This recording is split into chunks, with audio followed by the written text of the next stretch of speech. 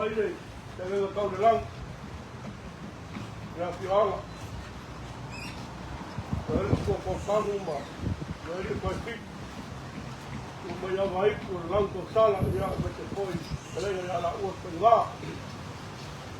O que faz por lá depois eu já só me lembro mas foi já só ninguém. O depois foi com esse. Ele cupe carro esse, foi com esse ano Pepe, o agora não pode pôr. Ele muito foi fua. Mas cá com bola. Cá com ele nem cai a fogo. Mas não foi ir a piada, mas lá vai vai ele. Já vamos pôr. Aí vou falar. Por foi prega já lá o lá que sai o pulo. Pulo foi eu sou Paulo Cook. Para maluco só para pegar afa, só agora em malo. Pai lá vou levar a fiada, porque ele não a fiada, ele comentário real. Aí a tava de lá. Aí vou falar o solinho, mais treina cama pô. Já vai ser upo já lá o foi a upo malai. Só foi lá, já vou por ele aqui lá o leito. Ok, como eu já sou muito famoso, aí eu não quero muito com lá já ele vai morrer. Ele não foi a ter o pico mal, leva, que mais não foi na leva. Ele mexe nisso, eu cobrava seu fua, que mais com o copo, para calocar, para provar. Já sonhei, já camar, já escrevi por ligar, para a sua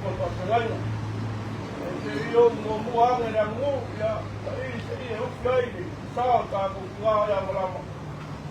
Ya mamuri a kwai na walunga tanginga baka na kwai mo kile ya ma ko koroi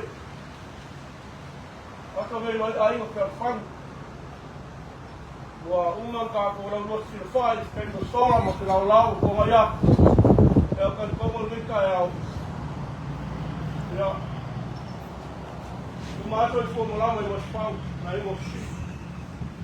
Ele mengaku apa manga maksili, agak kuai maskau, kuai sili manga.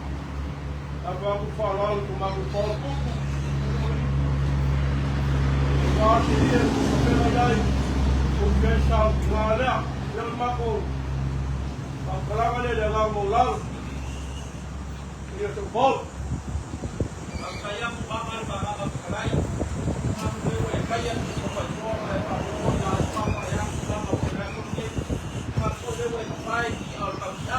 Hai. Lang oleh asu, papel aja. Paru kayu lah, papel dia.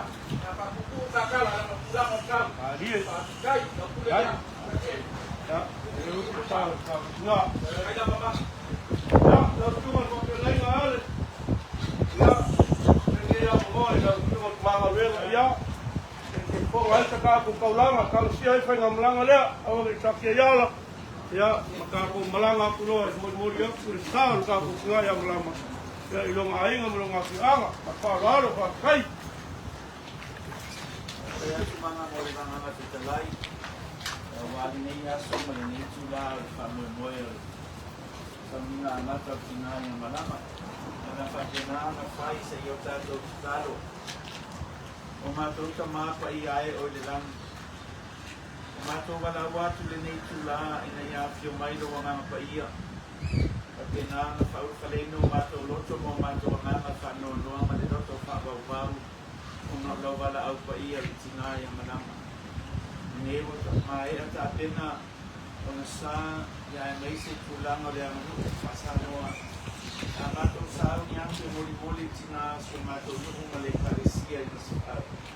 E mātou ke tāra tama mātou pui a wala ia le a mātou ia. O walo ia le maangao ma le mātou man whalawea au. Mātou te le doa me tuku le ala. E mātou te wala au lau ta inga ma lau puina. E ia mātou tau nuhu ai kri ni whatau nina ai nei whamoe moe nei asu. O mātou ke tālo ia tama ma futaina i mātou. Matali o sa ni matina nei a fiafu. O no lo suafa Yesu a mātou tutalo ai. Amen. Kaya ako lang tukot pa po ngayon. Kaya ulit ang kako ko may pasolo. Oli, usawa ni mo ko ni. Kali ang siri magkaya malama. Ya, kung tawin nga maka. Ya, nakako. Ya, kaya ko ila iya magsawin mo pa na inga. Kako mo ni mau ay kalkuan riki nga. Ya, pasolo ko ilo lewal ka. So, iskali ko. Kemudian bilang aku nunggu ya tak kain. Oh. Hai.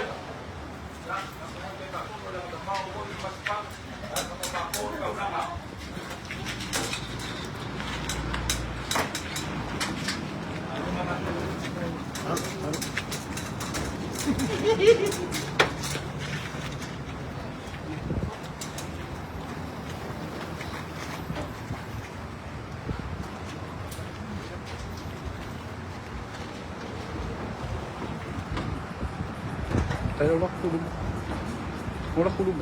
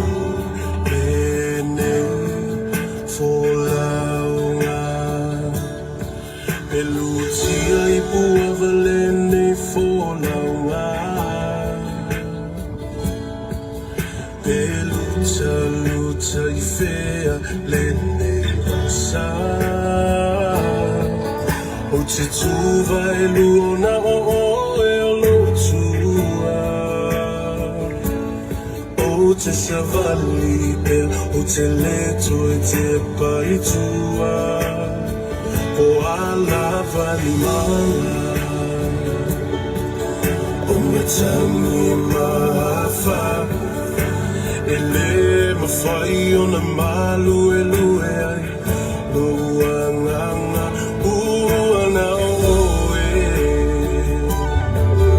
O te wha moe moe i ai Ia tau i manu e fōlaunga Au noa ma le whaavai vai Lamba tō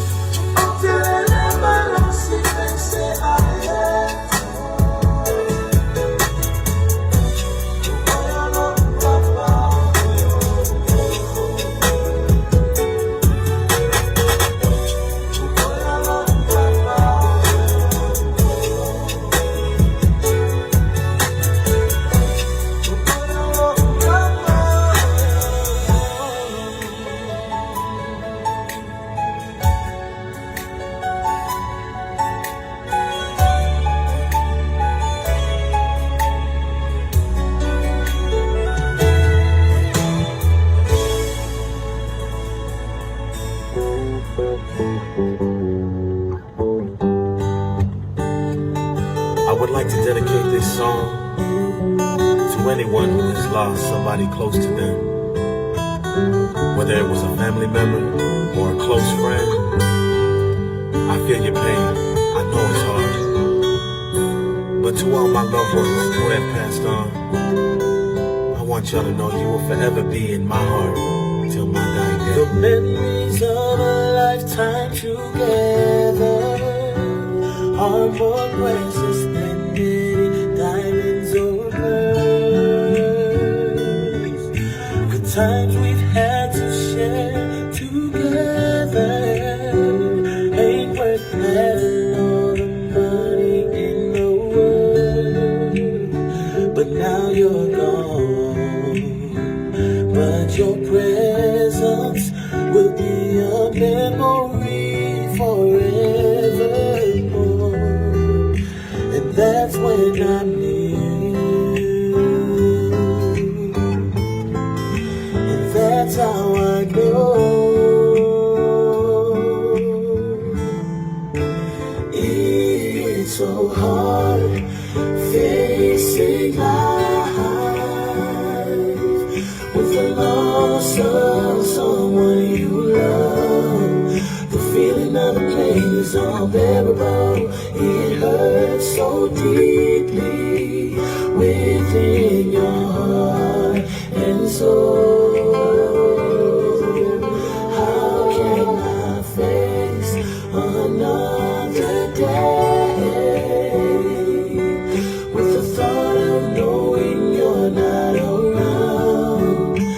In my heart is where your love will be found till my dying day.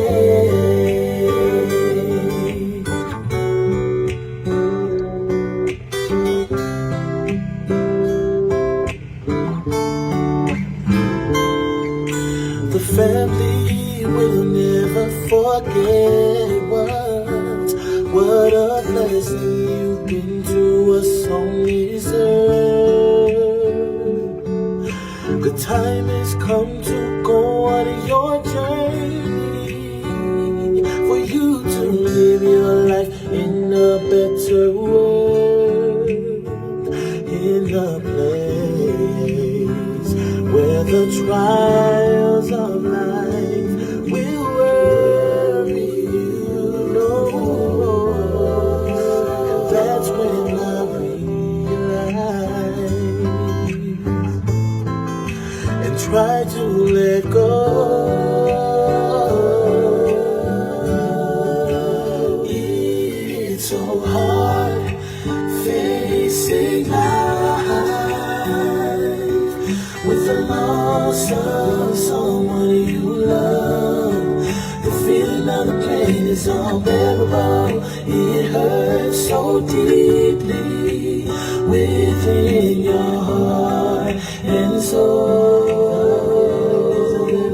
How can I face another day with the thought of knowing you're not around? In my heart is where your love will be found till my dying day.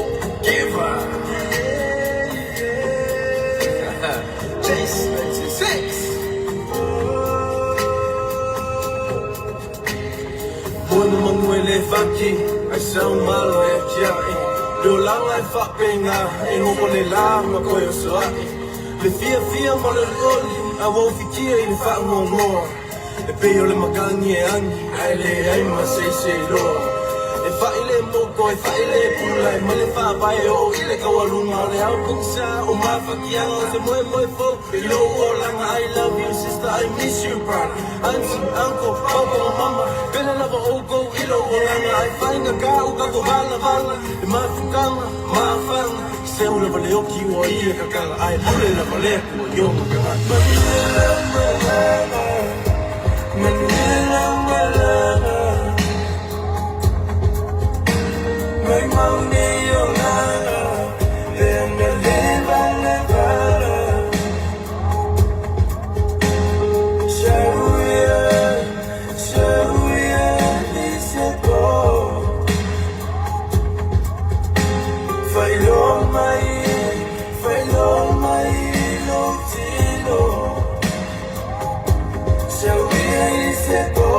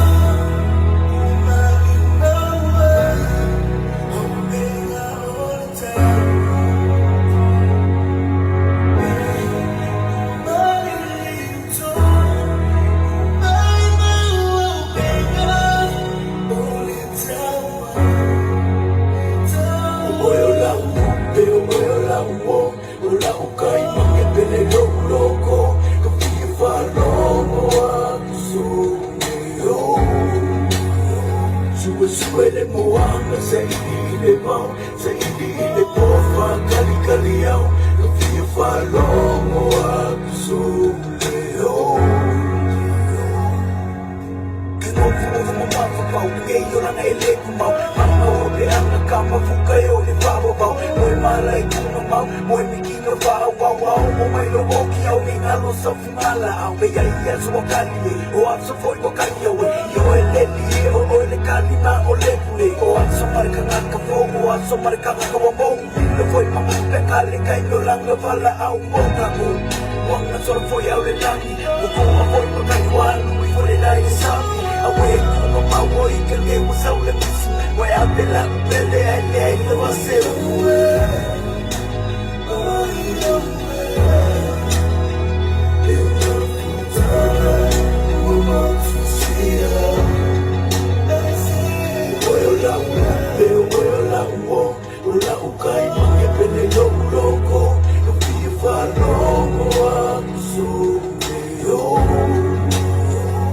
Suele moana, seguile mau, seguile profa, cali caliao, via falomo akusumeo.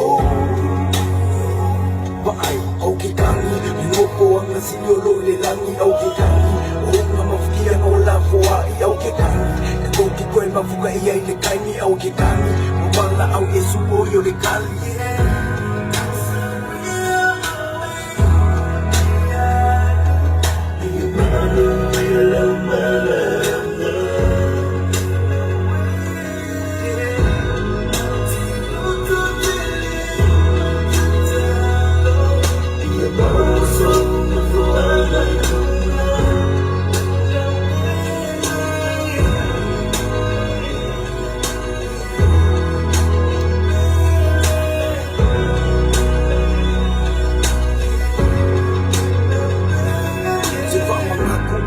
Se konge minguke oi kula no bola ole oke ni lo e kawa awu ke nga we mo spend time with family and myself makua awu ele lo e kawa ke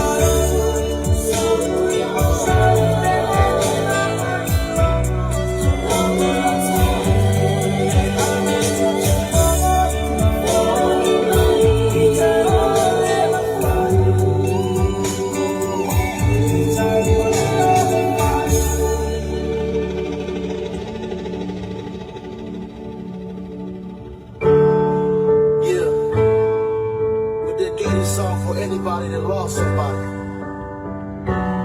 our voice.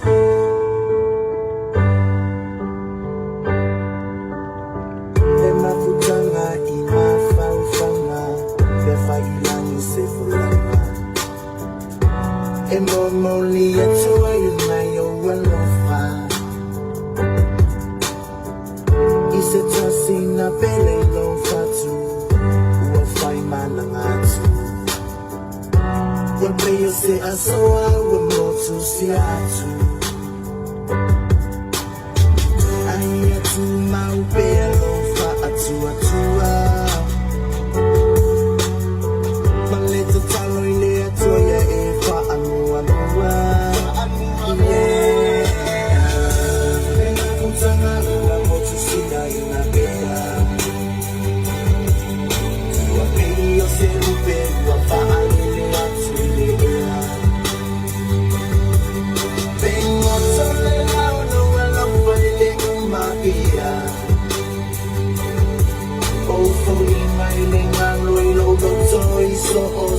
So yeah, when I puava, I am happy for Lily. Tangi I lefatu male ele ele. Nelo vai to kupea, moe ya so etele. Sabulo tole lubele uato elele. My bell, it's a oh, yeah, not if I saw, yeah, yeah. Then I can tell I want to see her in a beer. What baby, you say, baby, what for I really have to be here. Then what's all around the world, I'm finally my beer. Oh, for me, my Lord, no, so yeah. This one is dedicated to everybody that lost somebody. And thank the Lord for having my family here and all around me. For all who need comfort, for those who all mourn. Everybody in the world that we love and lost, you know, shall be reborn. Don't need no cry no more. Those days are gone before. They'll vanish like shadows, waiting in line to open them hands and doors. We miss them dearly, heart so sincerely. Looking up in the sky one more time, wondering if they can hear me. So I say, rest in peace to the ones you love and the ones you trust. Left in the rush, been through so much, taken by an angel's touch. So Lord, this I pray, help us each and every day. Kailangan kong sangat, want to see I in a bear. Yo sé lo que guapa le azuleea. Tengo soledad, no a los bailes en mafia. Oh, for me, bailing, I know, no, so se aso. Yeah, vai ai atumai. Le mafutanga, ya ula be fa ababa. Ua etu, ma aya au. O mea umana olea tuana te fa au. Le mafutanga ua motu si haina bea.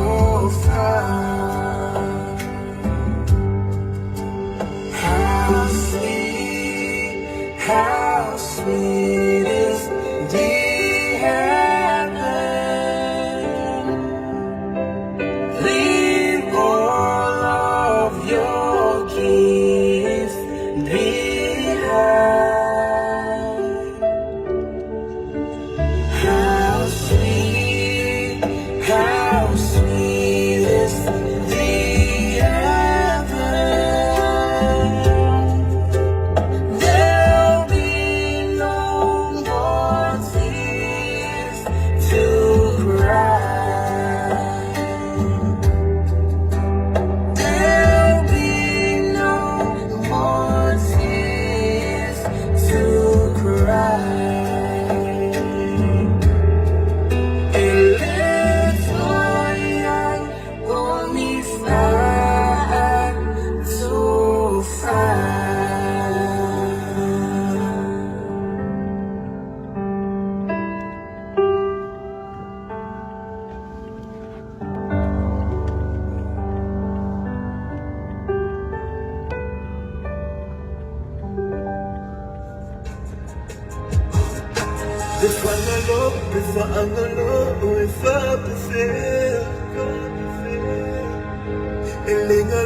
Lingalo, Ute Umabea. Run Life Production.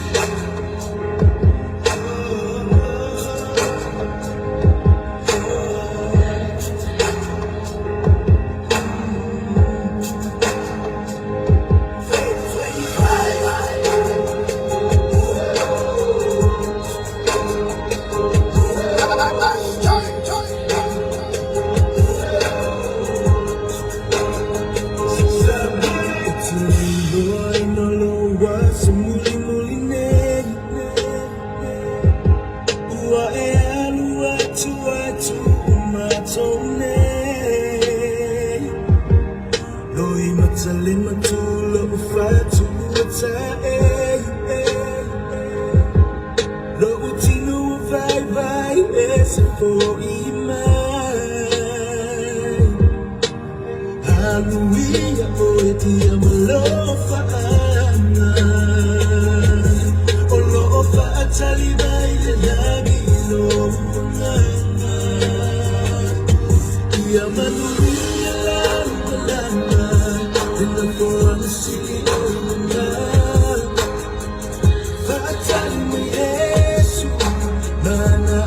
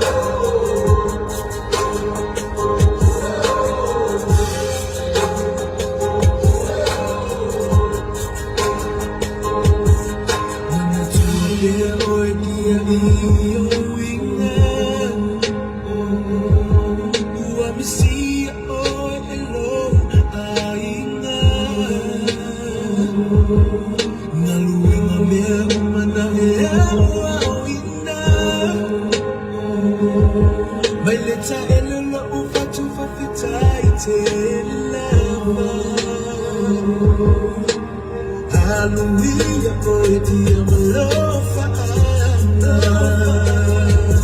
Oh, love for Ataliba, the Yagi, love for Anna. Dear, my love, in the foreign city, oh, for Ataliba, yes, Mana,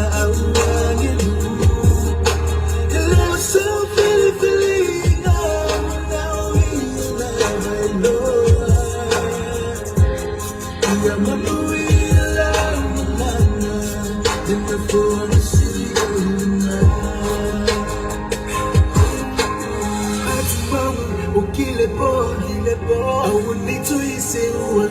Your love for you, finally, truly I see a home. Then it's all only Montana, the layer to my love. Let's buy Italy of mine.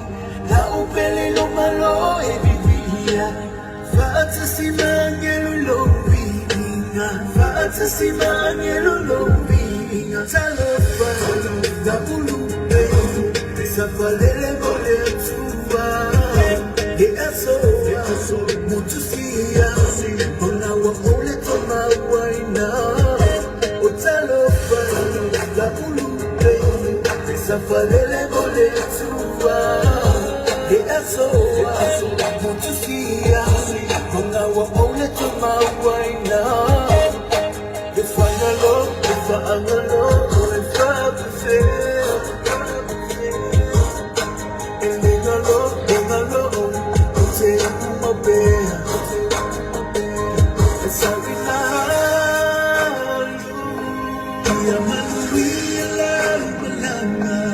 In the foreign city, oh,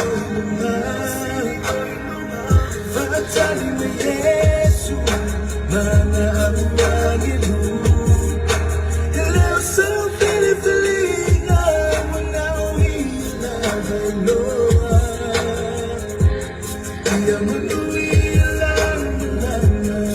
In the foreign city, oh,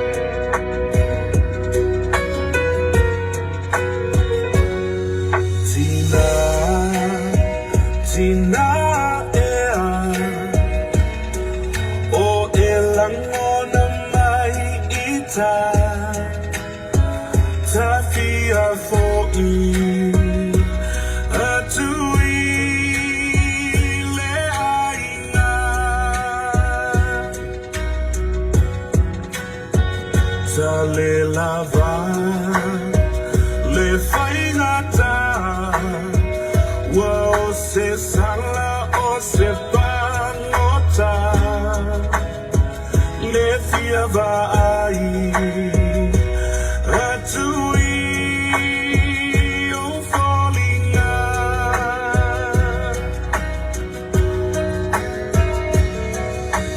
tele me mana yo le ola nei le ai lava o se lele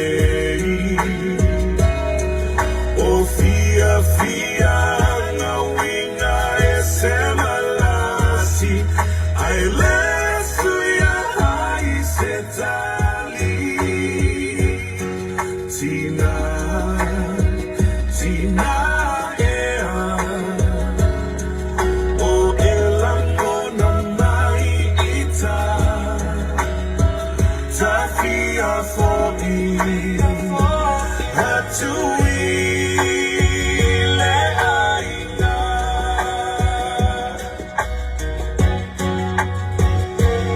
ana fo i leva ai o fa'ato sina mai tale io e fia fo'i atu i ate oe e sua malie i la utofo ai le suia i lo uloto fia fo'i atu e le mafai ora unofo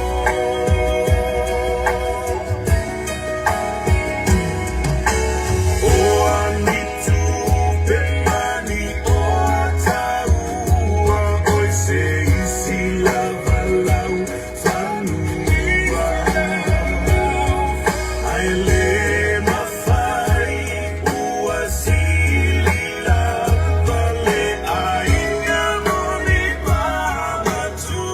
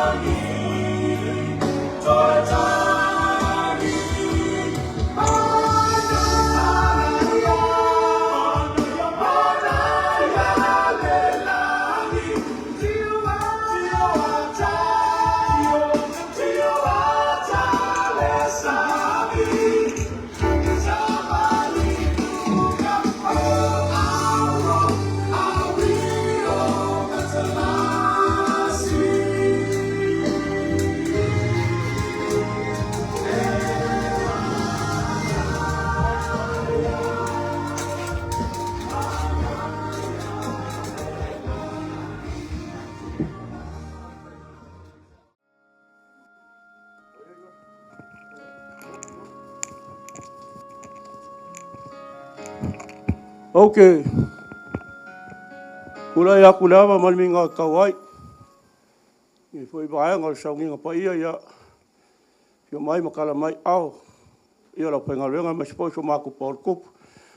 No se foi pa ia la pio ngei. Tu ngi so kapa au ia pai mo movinga le koi ka ngu mai ele mfungua. Sao ka ko nga ya mulama. Pa kai le kua ia ua le afes ele ala le se mala ia ia le whainga malanga ni ngai wa ngori kai au ai ai le nganga fa pe ia o ngua pera foi fala ele manga ku ia ora ku ngaku ngia ngori manga luenga mas foi pa ia o whainga luenga ia was ka ko kaulanga vi ia fa kai ai le kua ia me se foi le makanga fa mo sa nginga fa la inga ia ngai malama ia so mako fam kalanga le nganga fa tai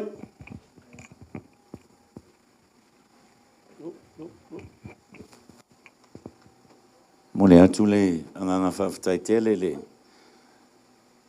Anganga pa ia ton whai a manga. Whai ma whonga whoi o ainga. Ione tū tele mai tū taulangi. Ona le neiwa.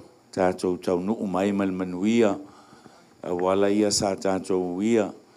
E vi i elam whawhtai a le alofa o le atua.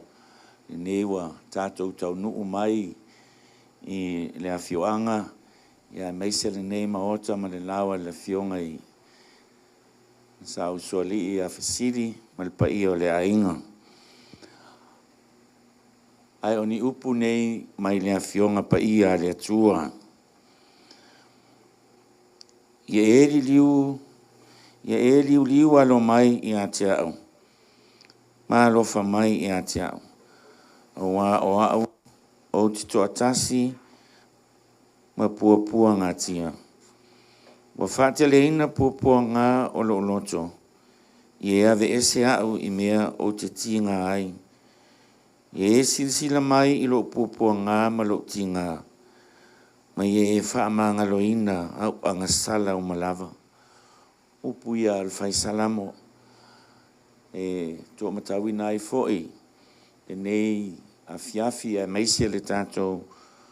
Tau nuu mai sauninga a mata o le whaletua i a malama po le whaletua foi o le sa uswali. O la au sauninga se tatalo a mai al tatalo lea ia o na tuina atu lea o le avanoa i le sunga i le whaife au ia saipeti tango vailoa a mosa. O ia lea la ata ita ina le sauninga whaale a inga. Ile nei a fiafi. Ia e tu atu lava le whaasolonga peina ta pena ina ia le sunga le whaife au. Ai a mae ale sauninga whale ainga. Ia ona ta pena mai leo le whainga lotu ale e kalesia e whaka sa ma se whau. Ia awal whainga lotu i leo leonga o le afiafi. Ia la ata itaina lea sauninga i le sunga i le awao ia Solomona Mulitalo o ia leo lo o tuua le ngaluenga a o mawhianga iai ma le wha malolonga. O nei tula ia se o tātou ifo matatalo i le atua. Lo mātou ta mai o le langi e pa ia lava la wafio. O wā o laua fio lava o le ao o mea uma. O laua fio foi e te sila fia mea uma. Le mātou tau nuu mai ai le nei tū la le nei aso. Sa mawhauwhauina matupoina. El tamā ia fesili malpaia o ainga. Ia wā sauninga a mata o le tina polfaletua ia malama. Me lea mātou te vi ia mwhawhtai ala wafio. A wā sa mātou langona le au whātasi mai o la wafio. A o mātou a ngai mai tuo i au wala whaingata. Le newa mātou tau nuu mai male manuia. Fo i ale vi inga i la wafio. Whawhtai ta mā ona le toa filia mu o le nei a fiafi. Mato moli mawina ai le au whaatasi mai o lo wanganga pa ia. i o mātou tangata o matai toa tasi. Mea lea ta mavi ia mwhaafutai a lau fio. Na mātou te talo le nei tu la, o le a mātou sauni atu. I le sauninga wha le ainga. Pēna tā pēna i ai, lau au na pēo na tō fia. Na wha soa mai e le tamā i a fesili e taitaina, le sauninga wha le ainga. Me lea mātou te tuina atu i luma o lau fio, a mātou sauninga i le nei tu la. Wha pēnana o tia i mātou uma i loa lofa lea, ma lo wanga le lei. O a mātou te talo ia, o whaina atu pēa i luma o lau fio. Nei māsa uma i o il whaavavau e whaavavau lava. Amen. Ia lava noa lea la atu ina atu le sunga le whaiwhi au ia sai peti tango vailoa a mosa. Ia o le taitai no le tātou sauninga wha le ainga.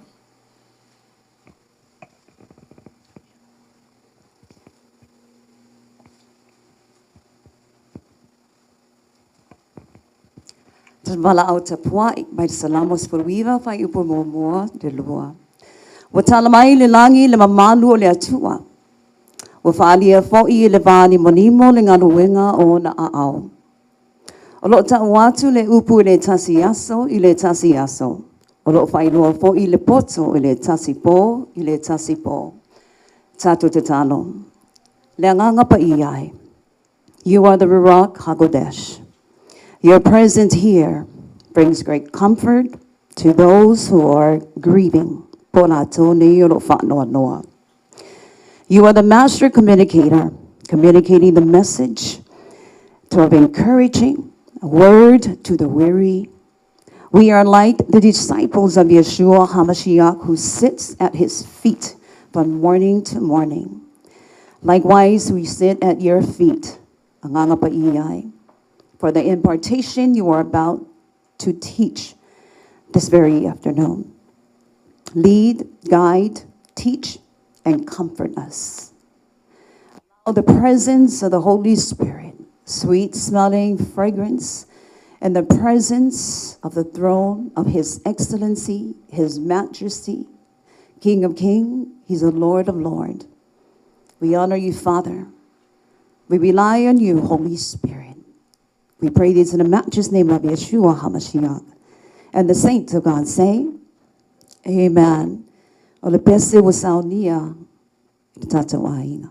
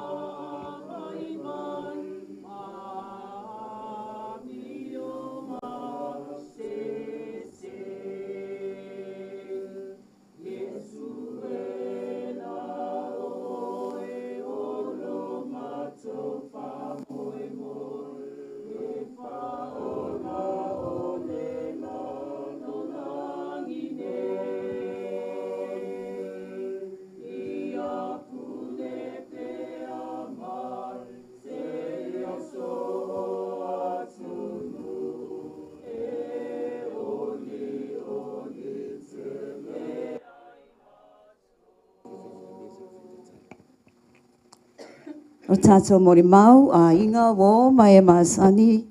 Ia, o re taimia ne o tau.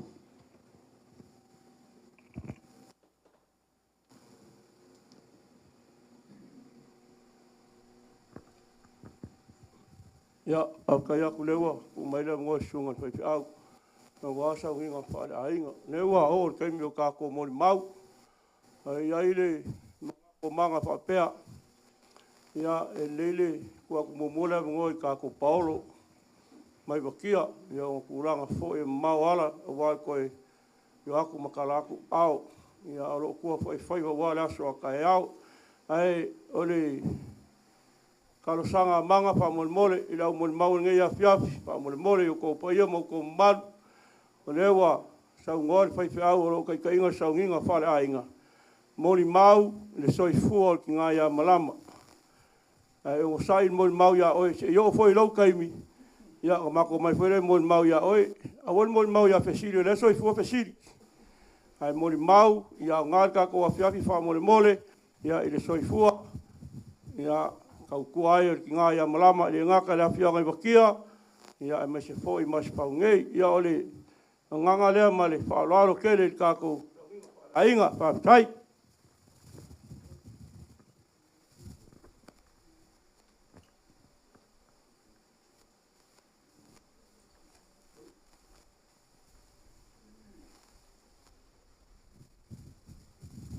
Se tula ia tu lava i le awatele te tauai. O te sori tui na ai le pa ia ma le mamalu o le nei tau au fianga i le nei afiafi.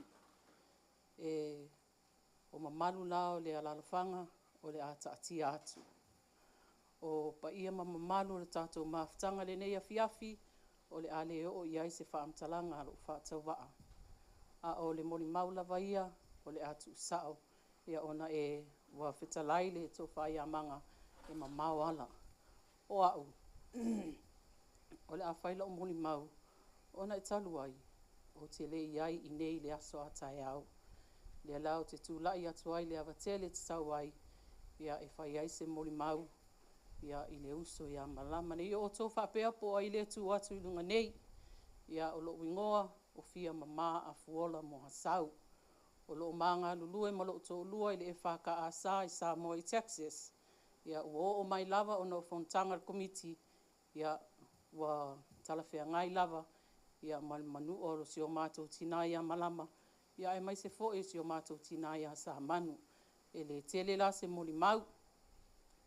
E whaasanga e o mātai maunga, e o mai ailo o fesoa soani, o lo o fesoa soani, o lea li i lea.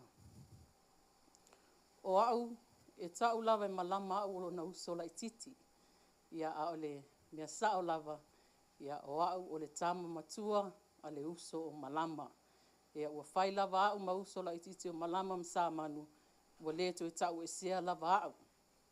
O le mato maftanga i titono lo mato a inga ma le tina ia malama. O titar tonu, ia woto sila fia fo i winga o malama i le se tangata whaingo fie. O malama o se tangata e piko i sili o whainga kai ko kongo le mako a inga.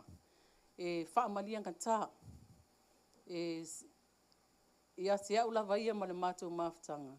O se tīnai ote. A o tua o le ote o le alofa. Ma na o lava malama ia whaasa o sao mea. Ia sao le mafuanga e mātou te pisa ai to tonu ainga. Ia o la ea pisa. E le ni pisa fo i e whapea ua wā ai lea ma lea e le ai.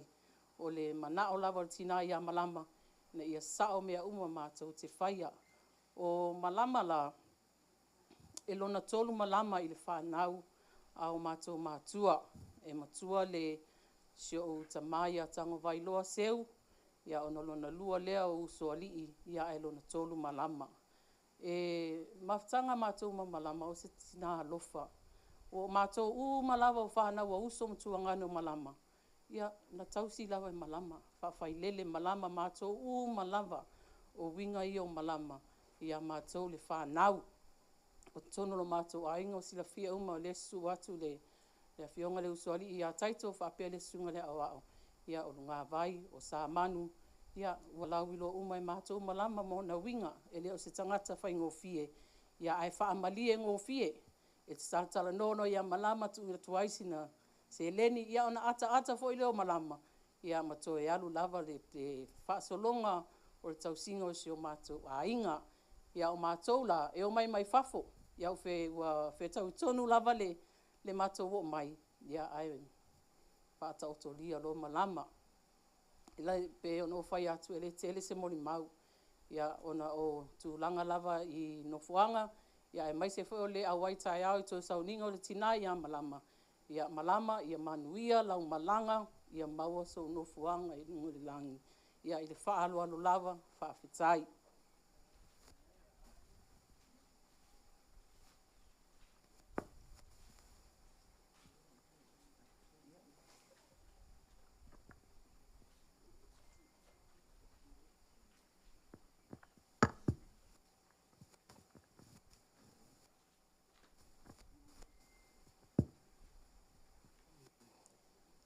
O te tūla e ma le whaaloalo te le lava. Ngalo.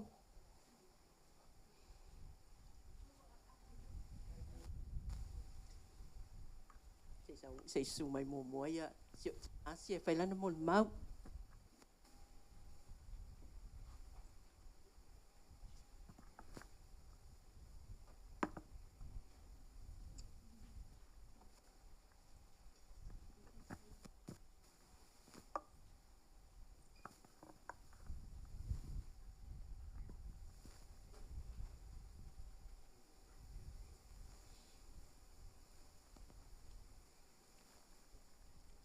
Te whaatula watu i le paia. I sunga i au whaatpenga maulato whaitua. Man tato manune i tupu mai e. O le awhio anga nei a maswa. Ia e maise le awhio ngai awhisi. Oa. O le fino patea si a fono. Le tuangane o le tina o tene lea. Malama. O a ulama malama. E tau tonga. O a o ngā loyola patea ala I malo. Wa valu spun matasi o tausanga. Lea o savaliani. O te matua ia malama. O le mea o sawai. O ia le antui lunga. Moli mau. I le ato sa mali wailo tama. Fai meina na moli mau. Patea. Talo fai ati oilo tama. Wa umalo soifua. Ai le se sola whana wa o ngai ati oi. Matangi. Melia, o te mantua I lava. Sa o I mol maua te nenean mol mau au stangata whaingata. Ia malama. Au se tangata fo I alufa. Ua tangi lava. Sa o whapea. E mua o ia laua. Ma leilo ai lo ma whau. Wa umantu tamanga mai e lea li o tato wasa. Ta te soi fuai le nei lau langi le tu mauolo tato ye. Malama. Talo whai ati oi. No whapea I mua o ia olua. A o nei, ia tatele whai loto sinangalo o le atua. O le atua e pule ia tatu. O malama o stangata sili atu ona ma nei ona mawhauwhaunga male au stangata whaingata. Ia tiau lawalaya. Nei ailo mawhauwhau e leo neon taimine. Malama. Whamania te lea tua I la whainga malanga wai alwa e tia I whisili. Wale ua lau tausinga i le ainga ofisi. Sa tata la noa ina ua e whai mai atia. O lau mana o la ainga i lo tō lua e alwa tōno whewsi. O whai atu. O la la sauta. Mai kai whai atu lo le malama. Alo e whai lau tō tū e ainga o sio tō. E lo ai oi. Ia, awalene. Fate ia lo mawhawha. Ina wo whai mai lau tamale. Mam, wo umale o lau malama. Whapea oi. Talo whai. Talo whai a malama. Malama. O le a o pese atu. E awa lo whatua i ati oe lo uso. I le vi o lo tama. O le o langa. Pese puao. E loa mai matoe mo atu. Peo le mutia. E funga mai, ai lava ina mamae, e whapena, se ai ngā ua le ai se tina, ua fola watu, i le langi, i le i lunga. Malama e ato whaina oe. Watau no ulo wha moe moe. Wa e ulu whale atu i le langi. O lo nu moni. E ui na whai ngata. O maputanga ua motu sia. Malama ea. O le ale ngalo oi wha pefea. Malama ea to whai watau no lau amoe mo. E ulu e atu i le langi. O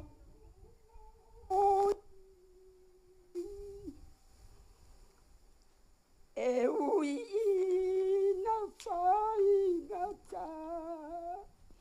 O mafutanga ua motu sia. Malama ea. O le ale ngalo oi wha pefea. Malama ea. O le ale ngalo oi wha pefea. Ia son fua mai a mania. O na ulsuafa o Yesu. Amen.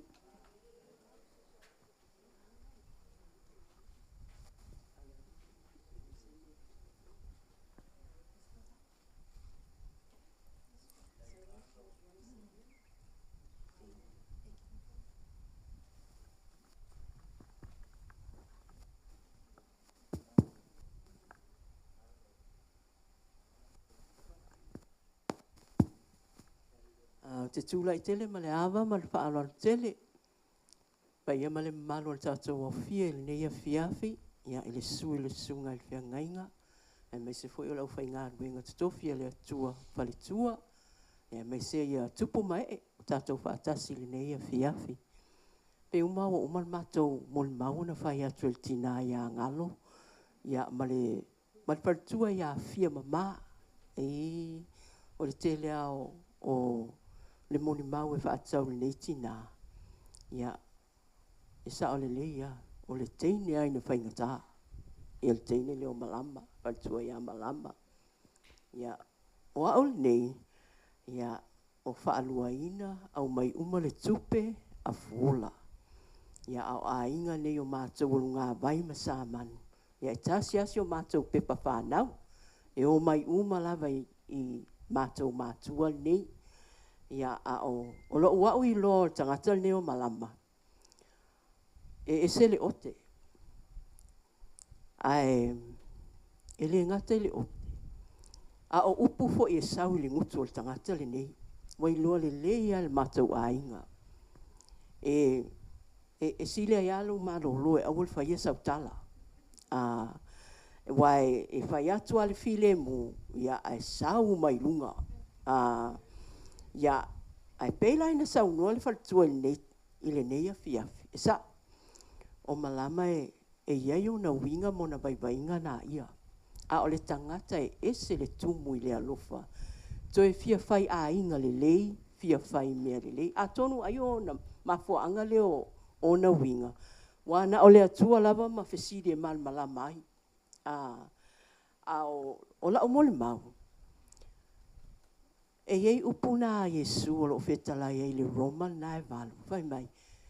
E iai e se mea e mawhai o na vavai e se ina i tātou. Ma le alofa o le atua e ala ia Yesu Keriso.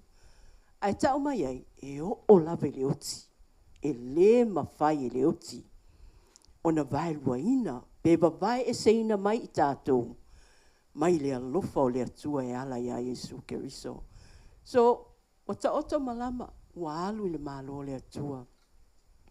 Ai ese le au ngā, mo tātou nei o la pia msoifua.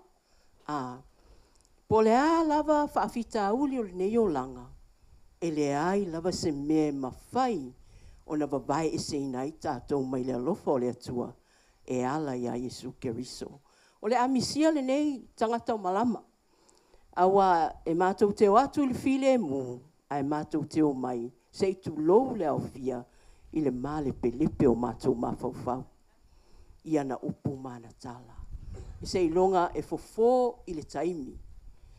Time heals wounds. And I think o le mea nae e file mu el mātou a inga.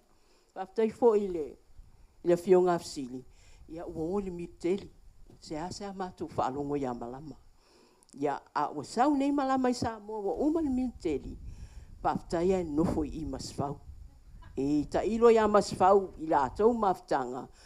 Ai na o le save ua o le file mu e le palitua ia malama.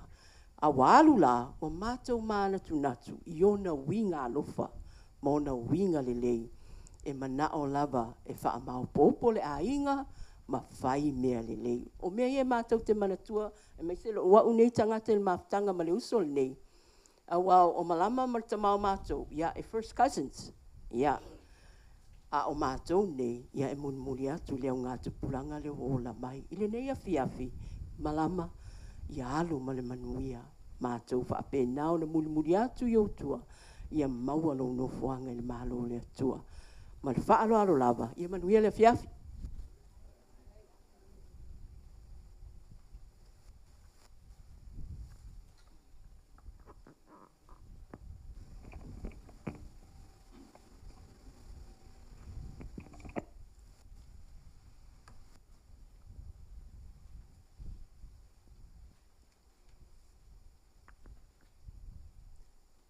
O au na usau e leisa u moli mau e whaia.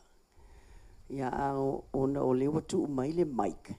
Ia pewa tau wha malu sia ia au te tu lai.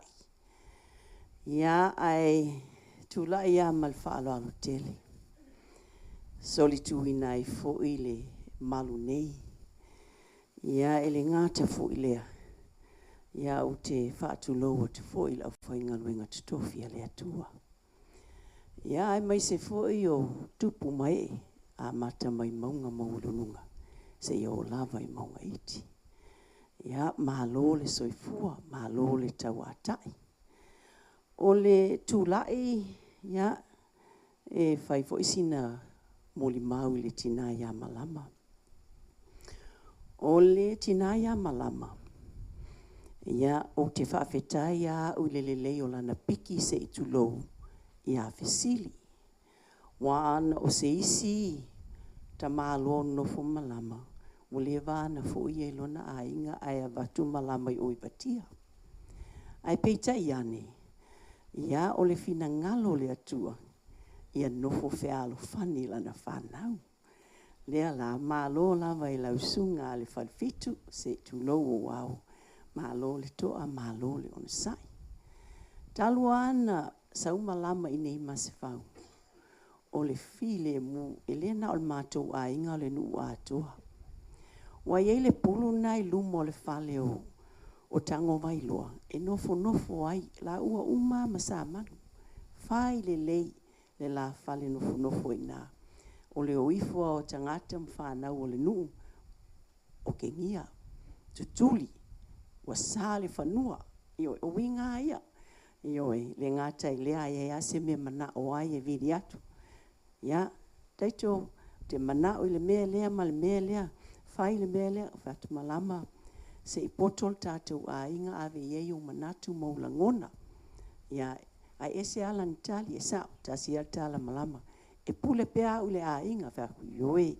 Ia, ai se ono sai mai. Ia, o whainga ai o malama. Ia, au le alofa ia. O le afo ia e vili mai ia, taito wa mai o tau. Ia o mātou fo i leo fo i mai nei. Ia o le i masefau. Ia, so tai fo ia. Te leo taimia e ele mea mana o i malama o na lotu atu le i vatia. O uloa o va ia malama i vatia. E ele mea la watu malama i tau atu ia te au. Ia, uma foi leo fa. Ia, e au la foi le umi o la wasia singa. Ia, fa mai. Ia, na o nei au toe alu nā nei. I masifau. Ia, le lei. Ia, o siti nai tumu le alofa. Ai vi ia le atua. O avele malanga ale tinaya malama. Ia wa mawaifo i le avanoa. Ia e o mai esi ana whanau i nei. Se i o mai i nei masifau. Se i o mai fo i vatia. Ia se i o mātou wheilo ai. O la amisia le maftanga. Ia anga le leifo i le atua i lausunga al whawhia ngainga. Ia mālo lava whai o le whaiva. O Yesu lava ia na whetalai. Awa tau te atu atu bali. Ia tau lotu te tele. O le awalu e sa uni matapena se mea. Tau te nanofo ai. A maua na uto e fo i mai lea. O le anganga. Ia tātou sila e to e fo i mai o le atua. O no lo swafo Yesu. Amen.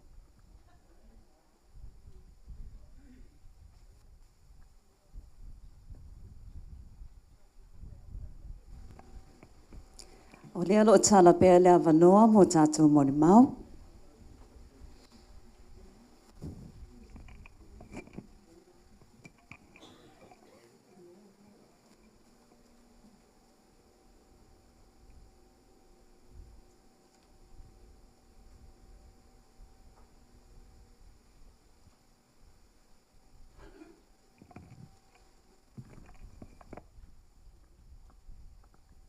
Tula ia tu maleava, tau tala fon fai tete nei tula lea fiafi.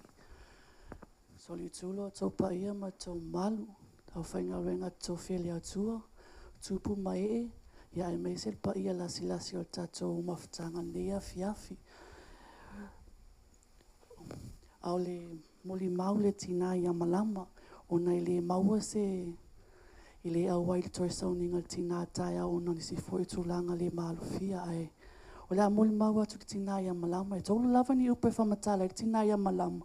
O na whamatatala i nā tule pe ai se a. E tolu lava upu o le alofa.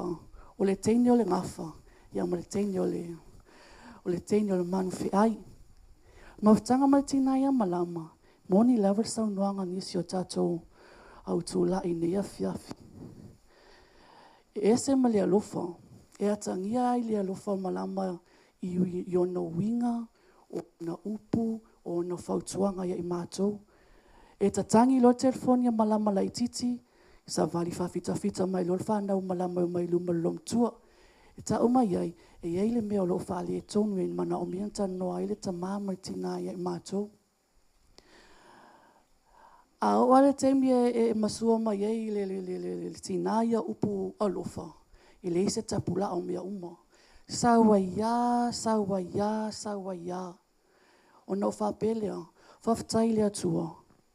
O no malama. I le whailonga tangata. I le whailonga fwoi mātou lan whanau.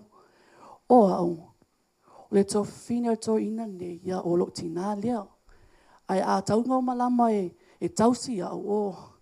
Upo ia, Sierra, a e fia inu, ia e sau ia te au. A e fia ai, ia e sau ia te au. Le eise tangata i te alu ai. O upo ia e tangi ai le moni mar whamaoni le lofa le tina.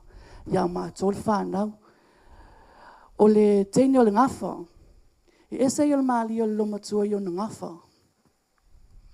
A mātou mai e tu whaatasi mātou ina ma lomatua e sao mo le po se whaalawe lawe le ainga. Whapele lomatua e alu atala lomatua. Ma whawhau po aina hai ai o rua malo tama. E whai ala ia ma ua mātou ina. E whai mai ala to le lomatua. O le mātou a inga i watia. E hai. Yo whāt, oi, ia e hai foi la mātou a inga. Whau. Whawhau po aina e hai e lua a inga mātou ina. Whāt, oi, i le fia to i la lua lomatua. Ia tu ala lomatua e whai langa hai. Tala man ngā whalo matua, e hai foi au i oi whangsa, whātu i lea le tūwha mai, te lea i alo i tū e hai sa. Ia nā alua la ia, whailo so e ngā tofia sa moa. Ma tō mai whole mā futa i nei ma lo, tō i whalawe lawe na whai. Whai mai lo matua, o te tau i o le au malu moa whātu. Ma tō i tele au a inga, ma tō i mamau whai. A mai lo matua, no whai atu ia te oi, e hai a umalo a inga mal meo te sa wai. Oi, ye hai foi ma ua ma siot, ma lunga ma a inga.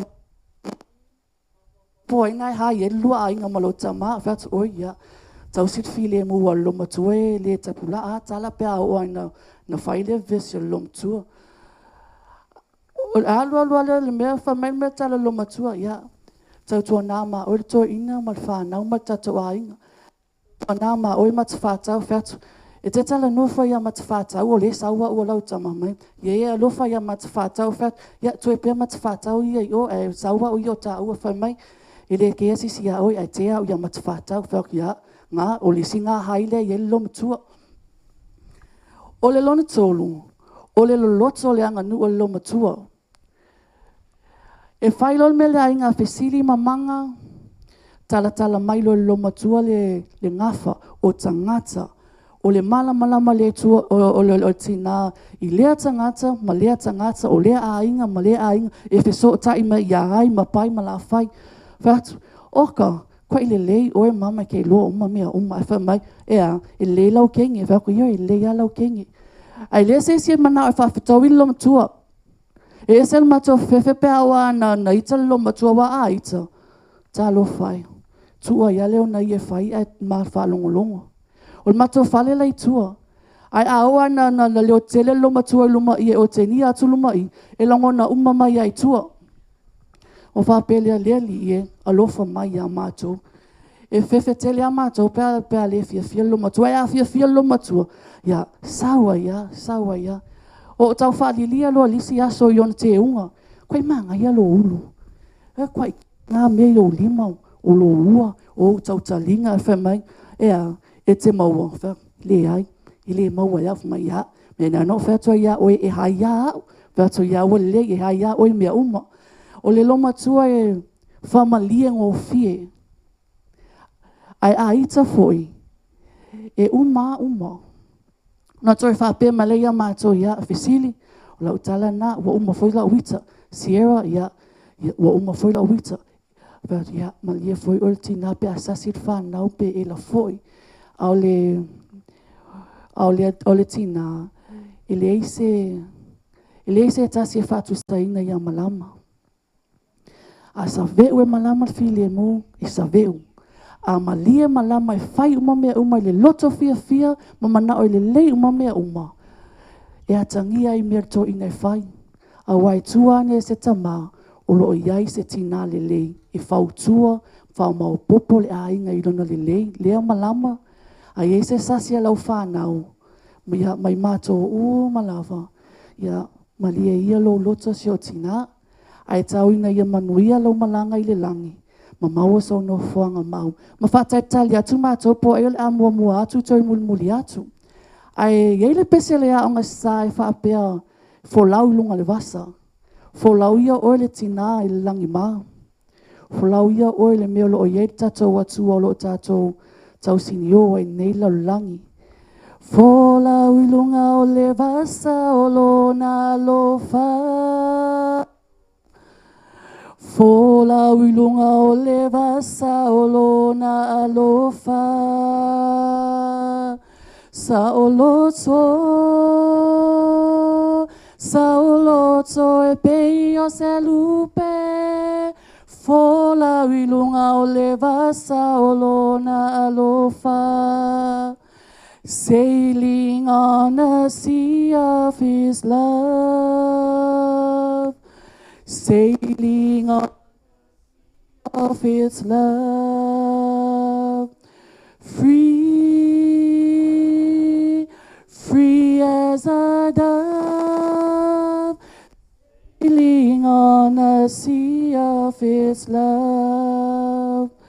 Tofa oe, tofa oe, me se bailo tava,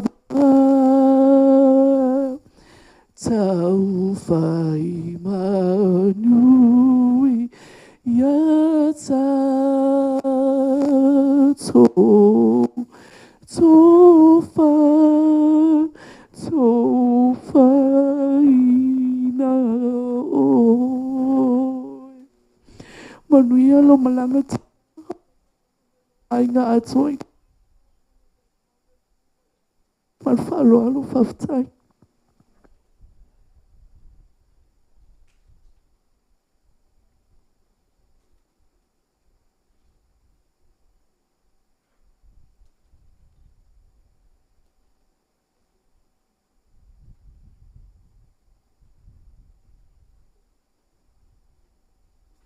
Test.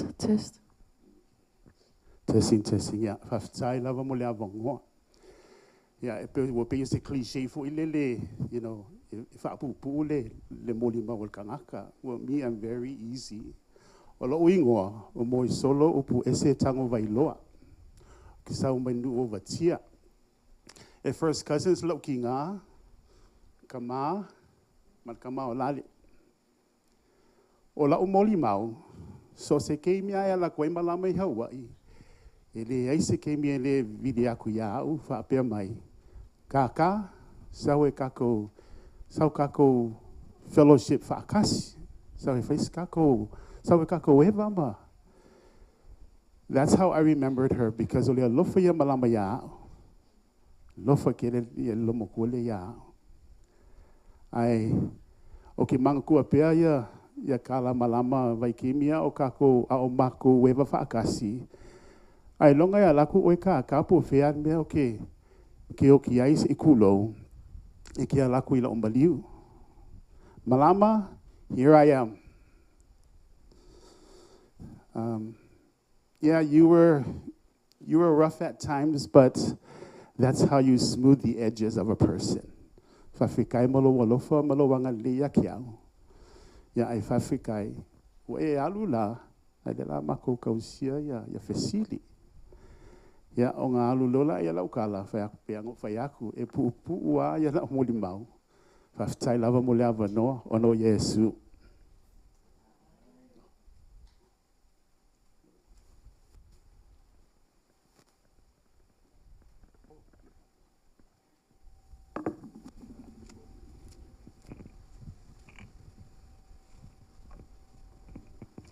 O lea lava lo awanoa le taimi mo tātou moe mau.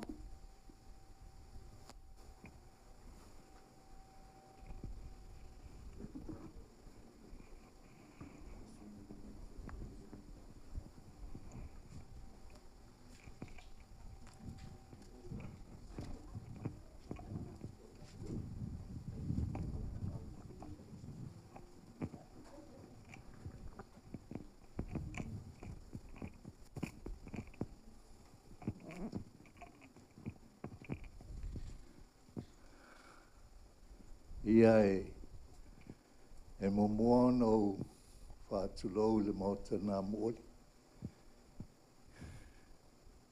Whaatulou atu i le paia o le au whai ngā ruanga te tofi e le tua. Dai o le au o taulanga. Nā e a whio ao whaalupenga. Paia whoi o le tātou mātanga i le nei tu aso i tuku mai. Ia e mai se le a whio atu le a whionga i a sili. O le ena o si taulanga whatasi ma le tina ua a mia i le whinangalo le tua. A tonu ne fsiringia pe aise au o tūla i ai le nei tūla. Ia, mo le sila fia. Mo ka kou ia mai waki o kai konga ngai kou sila fia au. O le ngoa o au. Ia, o reitu la fono e ufanga whae le ngu leo alo whau. O lau ke makai ai ngei. Ia, o lau muli maula i le nei tu la o le aso. E papea se langona. Amu ia lea au ona. E maua mai e lona matai. O lau whapea ona whai. E se le mako mafukanga i watia. E pe ana o talano atu. O makuanga whai whiau watia mo le lua se fulu ma le fitu tausanga. O tamato ina i atu la fono. Ia. Ma le tina i a silika. O makuanga o makou. Ia. A kongo sila fia voi le. Ia poke waisa ukala voi le a fionga le mapue a kongio. Ia wai e kari kusala a winga ma. Maliki ngālea. O le whalitua voi o le fionga le usari. Whai lala utala o le matou o langa tupua i watia. Lea ngai le lava se maftanga i le taimi o toi fo i mai ai le fionga le usari ma le whalitua na ua. Mai e le tau tonga fo i le malo tele. Ai, o la mori mau, e whaasino i watia e la mātou o langa tupua e i watia. Oke, teletonu a malama pe ia kupulanga ma kongiola. Pe a whapea e mongi lau lo mantua i teimi nā o la mātou o la e i watia. E se foi le o langa o malama i la mātou mafukanga o mako ola mo soifua i watia. E mongi rea nisi o mori mau. O malama o skanga whainga. O mkua whainga ka lava o soifuanga o malama. E o malama ele mga oai ko ilalo i seisi. E oi. A whaingi a mako ka alonga roi e lape makulang.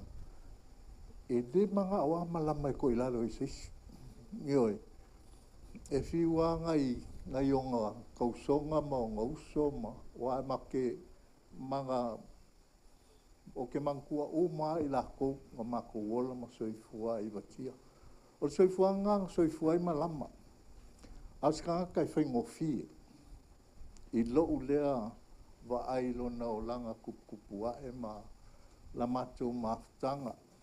Oke e whamalolo mai o matou matua mai watia. Ua se fulu ma le whao kausanga. O au ngau le wakia, o lai pa ulo, o lai kamu atu pa i o le tatu sauninga. I wakia, o au kama wakia. I oi, o le mele nā leo te fia mori mawai. Langa o le maku o langa kupua e ma le whalitua. E pe anga o kalango aku. O malama ele o stanga te whaingo fie. O tangata whaingata i la mātou tupua e kūlanga o ka longa o mea umalawa mātou te awai ai. E mga o amalama e mālo ai. O soifuanga na o malama. A tangata e whaingofia a malia longa loko. Ua umafole me mga oai. O lea voi e mai tawina i mōli mau e pe ono mōli mau ina i le nei e fiafi. o le soifuanga le nana soifua maola e malama i to tonu o le afioanga i lo ufoi lea i loa i la matu o langa tupua e malama i to tonu o le afioanga. Ia, amu ia o e fesili ina ua ia i la matu fala lawe nga whai mai nge i la maku wainga ngau sauai ai mako whilo o oka kalo whai le kengi wakia o le ua o mai masfau o kere i doa le ua wa ngofo le afionga i le usori ia wa lefsiri wa ngofo le kengi o le mako ngu ia wa me se fisiri wa lakia o mai malama ia wa kuvo ia ele se laki o e o ele se laki o le laki o e o ngole ue ngofo le kengi o le manu io e o skanga ka ese volo na winga e iei kai mie wha mawalunga ai pe ia na talano atu ele whaingo fielo na soifuanga asta ngata e tumu i le lofa i kai mie o whaifi aulo o matua i watia o le kele o kai mie e adu ako e kapenga ia o ile fale o le ngā ruanga ma soani fo i shokinga le tau mawhainga o le ngā ruanga i watia. O le melele whangaloina le maftanga. Te o ia si la fia ma le whionga ia taito e maisa tina matua ia ngalo. Kai mi mai makwhelo ai mangalo whenga ia. Ia warangolo ngala i loa ia waki o ake rei. E rei loa o le ngolea o rei. E makera i loa mangalo mai ake rei. Ngā wala i rei lo mai kenga le manu. Wea ngalo, e rei mawhainga whangalo inga le maftanga. Ia lewa tina matua le, tina ia ngalo. Ia mai se vole a whionga ia teito ma. Tina woi, sunga la wao ia whalua ina. Ia lea waua. Waua lea wangoa woi o whelo ai ma le sunga i le whaifi au. Malama, whaftaimo na ngā luanga le lei. Amu ia whesili. Wai ulau tautua. Au leo e kaukua i le ainga. Sio maku ainga i masfau. Ia whesili. Ia. Mali e ia lau finangalo. Whaile finangalo le ri. O ao tātou moonga e maua pēr le mawhitanga. Ia. O le finangalo ao le ri e. Whaile moto e tōle le pula. O le tanga le nā o le sipanga. Ia ai. Ua malama. Whātaritari mai mo i tātou. Ia. Tātou te watu. Ia ma tātou wheloa i steimi o mo mua. Malama. Whātai lau tō tutotu. Tutono o le ainga i masfau. Whātai lau alofa whamaoni a whisili ma le whanau. Ia maise lau tautua i tutono o le ainga i le ngata i masfau nei. Ia e whapea fo i le ainga i watia. Ia manu ia tele lau malanga. Maua sou nofo anga mau i le meo lo fiwai lo tātou tupu sili le langi. Le atua lo tātou. Ta mamanu ia tele le nei e fiafi ma le tātou mawhtanga. I le sumai o le pai o le au whai ngā ruanga titofi le atua. E maise le pai o le tātou mawhtanga i le nei e fiafi. Ta whiwhia o tupu mai. E maise foi le suato le sunga i le usoli nei. E maise le pai o ainga i tū tele mai tū taulangi. Ia manuia la tātou mawhtanga whaftai.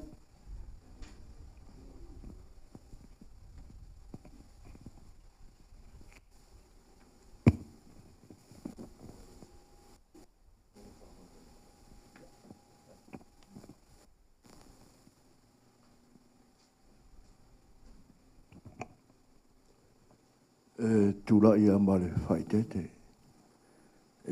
Tautara fo i male whaitete. Soli tuina i fo i pa ia maulonga. Ulinga whare ainga. O pa ia ile toi o isi whamatalanga. Su mai o lau whai ngā ruenga. Me se fo pa ia o le nuu le whio anga le whio matua suari i whalipitu. Mai awa e turi whetera i ngā maulonga le whai ngā. Maulunga fo ni fifi ia le su mai Paulo. Ia le oni Paulo fa langi o Paulo fa langi nei. Ua mafua no utula i o naua sauno atu le fionga la nalo. Tasi fo itu o nei fo iai. Sa ile nganga e utele tula i watu se mori mau. Ai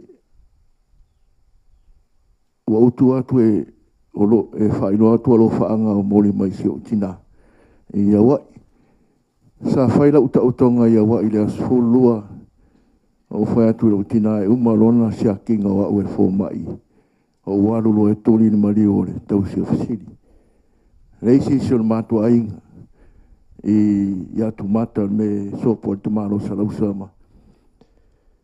Ia me se o le vidmi ta mai. Na su mai wha mau. O ia me se o le taringa whai ngai amang. E whamatara atu mere mo lo tau si fia. Sa lo tau si fia lo matua no ia. Ai si le fia fasiri. O mai masiri ma malama ai o kengia lo matua. Le e lala mai kai koma. O ainga mo ia o mātou watia. Tupu anga leo mātou e tupu mai i wakia le a whinga o fuola. Mo le sida fia. O su atu sa lau sa sefo i watia. Tō toluan whanau o tau ese. Kio me pae. Me pae le tupu mai le tau si o whamausiri. Tui. Tau ese le tupu mai mātou. Ia o kio sa lausa e leisan whanau. Mōla sida fia. Nea whingi o a fuola i ngoi a kaupuinga. Ia o tupuanga na mātou i batia. Ia ai lako si. Ia la whingi o kong. Mōla sida fia e tātou a fia. Lea su mai kaiko ma. O le kaka mongi ange o le kaka kupenga sa ngofa wha. Ia o le wakia maa o ia. O le mera le wafe kau ngafa. Ia e lea whainga rango ngafa i lumo whanga ua le tua. Siri. Ia marong sa i lea se sengo o lomantua le malama. Molo o kwen mau hoa. Ngai sila pia wha mauma. Ka sila kaka oke ngungei o maswau yaso ia. Ngai wha ingo ya molo. Wa e whai mai a sengi lor pepa molo. E sila pia fo e manga. Lomakua ingo ya foa. Ia ngai sila pia whangwha. Ia o mafono whai atu ia tala. Ia onga o kala o ku umusu inga mai ko inga. Isen mori ka ua. Ia ruan ngā ruenga leri. Ia ai peo ngā leuka ko o le watu whai mai e kala ngafa. Ia leo o lewa ngafa i lea tua. Ia ngā e kalaika malo manga. Ia wa kua inga. Ia leo o ngafa i lea kua. Wa ule ko e anga mai la ia inga. Ia ai le whain kua inga langa ufuarere e suar whamalama e kanga i Israel. Nai me tupu lengu, mara fioanga. Ana mafuanga o kula ia kupeonga a waku ngisi o mori mau. Ia, wa uma mori mau, ngau mori mau le ainga leo mako mai baki o ia a fuora. Ia makango mai ro, ia na mako ainga e kasi. Ia lefo mori mau whangawha, o le isipo i kua. Ia ana mako ainga le su mai whangawha. O le ainga ki nganga, o le sunga ia fisiri. La inga ka ma ia le sunga fili mo fikalenga ia twainga ia manga ia mako ia ma u masko ia mako loko mai ia ngau malama fanga se fu o paware ka mal lo kuara ia lo mo fa mo i lo waso ia ai finka ia ngo kulanga o mau ia le mato mai mori maulo vai le lo fore atua. Sa ko ulu ki punga. Ya le o mai le tu le lao vai me mal los do la. Onga mata to loa. Le atua e pula o fa lo longo si manga ya te ia. Ya le o mai nge ko fi ne mu ka ko mai mori mau le aso si o ka ko kinga ngai. Seri ya ma lo dong sa ya ke or kama mori mai o whaanga sefolu, ia ma lako umai i lako ia wale asfia fio malama. Malama, ia manguia lau malanga, Maua sa ngofa mau lu ngang ia mero ia ile. Ia tua mang angelu. Ia o se mori mau pupo urea. Manguia kere lau sunga kai manguia fore sunga. Ngai ia Lancaster. Manguia fore paiel ka ko ngu ngai su moi fa mau. Ia mese ve kalainga fa ngai amanga. Ia manguia ka ko fiafi. Fa tai.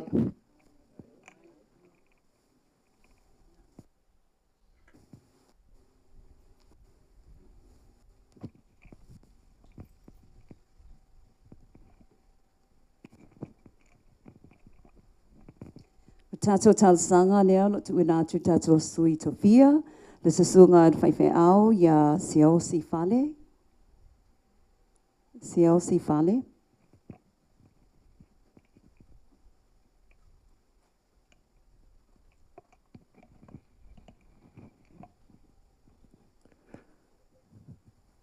Tātou tāru. E pa ia lava, lau fio lo mātou lutua. Ma o le tua e si ese lava. O le tua lau fio le aunga. A le au tū ma le aunga tutunga le mua sio mātou wala. Wa mātou iai netu na whiwhi tono neima. Tono neimalo. A wala mātou sauninga whale ainga. E mātou te mori mawai. Sio mātou tina nei a malama o lau auna. O le sa tuai ainga sa tu mutangi olo. Tuai ai le tamai a siri o pai o ainga. Ainga sion tama. Ia me se foi o ainga sion tina. Ia o sion ainga foi batia. Ia e petai lo mātou tua. Hei awa so mātou loto e whai a lo finangano. E mātou te via o e ulava na mamawala. Ia e vanua e vasa sio mātou nu nei. A lele o mātou lotu mai. Sio mātou mori mawina le ola o lau mea lofa. O lau mea lofa ne e fo ina mai tonu ainga.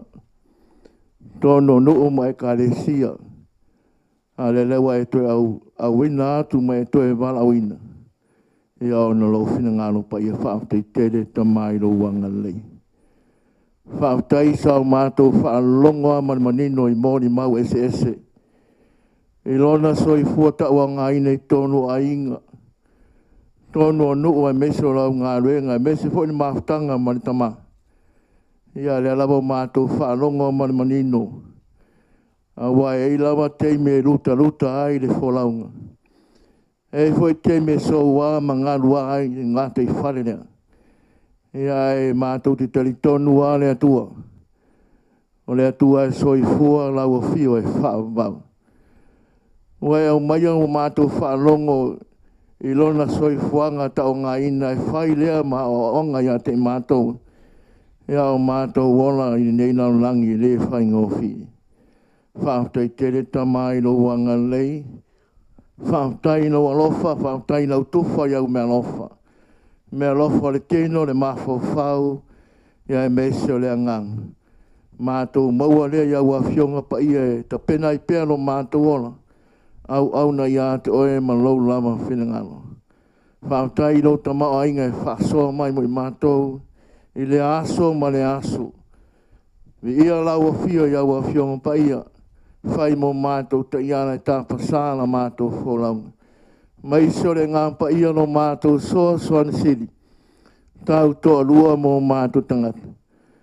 Ai tau lunga na mātou whaafta i a te oe ta mai nei tū lao le aso.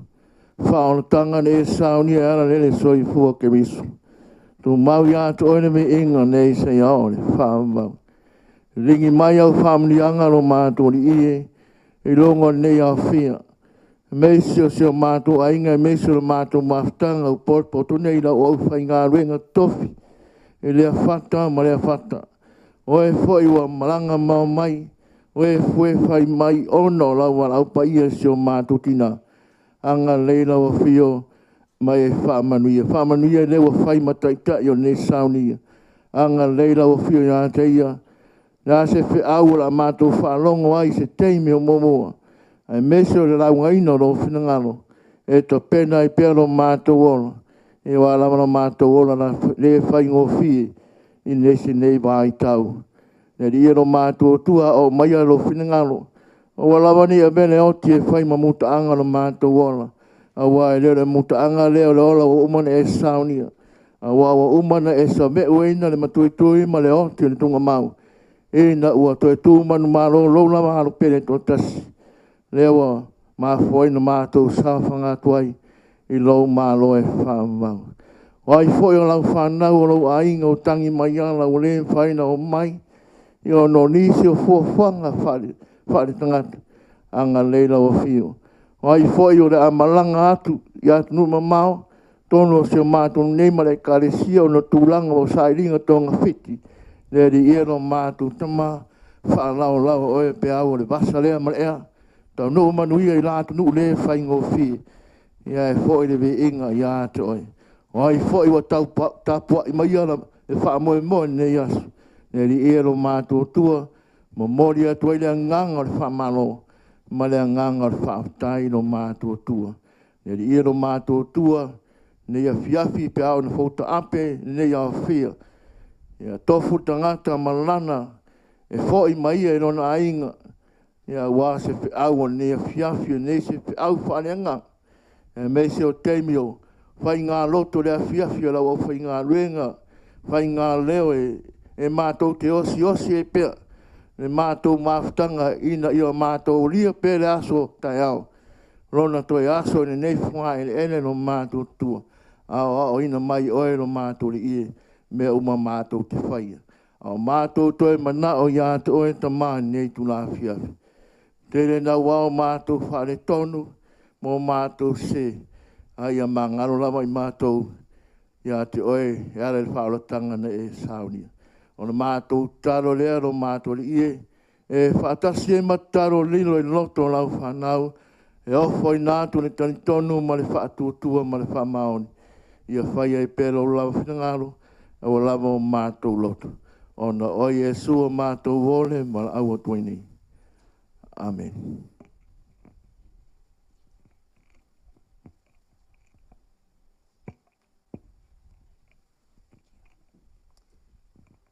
O le whaitawina o le awhio ngapa ia a le alii, mare tu se salamo se lau tolo iwa, whai upu se fulu lima, mare se fulu ono.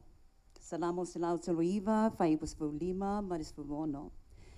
Ele ilino uiwi ia te oe, ina ua whai a u i le mea lilo. Ina ua lalanga ina ma le poto i le mea lo loto o le lalolangi. Na sila fia u e o mata a o ule whai a atoa toa. Wa tusia fo i lau tusi o uaso uma. O aso na whaatulanga ina mo au. A ole i o lava ina iai se tasi o ia aso.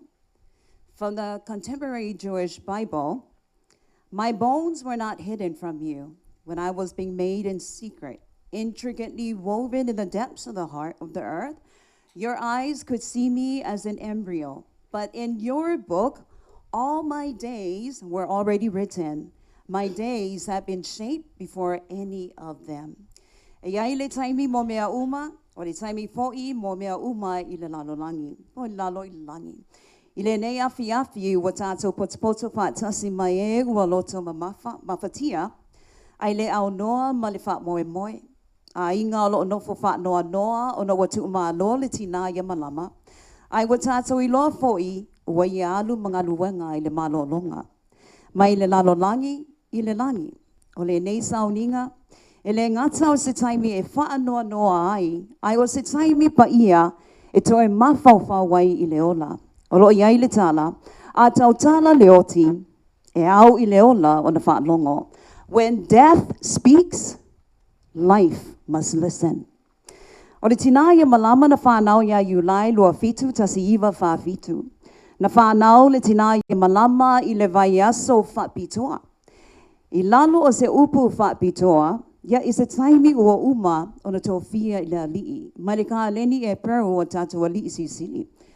O le upu whaitau i le nālawa aso, o le aso luasfulu, iulai lua fitu. Na whanau le tina malama i le sāpati Kazan.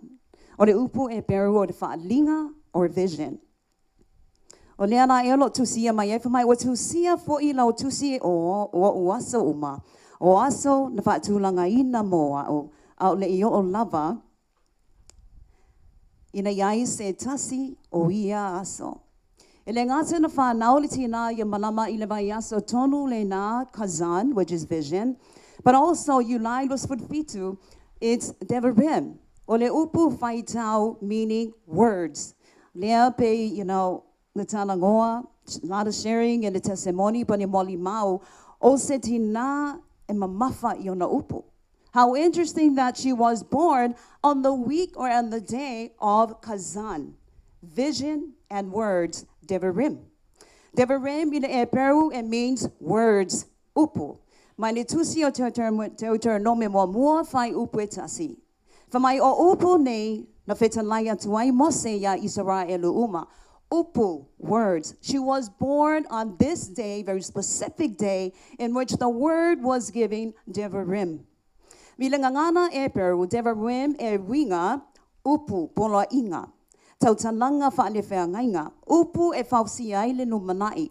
Upu e whausiai a inga. Upu e whausiai whanau ma e kalesia. She was born on the day in which the words were given. Almost as if the purpose nga whanau ma iai le tinaya malama. Ina ia whaonga a whionga pa iha ale alii e whauwai a inga. Whauwai whanau. Upu e whausia lumanai o e kalesia. Deuteronomy 1 verse 1, from these are the words, Devarim, which Moses spoke to Israel.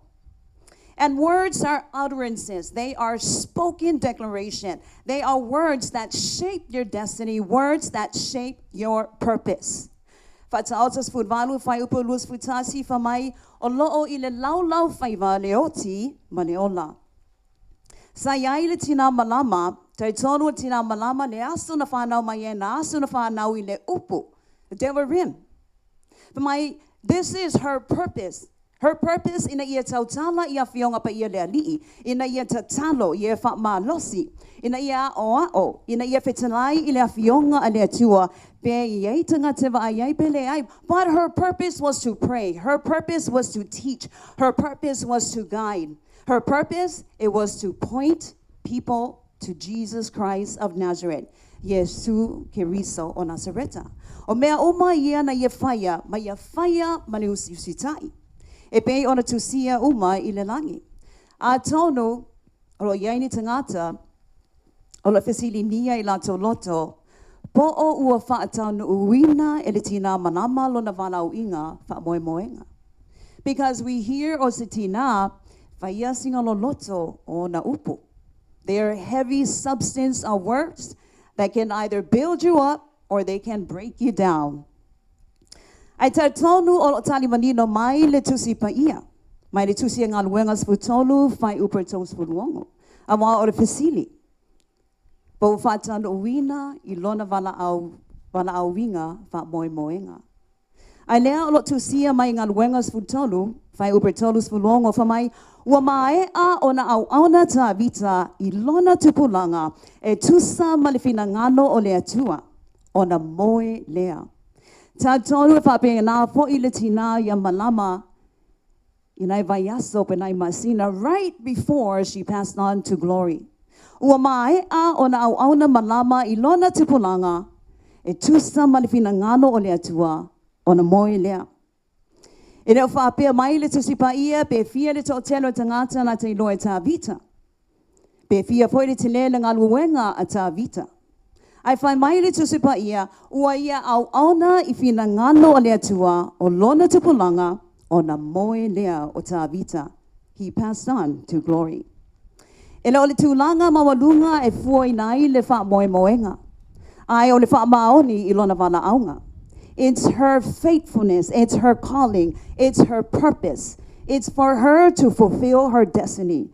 No wonder she was heavy with words because she was born Ilevayaso Yulai Luas Fitu, right on the words that were given on the Hebraic calendar, Devarim, words. Words are important because words either will build you up or words will destroy you. Maritusi Isaiah Momoa Faipursasi, o le whaalinga a Isaiah. Fatao tulos iwa, fai upus malu, ale ai se whaalinga, ele moa e te ngata, le taita inga. Ele ngata na whanau le tina ya malama ya yulai luas fitu, ila so tonu ngad o lo tu ina atu le upu e peru devarim, but also o le vayasa fo ina o lo tu atuai le upu kazan. Kazan means vision, o le whaalinga, meaning she had a purpose. She had the word, and she also had a vision. Na tu watu le tinaya malama le upu ma le whaalinga. Upu ma le whaalinga mean that she can see from very high places or right into the future what is about to happen. Amazing that she was given words and vision. Na walaawina le tina malama e vaai I melo lotso.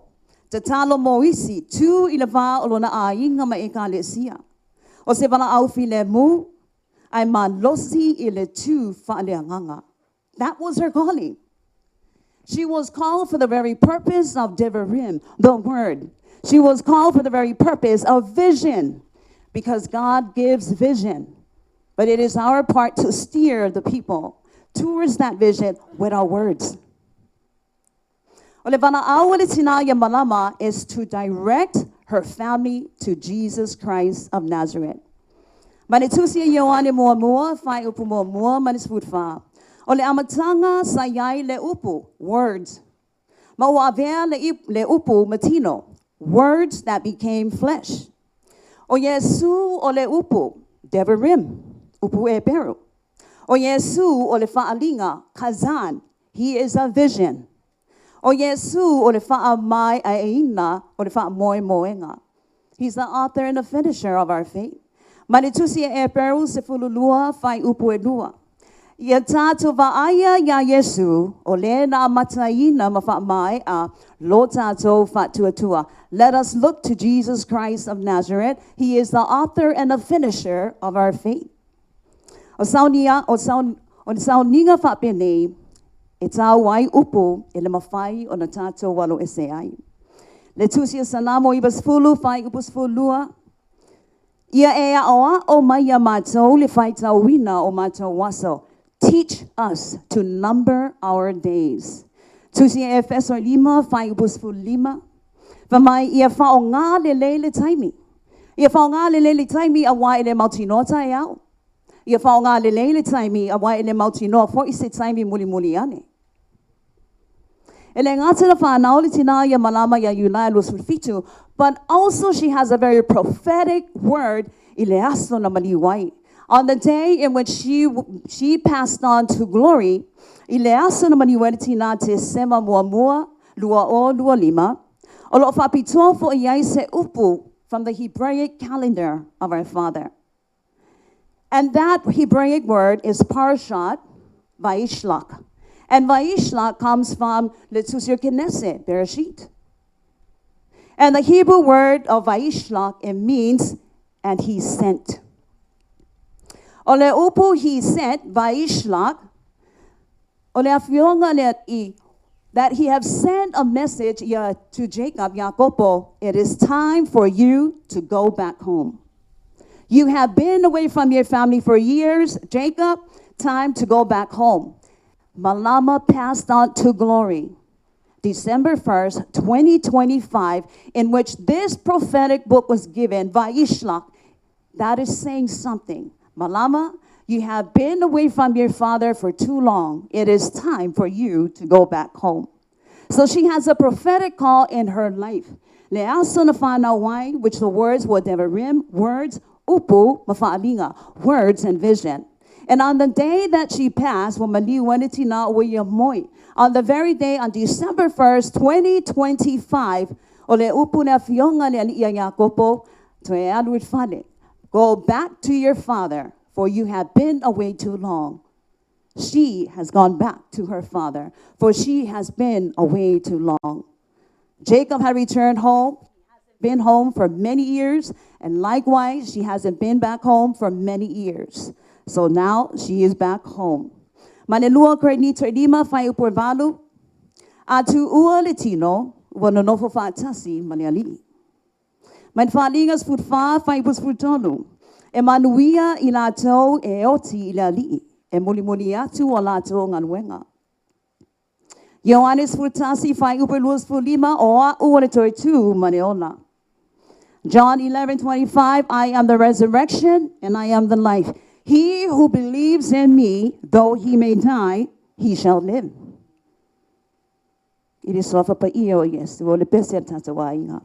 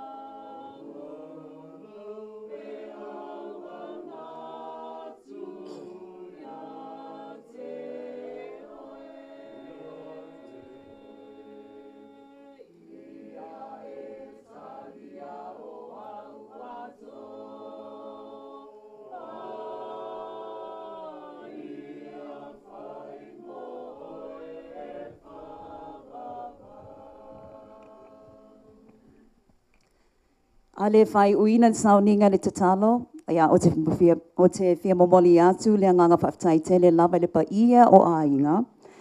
O le wha aloalo maulunga a wawa mawhai ai o na o taitai le tātou family service le nei lava fiafi. O le tatalo, ia lofa le atua ma ia wha maise, ma wha mawhana lo na nganga I lunga o pa ia o ainga. I ona tu te tele, ma ona tu, mauna I tu tau langi. O a foi tapenanga o te toe, a waona toi sauninga, ma wha moe moenga fo I o pa ia o ainga, ia a wai le atua I a manui ai mea uma o le a whaia. Wha manuia le atua I pa ia o ainga, loto wha vau, wha manuia fo I le atua I wo, mai e maasani wa tātou whai tapua inga wha tasi, I le nei sauninga. Wha manuia fo I le atua, I le pa ia o le au whaingaluenga a le atua, ua poto mai. Ia vea whaingaluenga o le nei aso e whai mavi inga o le atua.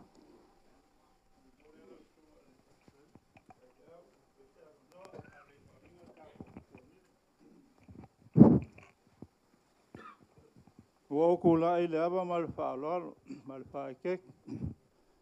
Ua o mai au se le ngonga kauang whai sa au moli mau. Leanga lea le o fia ngisi o kelo le ainga o malama. I longa ko sa unginga ka e au. E le lei alang whaafafonga le pa ia o sokako polo ka kupu. Ia isa mo le mau ho le mau mafukanga. Maliki ngā le ainga au kako mafuka le ainga o malama. O le kele ia o mea ka ua o ke fia mo le mau ai soifua ki galea. O le akua lal mākou mafukanga i nge i lo ainga. Ma lo e kalesia. A mese fo'i pa ia o le afianga. O le awakua ala mo le mau kako mafukanga. I o le ainga o malama. Ok. Alu aku le ainga o malama pa suluiva o kausanga. Suluiva o kausanga. Ma aku le ainga o malama. Pela ai bonga makua, malonga ainga. O le kala lea lo su makua ki ngā o le tua ia fia. Nga ua maka ngu aku i longa ainga. Le au ke mangkua. Kala lea le so makua malama ki ngā o le tua ia fia. Lama. O whea menga o mai le ka māloa au leanga. Kala ia alo so malama. Ia lea ia se kala malama o whaia. Sa file mu. Ia e mo ngai le upu foila ele. E uli ia e o kangia. E uli ia e o kangia. Ia inga o ma foka mala inga malama o kaukua. O le kala mai malama longo soifua kup wae. Walu o kausanga i ulanga aonga. Whai ulanga aonga e long kama. Kala long kama malama si o wa finge. Ua o mia se so sangi le ainga. Kala malama wa lei o le awalu e whangaluenga so sangi aki oilo kama i le kausinga o le ainga. Kala malama o ia o le kaulele o le ainga. O ia o le kaulele o le ainga. E mako kua on kua ngange mo ngauso. Ya, piko ai malama. Kala malama a alue ka penga whapusa ka penga se mea kausamia o ngā makua. Ya e lunga le ulu, pe ya e lunga le ngiu. Maluenga ngā sa whai malama. Whai mea kausami o makua, kausami o makua, whamanguia o makua ia malama. Alu e whainga luenga kemi ngālo o Kalal Van Camp. Usu malama kai a pō, mangawa, o e ali wakia. Ia o kemi ngā o sopole, ngu ule wakia. A e aku whai fo lalo loloa. Ngā kele ngā malama sa whai kausinga o makua. Ia, o inga ua mga olonga nong ka mai alu whafo. Sua singa luenga kausiai a ua mong makua. O ia maltinga le ainga, mese le ainga. Ia alu malama ia ua i whanga luenga ai. Mea lawa ngā sa whai malama. O ngi mama fuka ma malama ia ua i. Ia. Lako po ia o ia ke alu kolisi. Whai ula wa o ngā malama. Le i ula kolisi. Ia so fuanga ngā mafukanga malkinga ia malama. Ma po i mai loa ia Samoa kausi o ngā makua. O ngai o mga o la walu ni malo sa ilmanguia ilma ainga. Ele kemi sa wai wa arko inga. Wa afi lako i. Wakia e o ai whanga sa e su aila wala e o whanga luenga. Pio e whai whaakau. E ala i siaso ngā wāku alpa ia osolo mai. Alu ko inga awea o ilwa afi. Alu lwa afi alu whanga sa. Ia o ke ka oko i lunga o vai o le to ina. Kulou lava. Ua vai aku malama. Ua kukuru lon tama. mai le malama ya kia nga oe al fai ava ku kulu ai lo kama nga oe al fai ava ku kulu ai makama ya ele fai nga le kia kala le o ngi maol malo so se me mga oe ma ku malama la fo mai malama le se me a mga al ko inga fa ka sang ka wa le fo la fo mai malama ku pe fai mga olong kama ya ole mafkanga la ile ainga wakia mese fo ia wai ya fo mongi ile mon ma ngi ainga fe uma ya malam ta fai bel ainga le se ya fo fa ko ia malama pa onga ngale fi malama pa ba fuko ainga o malama e silia kule le aka maio malama I kala anga o le ainga I lo onga kua ngangi. Langa fo o malama o le mea aluelong ka maa e almo long ka maa maave. So se mea ngu me le ka le sia o kemi o kala wau malama. Si le aku lana malama o malama I kala anga o le ainga I lo onga kua ngangi. E ase mea manga o yong kua ngangi sili a malama. Le ale kala anga o ame o kako ainga pamakala uma malama yong ko ngangi he fape nga holo ainga si liakul malama I kala anga ainga au I lo wa nga yeri kemi ma fu kai maloko ma e kala ngoa maloko ma silia ya malama kala anga lo ainga si liak holan malama kala anga lo ainga I lo wa ole se fuanga malama si liakul lo fa o malama I fa nga wonga ngange mfanga wa ngoso ilo fanga wa maua ao nga bevesi le aingo malama o le kala malama le fangau sa sesi oko waku on kaukala nga le file mua papenga ho ilo ainga a bevesi ya omolo ainga o le kala fo le malama sa sesi oko nga le file mu ole kau kua la malam. Wa afur kau kua malam. Le ngaka I longa ainga, a olo ainga, mala o ainga sa mga malafi anga ngai a meso le ka le sia. Ia lo fa popo aku nga mama kanga markinga le ainga. O si nga e oke. Ai kumu le lofa. Pengo ko mo mau mai, pe ia pule malama ya kia. Pei ar pule malama ya kia a olo o langa o ke file mu o ke kalia fa kuanga al kinga mo ngia le u polele o kinga o le pai male auli o ainga ya la mo mabu punga ku sail mama kanga malama lo ka ko ainga kia ai skemi ya fa makula mo mau simban malama mo mako mafkanga ngelo ainga mes follow ainga sa mga ya maleafi anga maleka le sia ya muia fo fo ngia so klein manga sai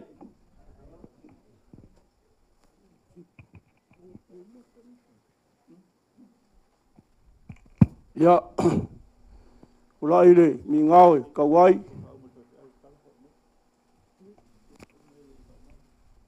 ya ko fa foi machire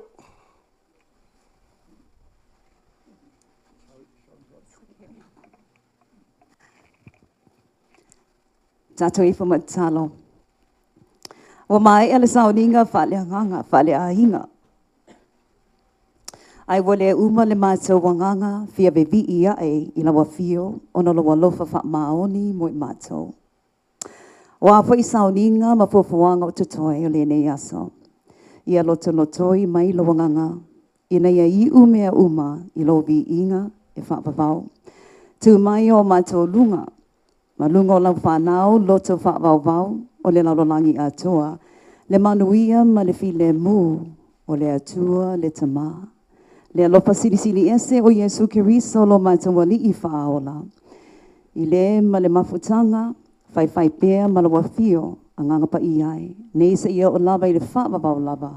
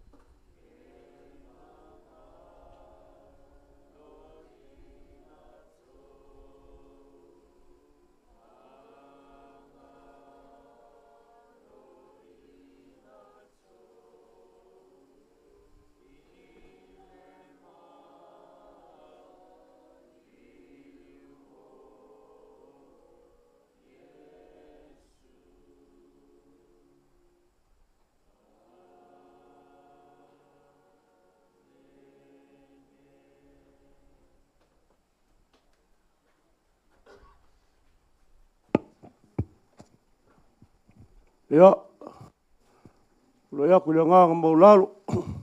So kui ngai le mapue ngai api e wa sao ma whanga poko mai a wale mo le mawinga ole. Mo le mau ese ia kuta fo soi fuor ki ngai a malama. Mo le ngā papai lau sunga te tai, sunga pepe au. Ia kuta fo ia rupala i au. Ia me se fo le pina ngalo le akua, ka wala mai langa fionga pa ia lu ia i fo le soi fuor. Ka kua pe le kua malong fing ngalo, ia on ngai mafkanga. Kai o sumako Paul kupu mai wakia, ia lewa, ka fonga foile, mo le mauale, ko mai afsiri. O whaingo whiara ka koloka au ele koe mo le maufsiri. Lewa mo le maufsiri raso nge ia, salonga o alom whaangau ia ma le ainga. Ai ai mga kwhapea lela ka mwhai mai se kako vai malu, langa wa vela foile whala ma ata ma, o le ale lo fing ngalo. Ia, a umalol vai malu lea, ia, kako walok lo mo saunginga la fiafi. Ia o le ulua i saunginga o le kako ngai a malama. Ia kai inga le sunga le whaiwhi au. Ia malpa ia le whainga luenga. Ia mail vai malu.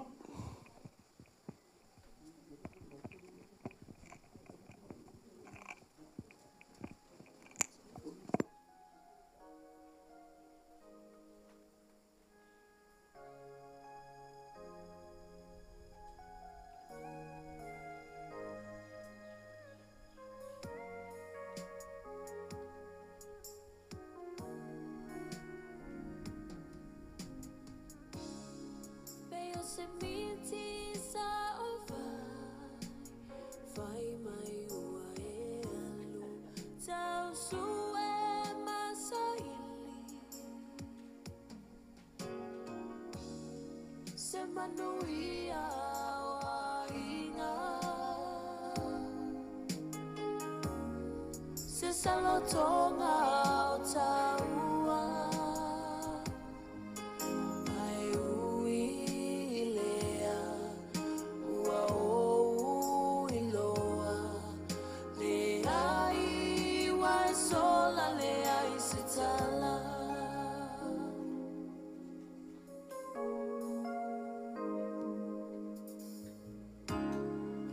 manuia la malanga ile langi tu maupea folinga mawinga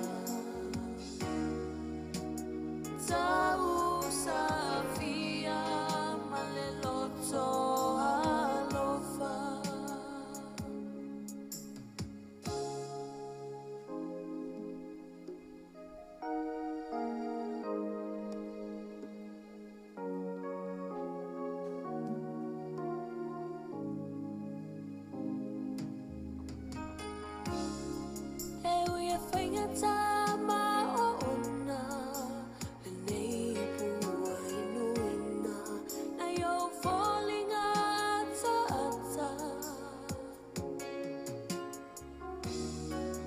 Tuai le mafutanga Talele aisea Asawia inalu Nau le langi lo tofi No fotupu ai fatasi malo ali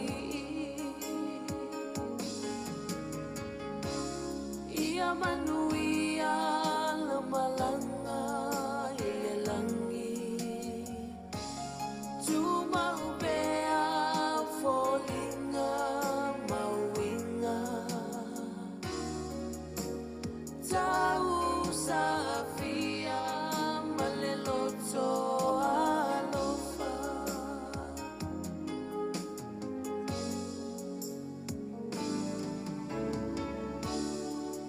manuia la malanga ile langi tu maupea folinga mawinga tau safia maleloto alofa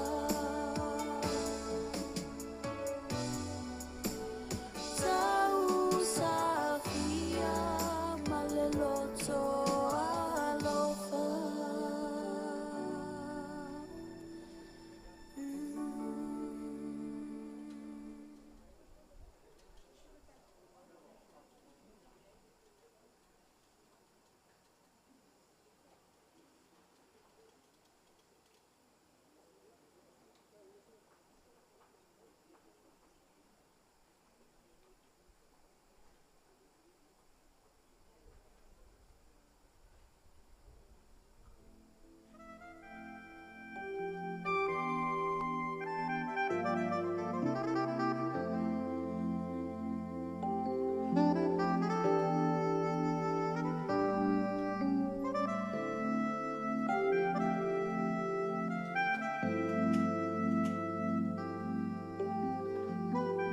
mo nga mo oy aso uma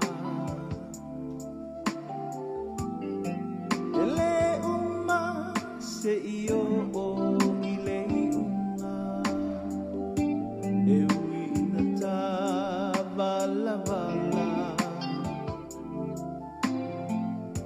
malingile mua yo uloi mata o sa salana mafuai le nei avenga ua e tu mai sai sai ita pei o se paloma tatalani no no ai so alofa amuia oi ayo e pia pia ai lei lo mai lo upangatia sau se so tau no tapa amoe moe o te patali pea moe sau ia o se manu ina lele se ima moli o alapanga isi a mele o alapanga ia mo oe alapanga ia ele mamae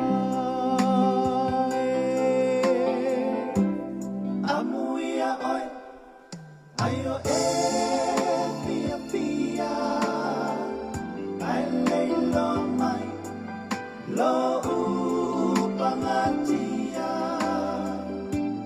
sau se so tau nua tapa amoe moe o te patali pea moe amuia oi ayo e pia pia ai lei lo mai lo upangatia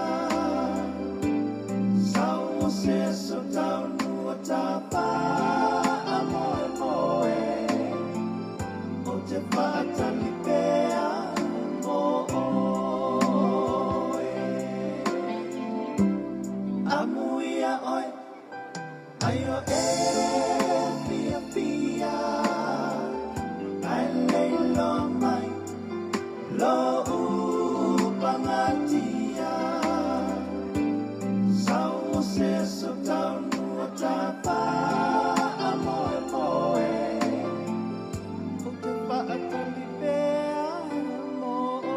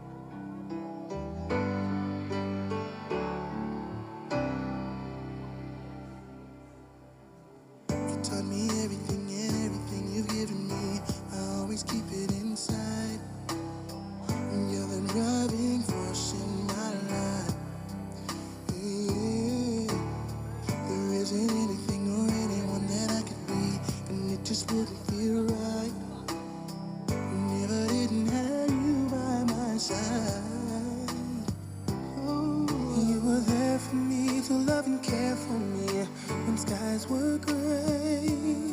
Whenever I was down, you were always there to comfort me. And no one else can be what you have been to me. You will always be, you will always be the girl in my life for all time. Mama, Mama, you know I love you. Ooh, you know I love you, Mama. Mama, you're the queen of my heart. Your love is like tears from the stars. Yes, it is. Mama, I just want you to know, loving you is like food to my soul. Yes, it is. Yes, it is. Oh, yes, it is. Yes, it is. Yes, it is. Oh, you're always down for me, have always been around for me, even when I was bad. You've shown me right from my wrongs. Yes, you did. And you took up for me when everyone was down on me. You always did understand. You gave me strength to go on. There were so many times looking back when I was so afraid. And then you come to me and say to me, I could face anything. And no one else can do what you've done for me. You'll always be, you will always be the girl in my life. Ooh, oh, Mama, Mama, you know I love you. You know I love you. You know I love you, Mama. Mama, you're the queen of my heart. Your love is like tears from the stars. Like tears from the stars. Mama, I just want you to know. I just want you to know. Loving you is like food to my soul. Never gonna go a day without you. Fills me up just thinking about you. I'll never go a day without my mama. You know, mama, you know I love you.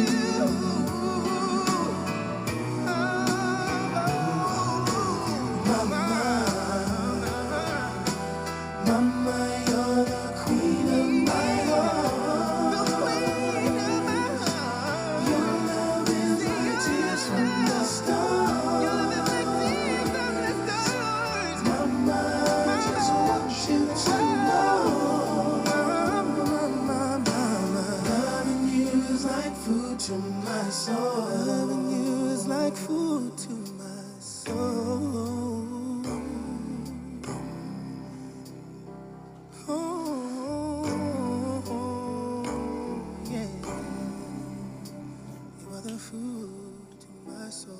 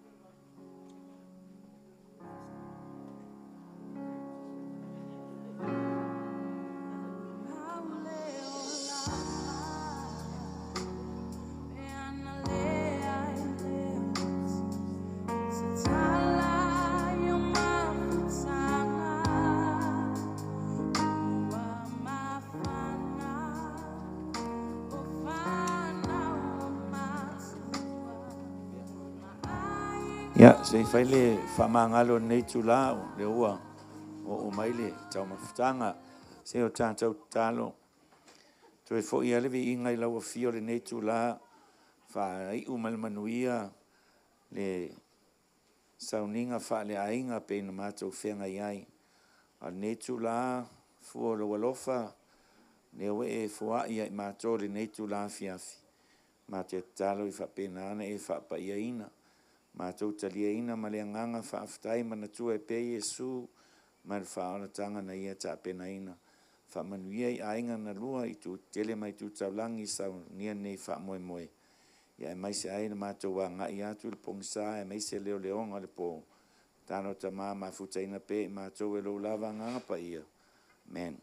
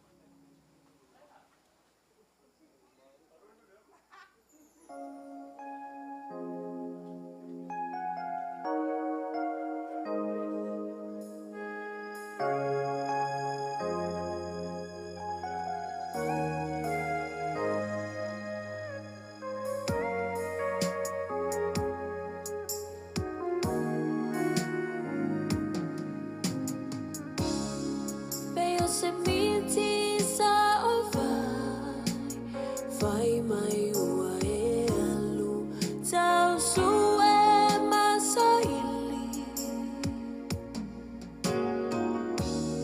Se manuia o ainga, se salotonga o taua. Ai uilea, ua o iloa, le ai wa sola le ai se tala.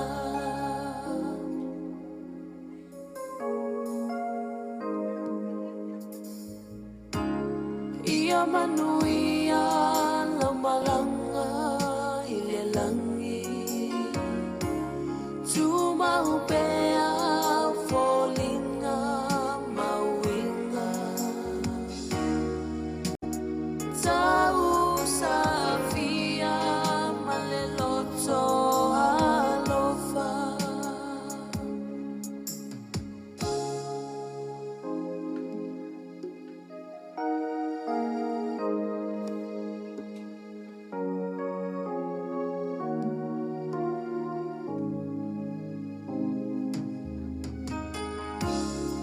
E uia whainga tama o ona, le nei pua inuina, na yo folinga tata.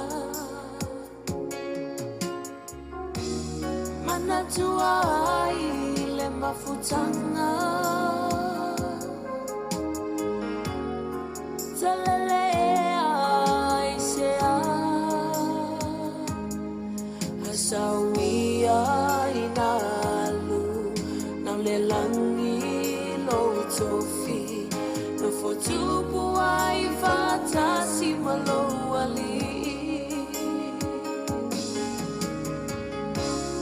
Ia manuia la malanga i le langi, tu maupea folinga mauinga, tau safia maleloto alofa.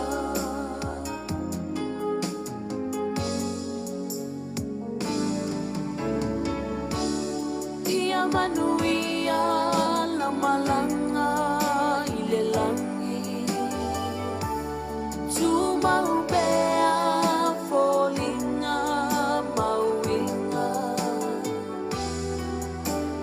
tau safia maleloto alofa. Tau safia maleloto alofa.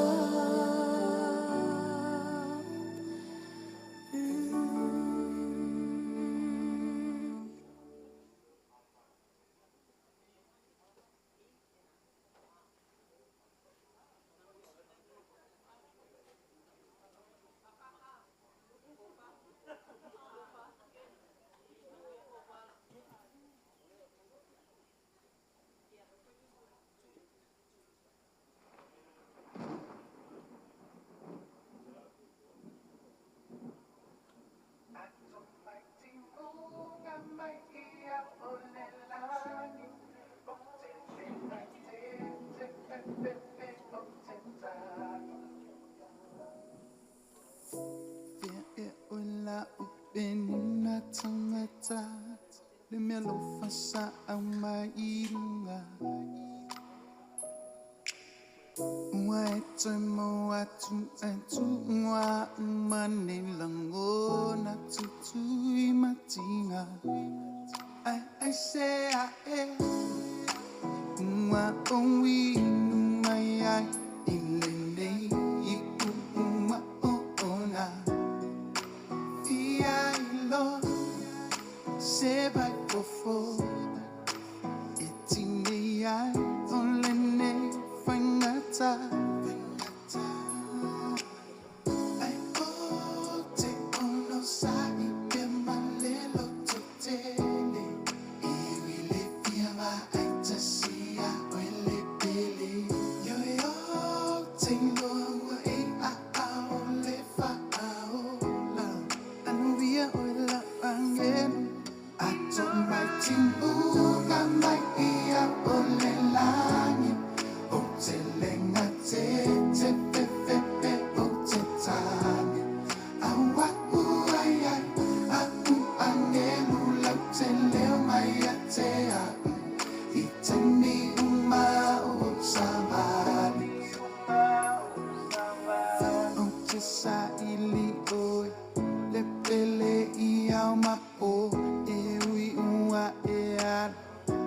te te fia whaalongo Tasi I so leo Ma opo ia te oi Leo te ala e pei o se miti a o umoe Lo fatu sa malepe Ina ua o uno Te le te va aia ue ya so umaele ano Amai o se failo O te ilo ai O lo o e ai pema Uile nei taimi ato Ai o te ono sai pema lelo to tele Iwi le pia va ai tasia uile pele Yo yo te ilo ua e a o le fa aola Anu via oila angelu Ato mai timbunga mai ia o le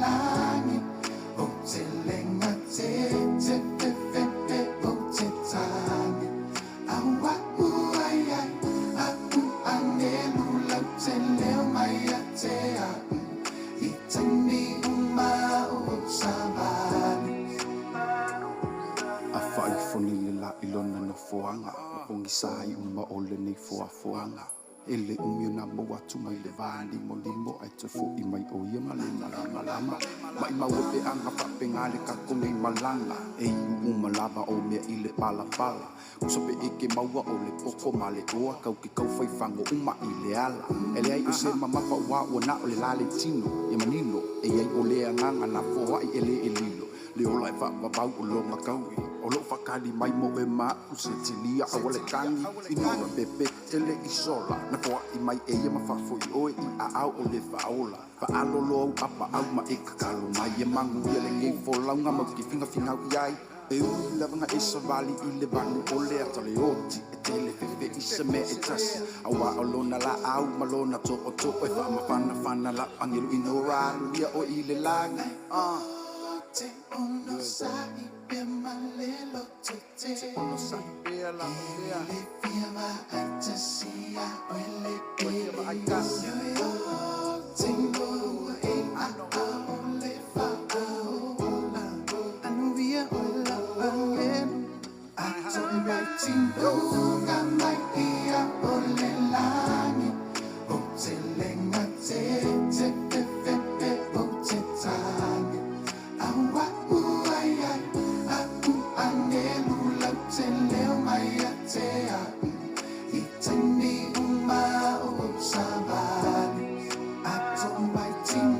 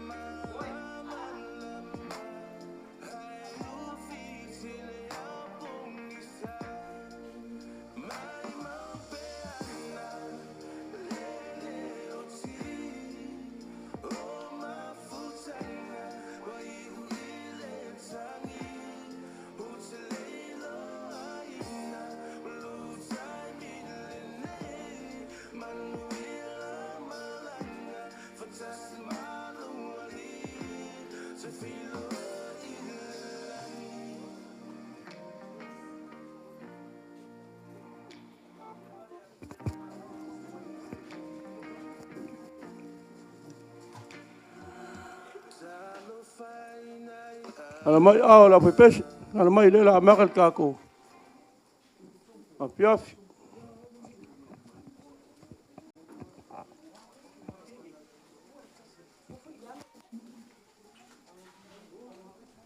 Jung. Oi, le kure kara kalma fakua.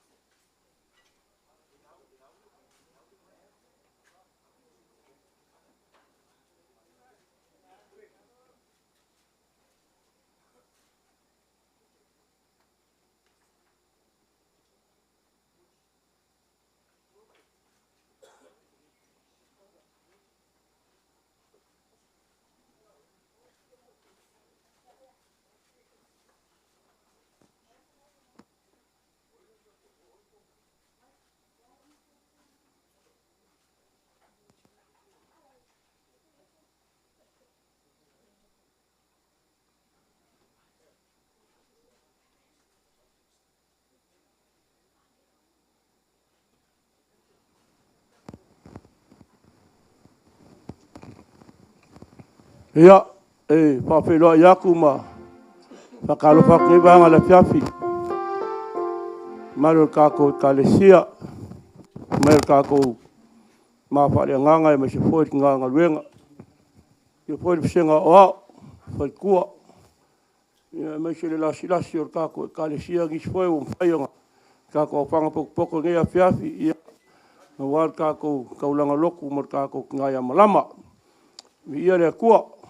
Kai le kua ia hofo ngia fiafi kan pasol piko le kai mango ko kile masang ia ia le kua ia foi le kulonga langi ia ka ko sira fa ia le maoka e fio le usoli ia fisili kalo pa kai ma ko pa le nganga ia ia nga ia pei malolonga ia fa silinga malosi mo se malos fou ko kaliu mai ia leu a vele mangu amlama ia leu ka ko sila fai ia le kua ia piapi ia manga ko manga ia la kua ko ka ko kai sa nginga ia wa ka ko kaulanga ia fiafi ko pa uma sma ko upu ia pa mai ka ko sa nginga ma le kele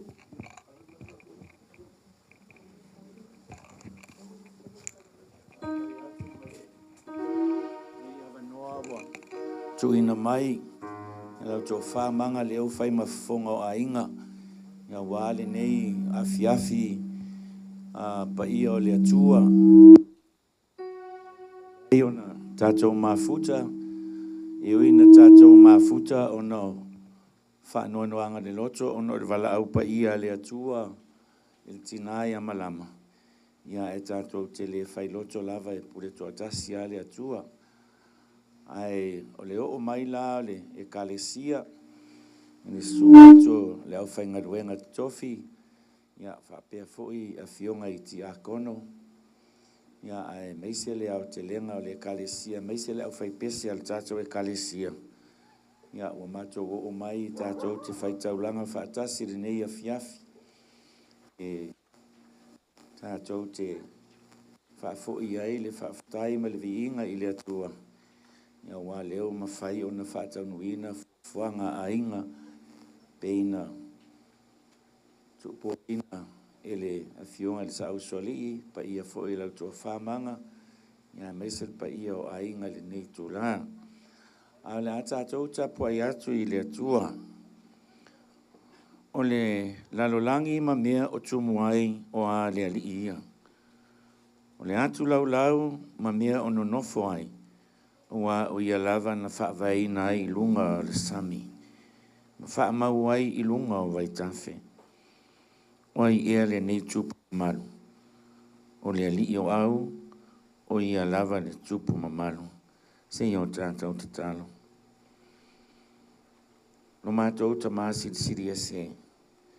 Leo mātou o mai le nei tū lao le nei a fiafi. Whaasi foi fo le la I lona no fuanga mau. Mou maari e atu le malama. Ai o mai le pongisa. A le nei tū la ma le o whanga poto mai. O lau e kalesia. A pea le paia ma walunga o ainga I tū te tele mai tū taurangi. A pea le afionga le sausuali I a fasili ma le nofuaro. Ua mātou o mai, wha o mai fo'i, wha mawhan whananga. Ai mai se wha mai senga, I le tamā ma le ainga, ia e mai se ai le nuu ma le kalesia. Mea lea mātou te wala au I le nganga pa ia fio maia. O ao mātou pesenga o a fo'i, upo la fola ina I mai a wa fionga. Ia maua I mātou le mawhanawhana ma le file mua mai lau a fia. Talo le ala atu ia Yesu Keriso le mātou ali I marwhaola. Amen. A mai el pese lea, na tu ina atu lea le avanoa lea, le sunga lea oa o ia mui, e fonga ina tātou talo sanga I le nei a fiafi.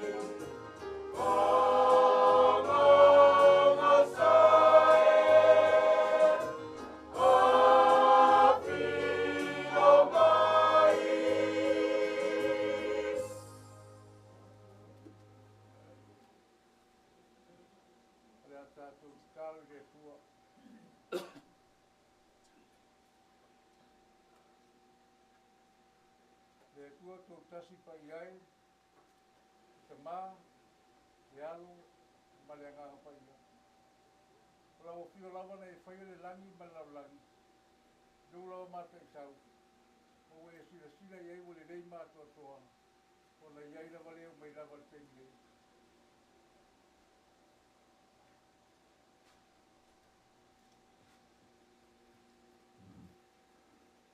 Yesu Keriso, lo walo pere na e wina mai le laulangi. E militino whātasi mal tangata. Ia walawa na i whanau se tase whātua tua i lau fio. O lo wanganga pa ia, o lo mato fe soto an siri na. E i teimi e re taunga le muwailo mato wola. Ai mato te langona i lawa. E pa i mai el musumusunga lo wanganga pa ia. Mato te maua il so file mua. Peo le ia fiafi lo mato tua. E le tau ngō fie. E so i fuanga lo mato wola i. E motu sia o maafutanga.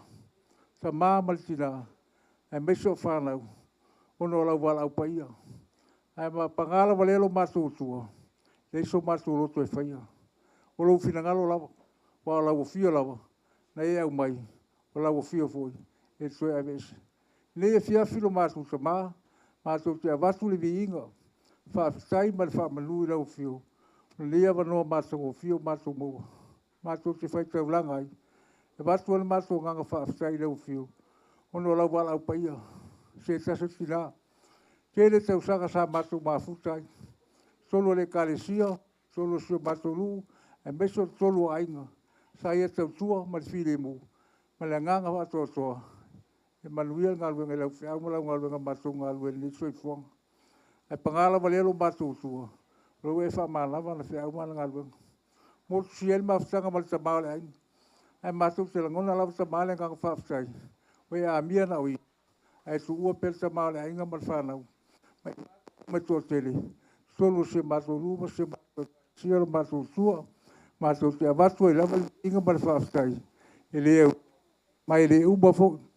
Mātou whaaftaina i lau mātou tua. Ui ana mātou whailoa i nia fiafi. Ono le whanau luanga. Ono le motu siel mā. Ta mā. O lau o fio le tua whai mea siri. E te whai mea le lei. Pa penana mātou mua i foli toa file mu. E ala i mawhatianga i o bai. Whaososonga. Ni lau langi lu mātou tua. Mātou whaaftai. So i whomanuia pesio mātou lu atoa. Na o whai ngā luenga. Amatina mātua. Pule ngā li me whai pule vaenga uwa se māturu. E o lawa i whanau. Vi ia lawa lau fio la māturu. Tua whawhtai kere. Māturu mōni mawhtaka fia fia. E o ni lawa māturu mafuta ono lawa lau paia. E māturu te langola. A wala i o e saunia. Whiro e lau whanau. Māturu mōni la nganga tas. Fia fia mali o liori. I lau fio la māturu tua. Māturu whawhtai wata mā. I lau whaatau maupea. Whai ki tāmpua punga. O fofo mai tolo se matolu. E mese se matolu. Dei vai taulo matolu sua. Matolu whaaftai foi. Musunga lo nganga. Mo wel te mai a fisiri. E fia fia. Mali oli oli. Wilawa lo moto siel maafutanga maltina. Ai whaaftai. O mo pen maa whanawhana. Mani musunga lo nganga pa ia lo matolu sua. Mo e pe ia lo marosi maliola. Whaawa waion tute whaiva. Wai wala wina. Ngalua e tolo. Nuu. E meso lau fi au malau ngā luenga lo mātou sua. Mātou taisi sila wa isa mā. Saulanga na e saunia. Saulanga tu tasi na e saunia mai mātou. E ala ia Yesu Keriso. Kana soi fua pa ia no foi na tu atu atoa. E mali. Tanuvia. Tibal tuka mau. Ona i mātou lawa. Ia mātou mō pele olo sama. Foi la ia. Tu mau i lau fio sama. Vi inga nama whaafsai. Mal fa malu nei se yo lava el fa pangala valelo matou sua se matou tuatu al nia fias nga matou se yuem selson o matou lava sanga se o matou sanga sala sama a walona se fia o matou fale tonu o ani o matou se ma sala matou fa su esen fa maulalo fa mangalo mai matou sua fa voli fale tonu o matou finale o matou no fala vale liva tau. Alo patama, fa mangalo ia te ia. Mo pelo lo fa nga malanga fia fia. Mo te fei lo el malo e fa vau. E sino maulu ngai. se vi inga lau fio. Ne uma maso se whaia la maso sua. Wha mangalo mai se maso e karesia, maso se maa whare nganga. Maso maa futa lewa i tau. E maiso maso e karesia. Eilu manuia. Mu, e wha maa mangalo maso. Ia maso se maa salo maso sua. Wha wale mole. Ia available i maso li e so ke viso i mga sa sau. Mangalo i maso. Ia maso se maa salo maso sua. Sa maa mai fa moe se maso e karesia maso e maso lu e le fa ma falanga wa fo nga ubala mo nei po e meso nei va yaso fo nga la fenga ye lu wa le so ai le maso vai fa so mal maso le aso fa mai se fa ma falanga se mai a sili mal pa yo ai meso so fa ya manga pa yo ai ona ma sanga mo sia mal tinale ai ma wala wo fio lava mato so manga ye peo mai feng tampo po ngali so fanga e lo wanga le wa fu fanga mo le so ya sol maso sina pasto lu me uma lo maluia lo file mulo maso so le maso salo de semana via passa sempre ter salilo e maso lo so e fai lava lo file galo wa lava mo maso passa wa lo so fai tu.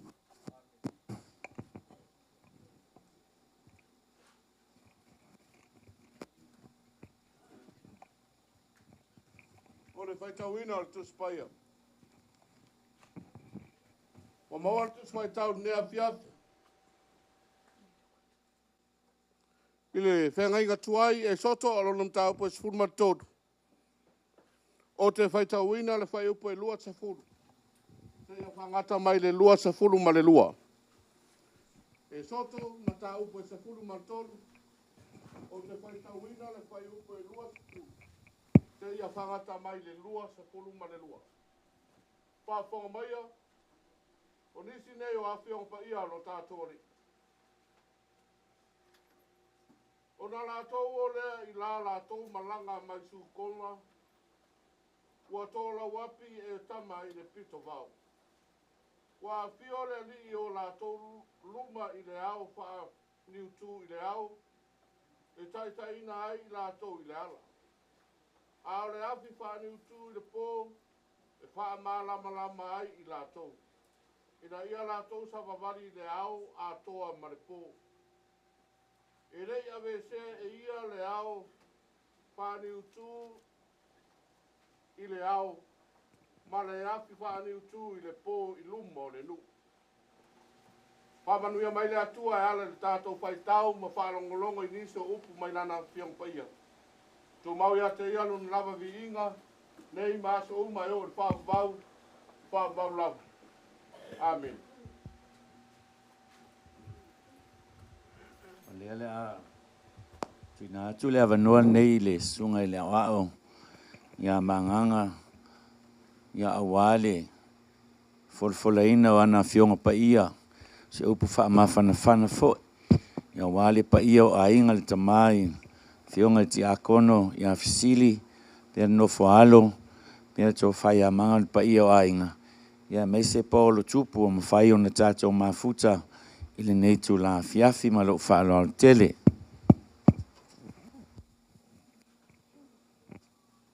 Test.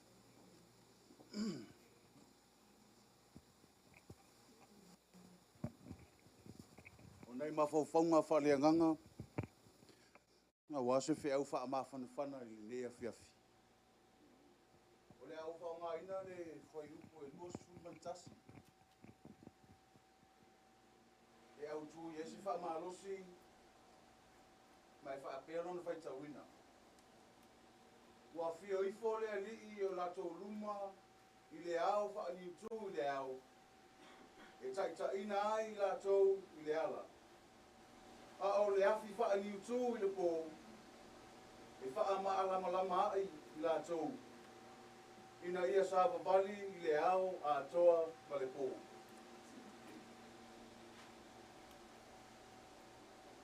Tala I le tuua o ai kupito I Israelu. Tala I le ave eseina mai o le nuu o le atua mai le mea sa nofo polonga ai. le nuu na tofia ma fifilia ele tua e faimona. Le au tapena ele tua lona lavea ina. Mata upusa faita wina. Le fato a tu lava le mala lona se fulu. Le na fasiotia umai ulu matua lai pito. Va venga mamana le tua na sopoloa ile fasinga na angelu. Ma mata nga ia tuai lea I fafo le nu. Awe ese mai fai ngata. Au lea foi, o le asa unu ia toe te sa ngai ma fai ngata. Fai mai e sotu. Na mawale malo longa lea le nu. Ina uho wane su toka. Ai pe tai o le nu a sone ai o e tama. O le pito pao lea e tua o iai ai ku pito ma le toafa. Ave ese mai ai ku pito o na o le saua ma le polonga. A o le foi o le ato e fetai iai ma uru fale atu uli whaingata. E mese le vevela o le toafa. E wha uta e tato atua soifua. Le alofa ta tama tato atua. O le alofa e tau muri o le li.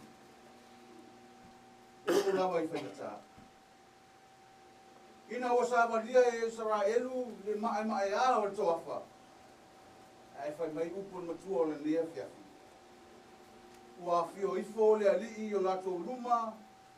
I le au wha ni tu le au. E ta ina ai lato le ala. E au le afi wha ni tu le po.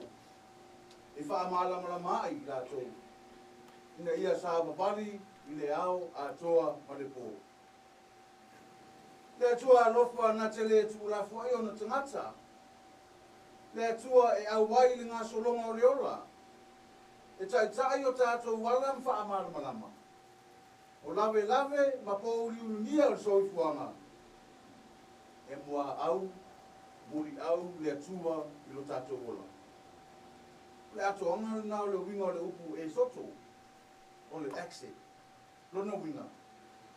O ati ngā wa whainga tāma pua ngā. O na o le atua, ngā te mawhaia, o na le liu ma ave e sea. Ka whionga I luso li I te sili ma le whanau. E le tau mate le a vea ai o tinaya malama. Ma ao whaani tū, ma le afi whaani tū. I le lo mawhitanga, le whanau marau aina. Alofa whaatina, na ia whaatonu ma whauwhautua. Na ia tausi foi ma pui lau aina. Ina ia manuia. Pae na whanau ma aina. Ina ia lelei. Ai aso e tasi nā o ngata ua le tusia e soto.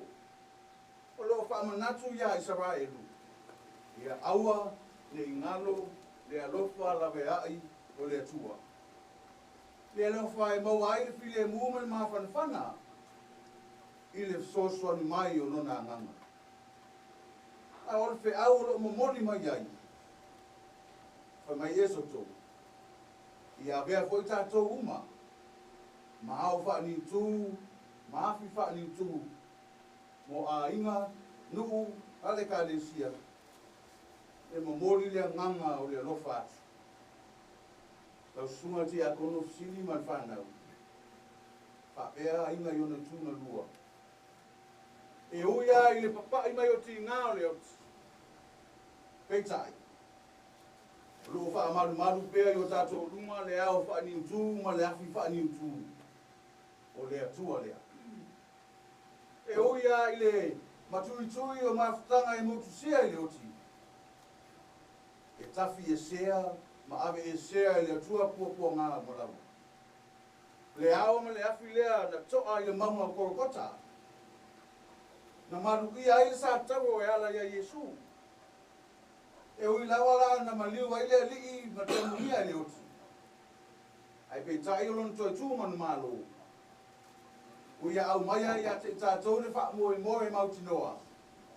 I le ola, tala atu o le oti. Pa mai upo le pese lea la usuina e fa mautua si fe au le lea fiafi. O lo malu mafala. E ola i fa avuvau. Le lofa le nao le tua mo oe maa. Ina ia le whano se tasi o tātou e whātu tua i a te ia. A ia mo le ola i fa avuvau. Fa avuvau lava. Amen. Na o le naua te atu se matu palpala upunga fionga le atua wala mai lana au auna sunga le awao le nei tu la fiafi mamoli atua i se fe au maua i pea wha mawhanawhana mai wha alo te leina pea o laua fionga fesili wha pea le no whaalo pa ia fo i o ainga lau tō whamanga ia mai se le tātou nuu ma le kalesia o se fe au le nā e wha alo te leina ai tātou mai a tātou maua i pea le mawhanawhana mai le atua. Ia wā o nā lo whamatala i nai, le anga le lei ma le alofa o le atua i lona nuu ia Israelu. Ki whapena fo i lona alofa le nuu le neo maswhau. Mea nā whamalo whaftai atu lau sunga le awao, ia mo le upu fola fola i le neitu la fiafi. A lea la usu atu le pese lea, ia maea le vi inga leo le atua, ia ona whairea le talo whamanuia, ia maea le talo whamanuia, ia ona whaasono atu ala ia le matou whainga leo a le kalesia ia awale nei a fiafi tātou mafuta ai.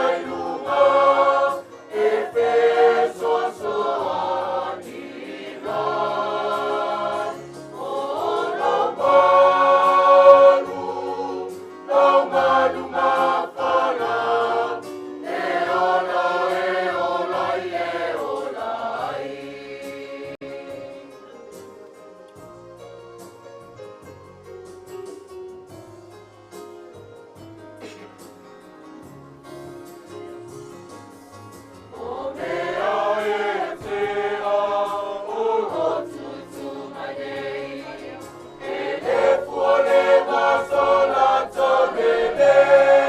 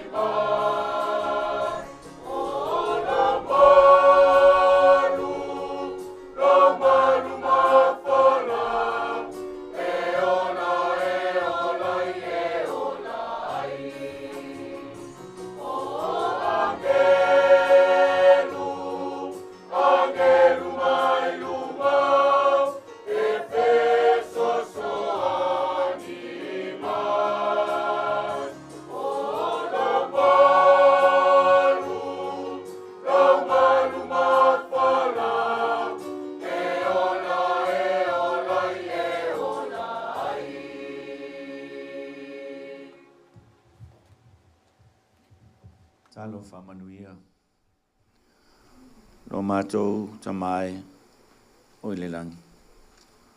Le o whai uina ma le manuia le mātou sauninga i le nei fo i tūla fiafi. Ai mātou te wala au i lau fio. Whapenane e wha manuia mai. John o le nei a inga. Ma isi al tamai a fsili ma le nofo alo. Le ngata i lea al tō whai a manga ma le pa ia fo i la a inga. Ai mātou te whaafutai le atua.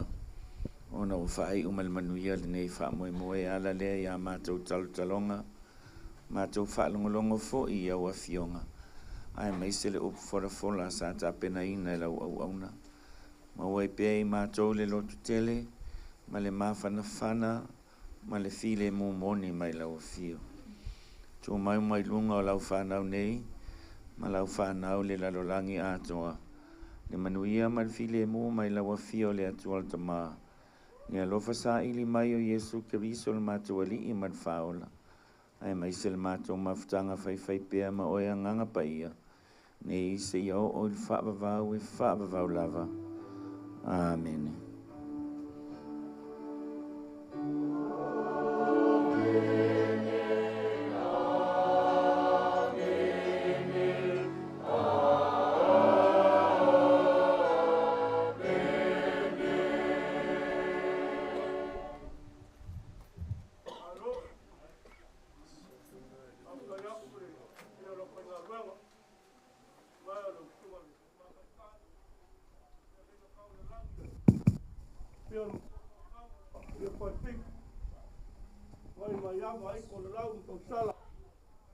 Se fitalenga ia la ufa inga.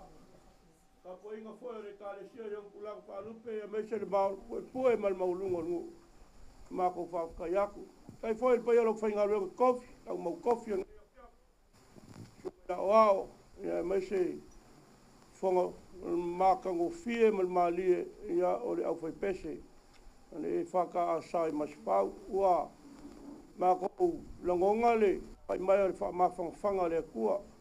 Lo kele foile wa kol ma ko ma ya siri ai me se ngo fo yalo pa ia inga yu ke mai ku ka langi ya me se fo yo ka ko afia ngai pa kai ma ko ngo fia le upu ngai ya fia fi pa kai ko lo sunga la wa kalo ma ko ngo fia o le li ya Uri ele aise me ele malama i fonga o le ali. Kai foi ka sanga ia me se foi la fiong. Mangaku tama. Lango leva ia ku le fa o ori mai le au foi pesela e o tia ka ko e a fa pe a fingalo ia ka ma ngaluenga. Me se foi la usunga o ko ngaluenga. Ia e ka kala ia e ka ko pese singa pese whaingaleo, ia ngā mapu ke isi angela ia e wha o maile, kako au pese pe aku sai mare, ai a wha pere ai, ia e whai, pule whai mea alau sungale, maa ngā luenga.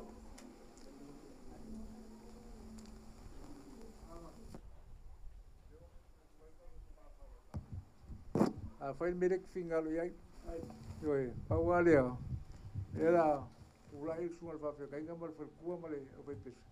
Ia e sei wha moko aku siwa enga lea.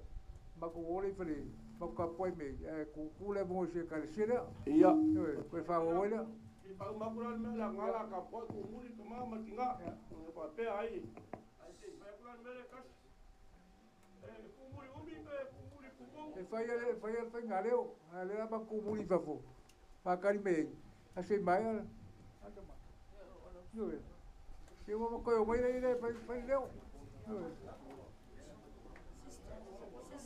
Oh ya, manga.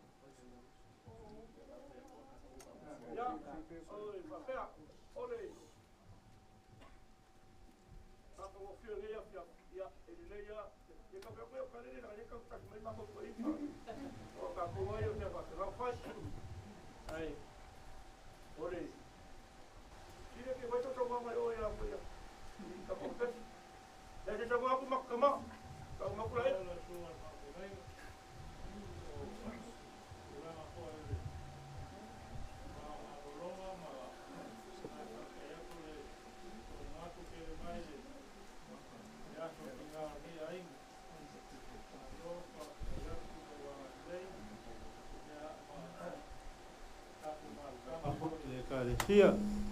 Ya. Sau sia e kaliu mai.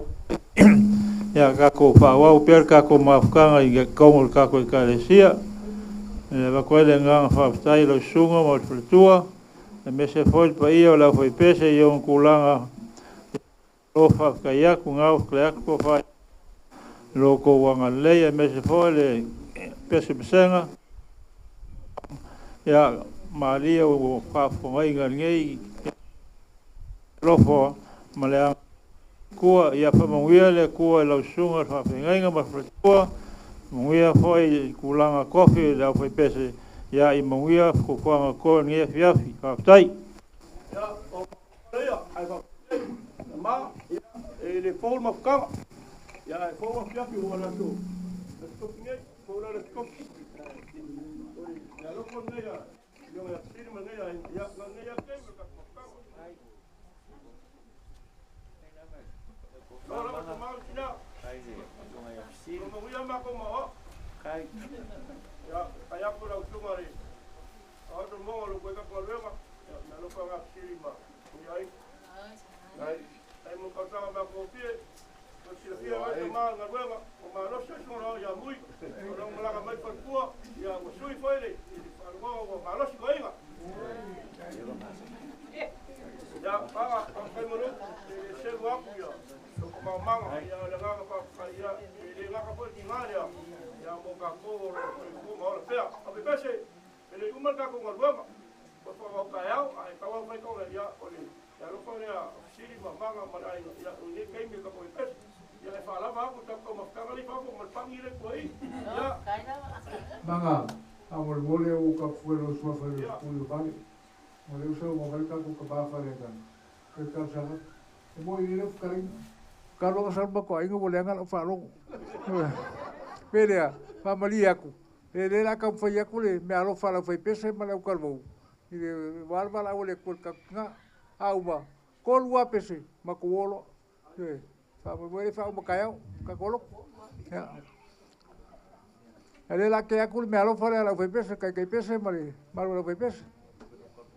Ya pa penga foi le preskenge malo la kalbo. Me alo fanga Molka ko kinga ya malama mo nga Sofia fia. Ya, sama ko fam kalanga le banga. Ela uso gloma ko pese kolu. Mako wolo. Ai lava, oi. O wango ko se rush ful kolu ya. Ya.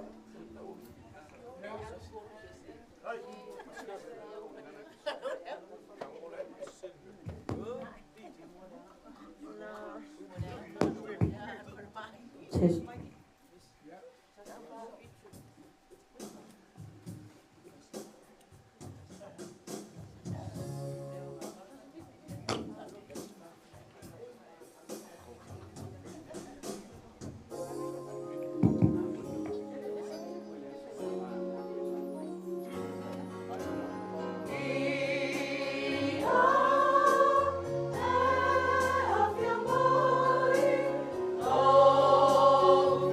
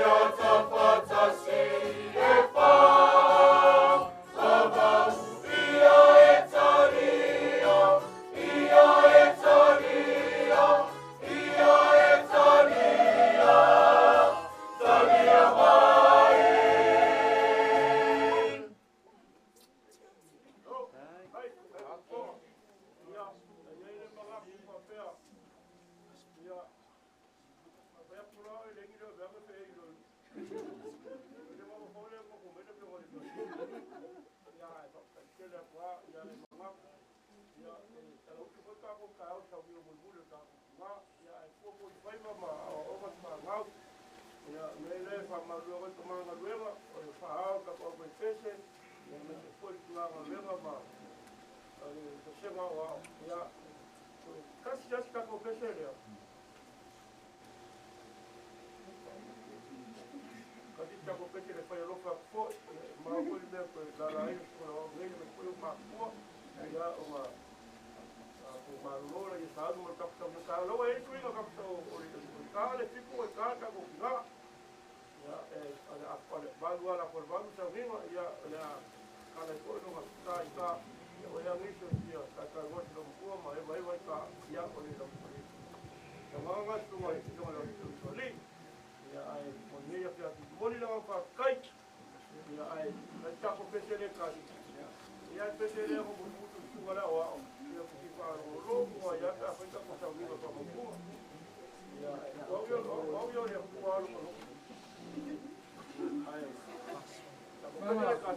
Manga va mulmulia ya ka ko fuara we so lu vani o le ko kasi pesele ko ya de ya ka ko pesele na ka ka ko mama ka e me se o ko ke su ya bo o ko para o le mo mai ma ko ke le o mu ya e se ka para o so ka sili ma ka ringa ba e le fe mo fi le fe se ga ya ka ko favor so ka si ma ka mo ka tinga e fa ke ke ya eu vou falar com a mamãe que lá mas foi o primeiro não é por aí se vai com o cara vai para não ficar a la casa lo puso vai ser pese mas o oro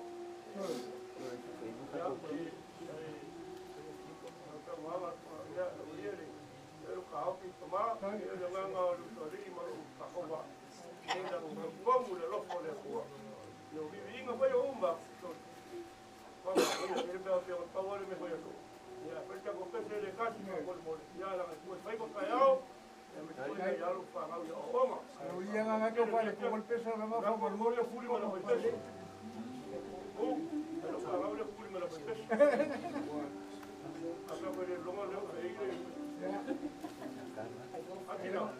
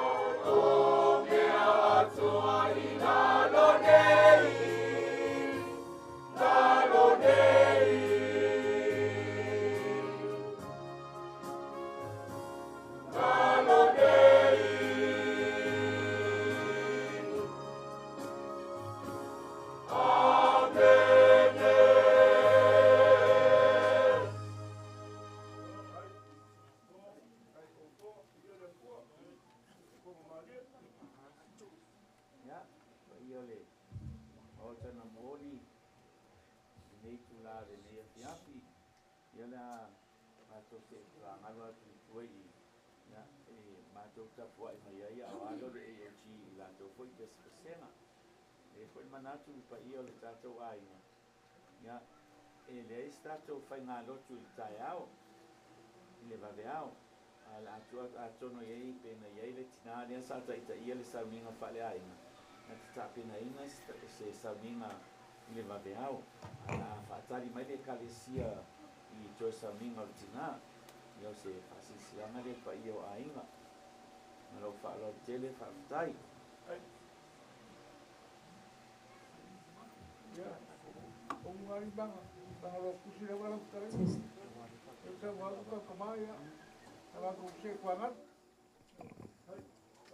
Testing 1, 2.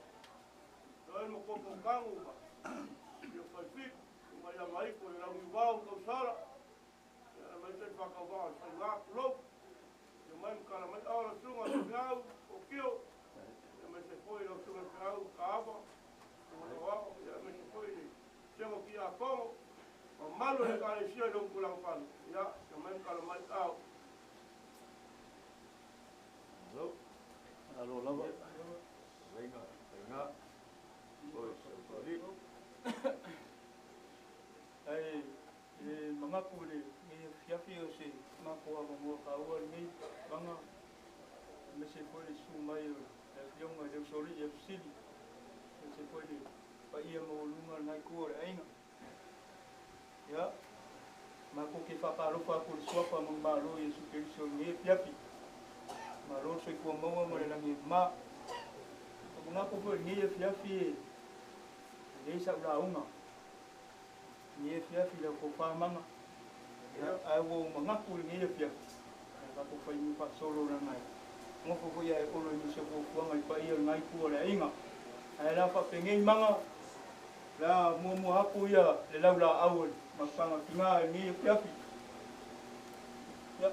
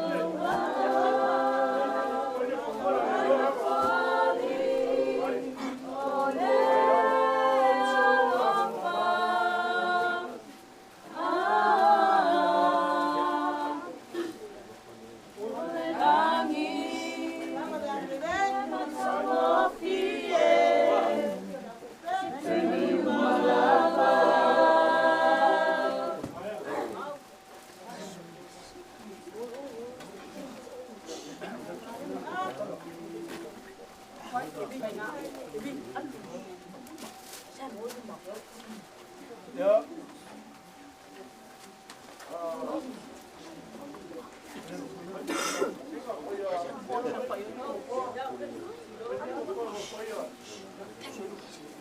O mga kulinge piapi ko kamanga ngai ku ka ko inga wa mau ku aku se laula awal makankinga ngi piap moli moli aku se lengila di maselau kala. Ya.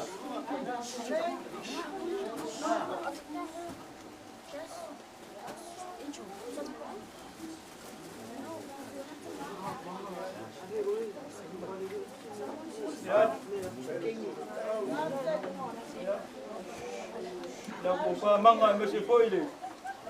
Ia ngai ku ro ka ko wainga.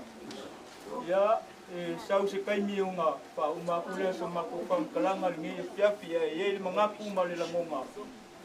Ole a mako sa ungi wa se ese fo ye langi ngi e piapi moli moli a ko e mako lo panga ki nga. Ya ole sa kau si ali. Le fionga ile so li sili ngi e piapi. Ya nganga pa lo pa kai. Alo, kai. Mama lo tu la wa ya ko la tu ma ko ya ko lo ko fa ko la ya lewa ma ka wa ku ya ko si ma ni ya lewa e pa pa lo ko ya pa ko la wa ko ka mo ri ya wa lo fa mo ri ma ya me ko la la au ya ga ma wengo ya ma ni ngo ko ya me so alo pa mo ken kai ya Gei ya, o tau pai ap ka mako kala, ai alo ia rako ma rema na mia rako pa pa ngea piapi.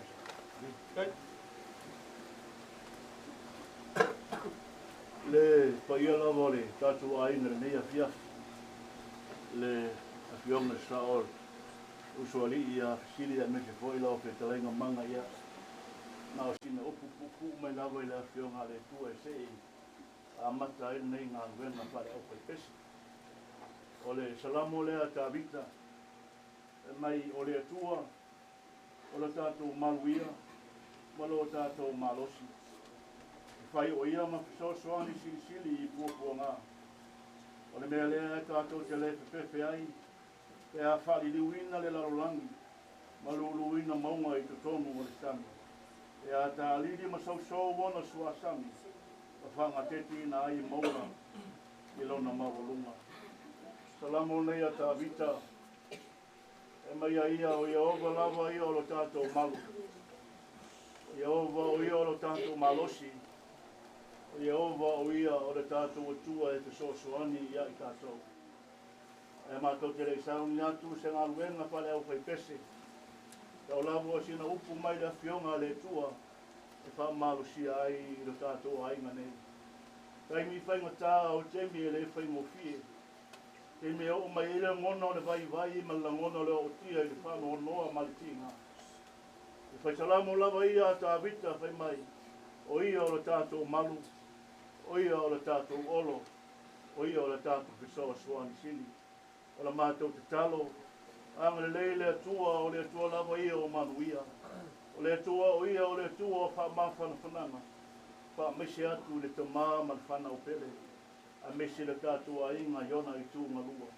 Ia o le a whai ua tuai le mātou ngaluenga. O le mātou sauni atu mo nei pesena. Vea na ma vai la au mamongi ma fuala au mata mo fie ia o tō loto mapatia a mesi o tātu banganga whawa o wau i nei atia. Ia usi lau whafunga e tamo whainga le Ecclesia Assemblies of God.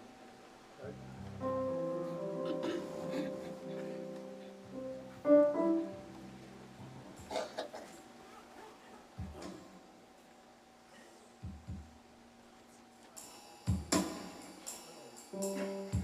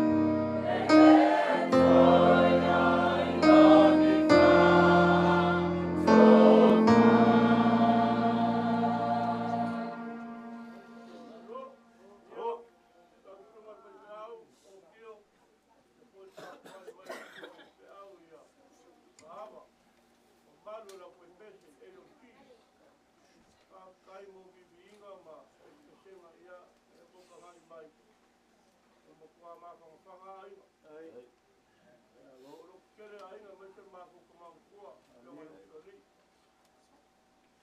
ma lo mai fai ma ko mo mori mai se vai la agua nga mo ni ia pia o ni sa wanga sai te au o ka wa ngai o ni vai la au e wala mai de manga le akua o bibi o wa vinga me le fai nga ta ko ke via ile akua ne wa ko a mai a foi ngai a piatu se vai malu ya ile ngai ainga ia ka ia le akua anga ba pere o kai ora skoga ta ko ke pepesa de kau ke ka ko kalo ai foi lo fa pula fuma pe au o aro fa ga wi kai a foi ya roma me ko initial ba malu la vai pete yo ke ba faiva yo mala mai lewa wa aro sanga i malo makai pa kai so uma ka pega mo fa la ko ko le ko a o aro fa nga ia o sa ili pea so i fuma wia ma le ora kupu ai o le luma nga yo mas pau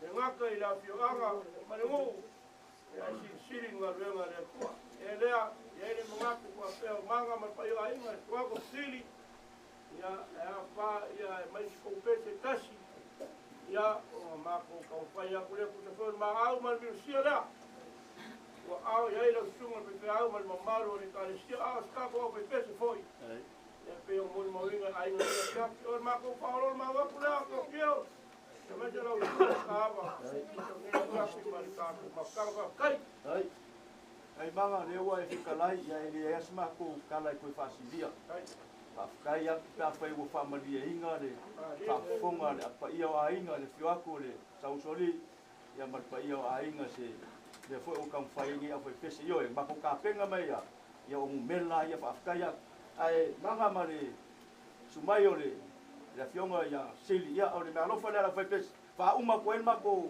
amo mor nya fia ya ala ma ko pese kasi le la ka penga ko ma fa fa kai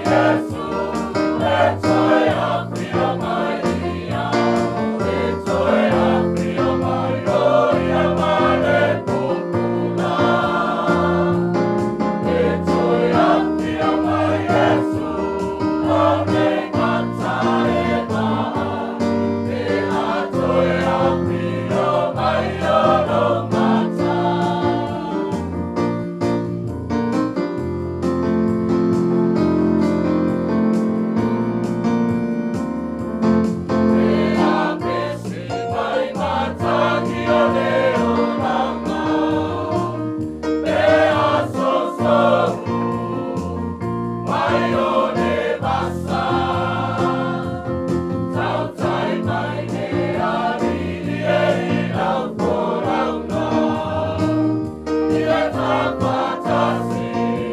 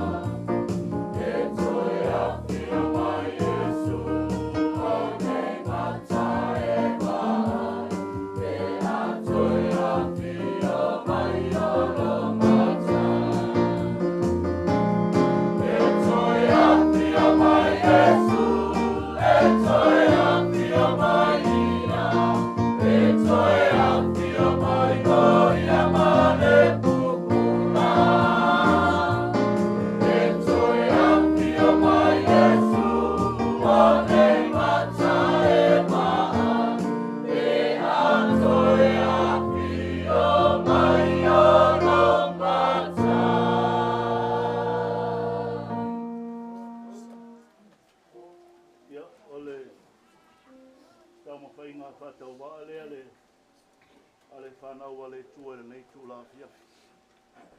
Sa maa whisili ma le whanau a me se fōi le petalainga le tua ia manga ia le mātou te talo ia iai le whamawhana whananga le tua ia o tō loto mawhitia me se fōi o tō loto whawawau.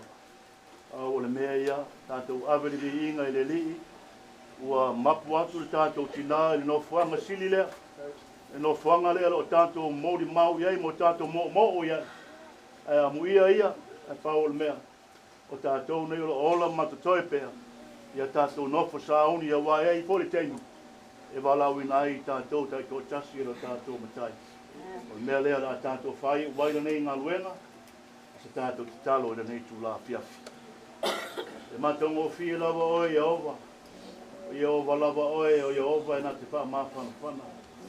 Moni lava upu au a fionga le tu e matongo fie oe. Amu ia lava e whano noa o e wha mawhana whana ina i lātou. Mātou te leitu ura nei no whaunga mana nei lau ele ele. Mātou te whātangi sia le mana o lau whau unga. E mana lea o le wha mawhana whananga sili mai a te oe le tua. Ia pēnā na pai atu lo mātou ta mā male whanau. A mesi o lo mātou a inga i tele mai tū taulangi. O lo mātou ta talo ia iai au whamanu ianga. O ani whamoe moenga lau te toe a wale asa fōu a tai au. Mātou wala au le li ie au noa malawa fio. E mātou te le mawhaia se mea. Mātou tu ua whore nei no whanga le pō leo ma malu mai ma ua whainga tā le tua. Tātou malawa fio le nei tū la fiafi. Mori o lo mātou soifua mo lo mātou wola, le asa fōu a tai au, pe atu sai mo lo lawa whina ngalo lo mātou te mā. O lo mātou wala aure e lawa whio e nei me uma, tu mau mai o mātou te ngata le alofa tu no oe lo mātou o tua.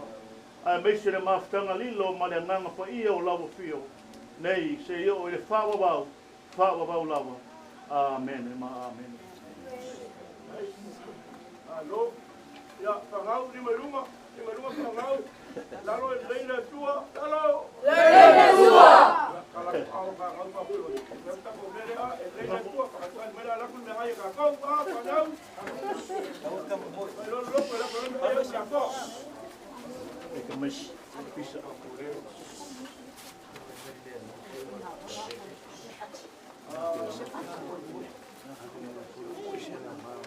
Cuba lihat pusat kalau begitu. Cuba lihat.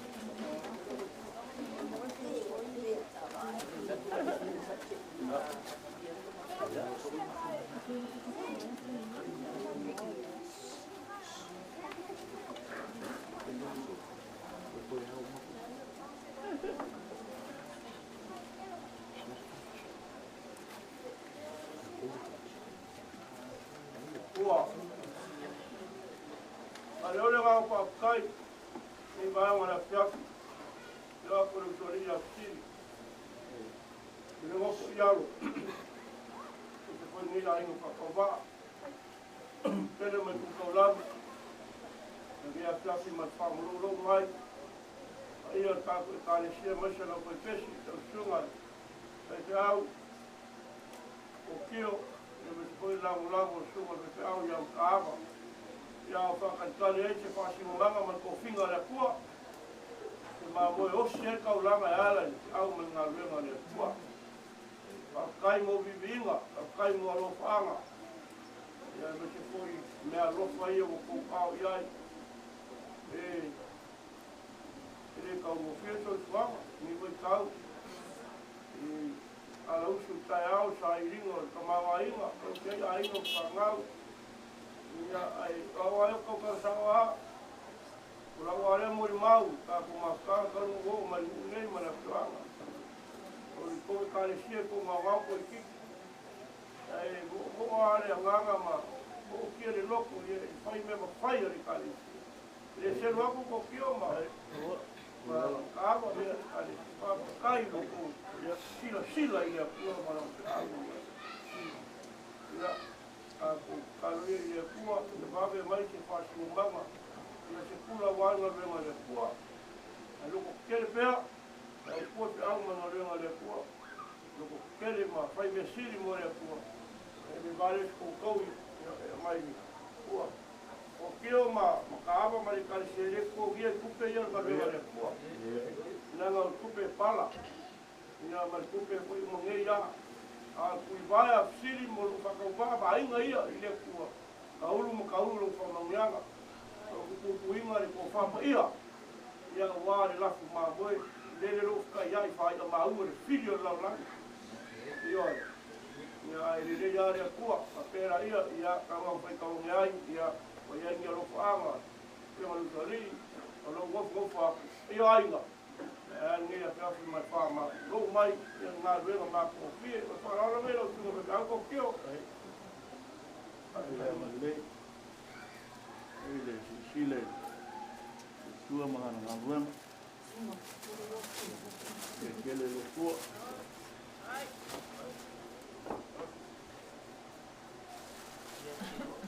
o sale o wa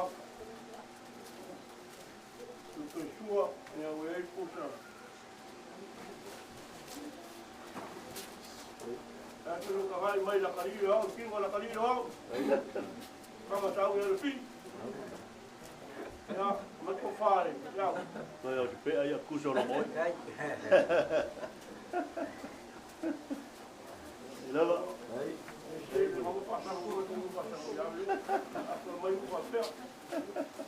Ja, moet je afdoen.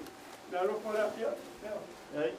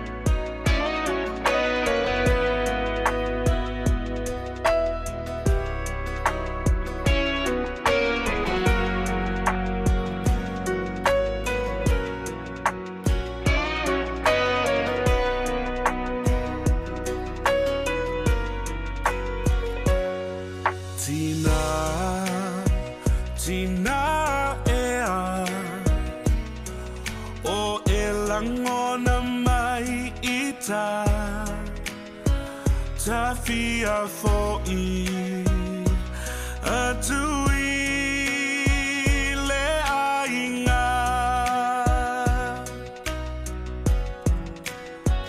ta le lava le faingata wa o se sala o se pangota le fiava ai atui o falling out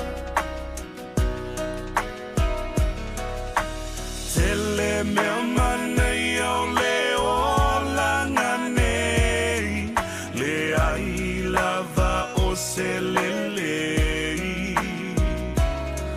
o fia fia na winga e se malasi ai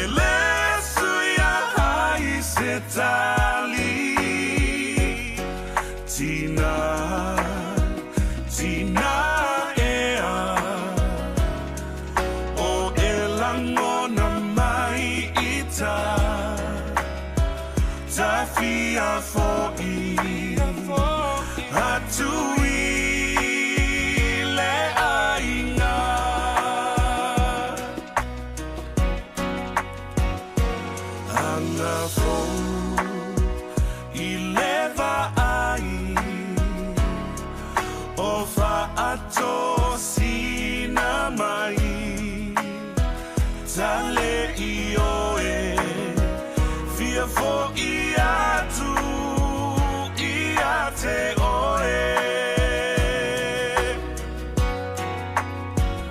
e sua malie I la utofo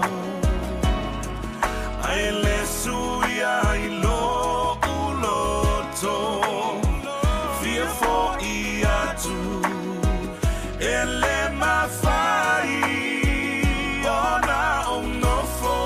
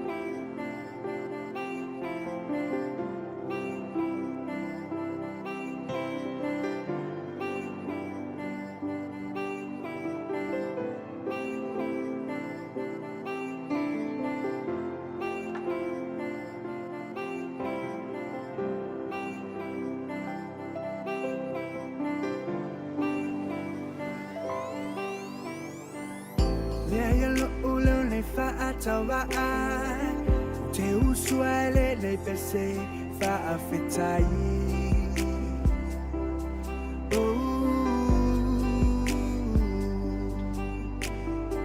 E fai ya u masuyo I matou Lau fanau fa affettai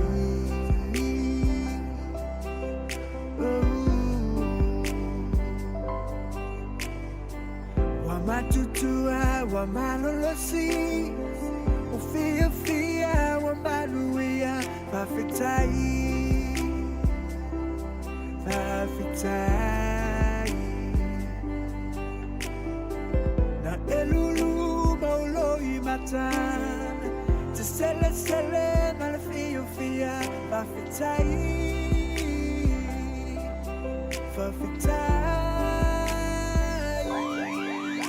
Tina Amile Lei E sili lo ne tawi Belina I Belina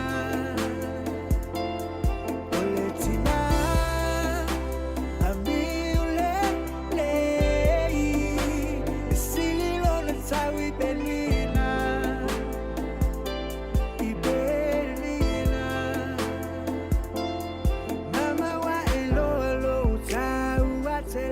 Le mapulo fotua ia sofa itele Fafitai le atono zetina e peyo oe O oe famanu yanga iyo matulo toe Ele pa ufua ulu matale ele O mea etelulu ina titoe tele Nufa ama orile watu tongu mai Matulo a Yesu ole tata ilele Ole tina Amile Lei E si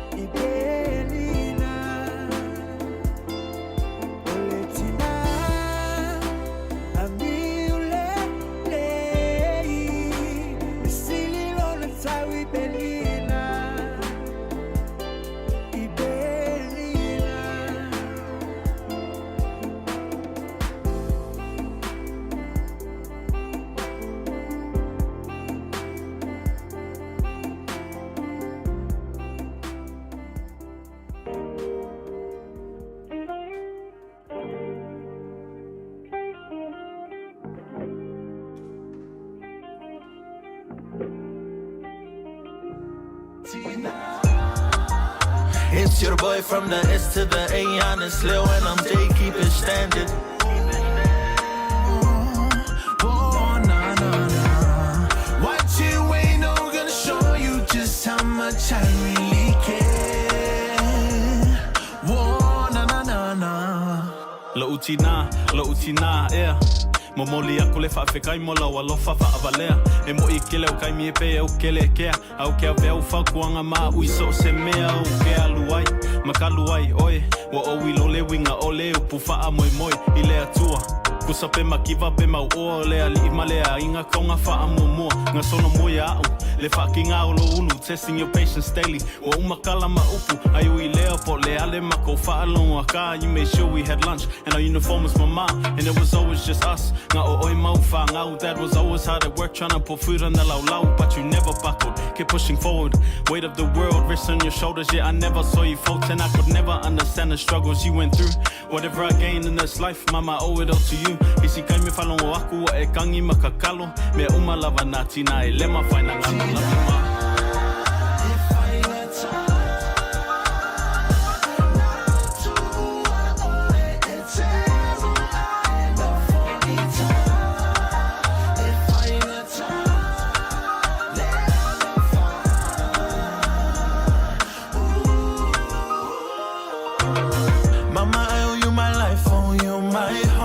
You always keep me warm and safe from harm. And the love that you've given me throughout these, I can't replace, no. Mama, you always love me even when I fall. You pick me up, help me weather the storm. It would take a lifetime and more to ever repay you. I could never repay you for the love that you've given me daily. Would it be the man I am without you? Because when push came to shove, told me to never give up, and I'll never give up. I got a family on my heart, got a baby girl who looks up to her. Yeah. And this one goes out to all of my mom.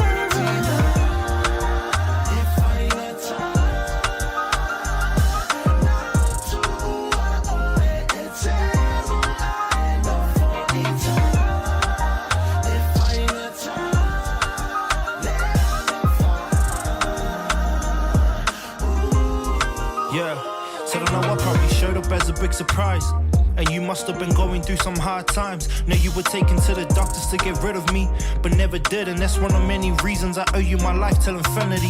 You held me from my first breath, I'll be here till the last. Soldier through many sad times, I'll always make you laugh. Promise to be your sunshine when days are feeling dark, even when we are apart. Yeah, you know that. This is for the woman that raised me and made me into the man that I become today. See, she gave me what she never had, even though it may seem so crazy how time flies. I'll always be your baby. I'll always be in debt for the amount of times you saved me and put me back in line whenever I was misbehaving. Always give us your time, even when you have no days free. See, my mama keep it real, never faking no fugazi. My first friend and number one supporter, confidant, my first teacher taught me what's important. Like when situations get tough, I will always be enough. All of your lessons and your love I'll pass down to my daughter. Teacher blood is thicker than water, but above all is loyalty, respect and honesty, the values planted in my soil. See, help me be the man I am today. You mean much more to me than you know. Wherever you go, forever wear the crown, your heart is royalty, queen.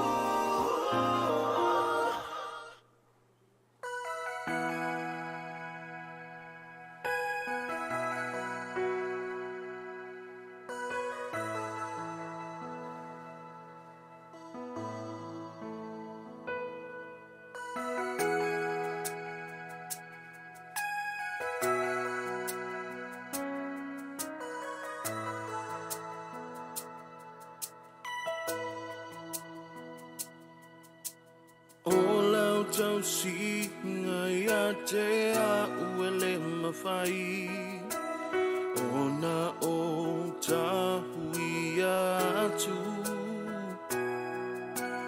Esa sala lo mafanafana I taimi Ma o si o uolanga Mama ea usili o e I pedina Loa lofana fofoa I ta Ua mawalo umalo Si wanga lolo fa amaoni A olo alo faile foi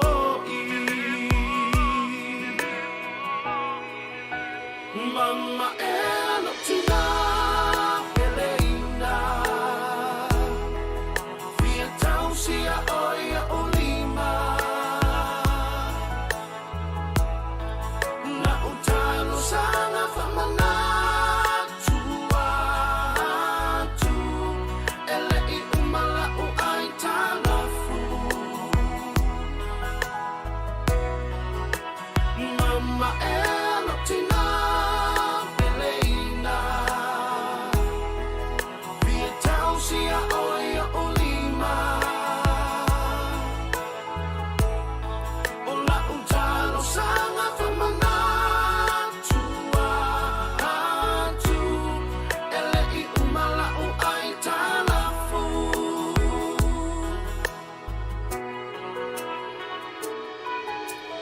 O se fuala au matala o e mama Ia so uma ole olanga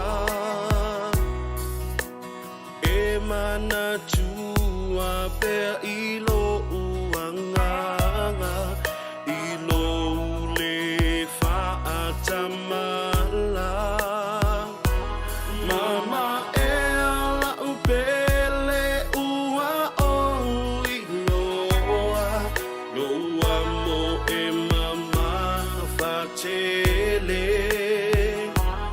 Ua ele langona ina fo I oni tinga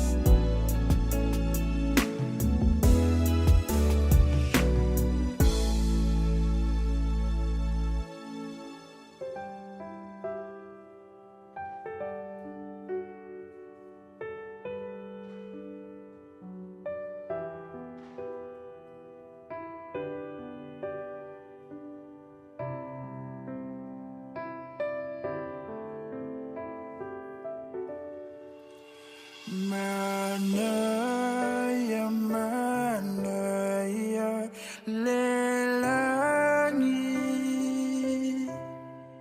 Hele toe fa ano apetinga.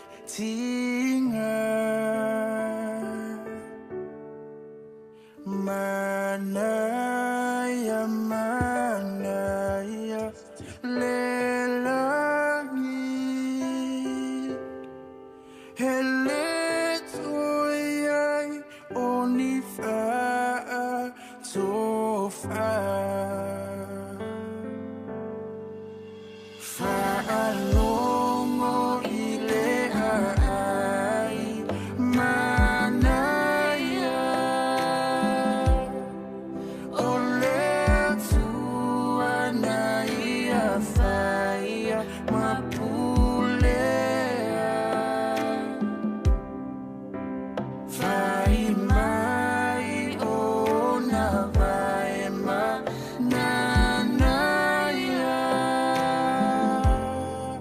Ona la savalia yepe oni auro. Manaya, manaya, lelangi. Hele toe fa ano apetinga.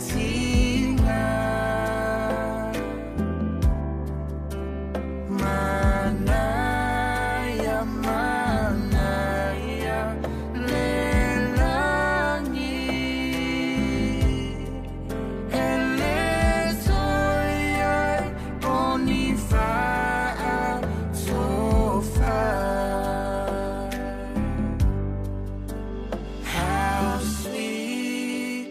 How sweet is the heaven.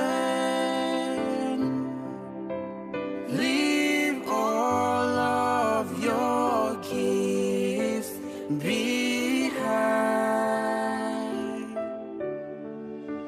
How sweet is the heaven. There'll be no more tears to cry. There'll be no more tears to cry.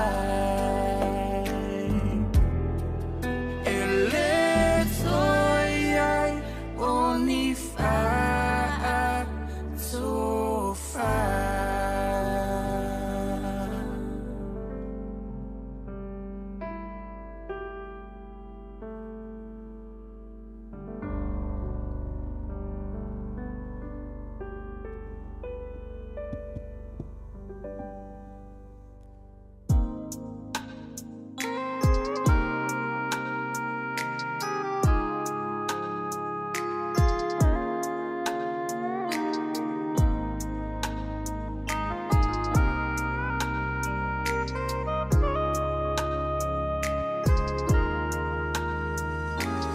Mama ya lo utina o lo ualo famo o ele uma e tuma upia se ia I ulo uola. Mama ya no for mai wa o misia o ile aina aele mafai ona ngalo o winga. Mama ea lo utina o te alofa te leia te oe.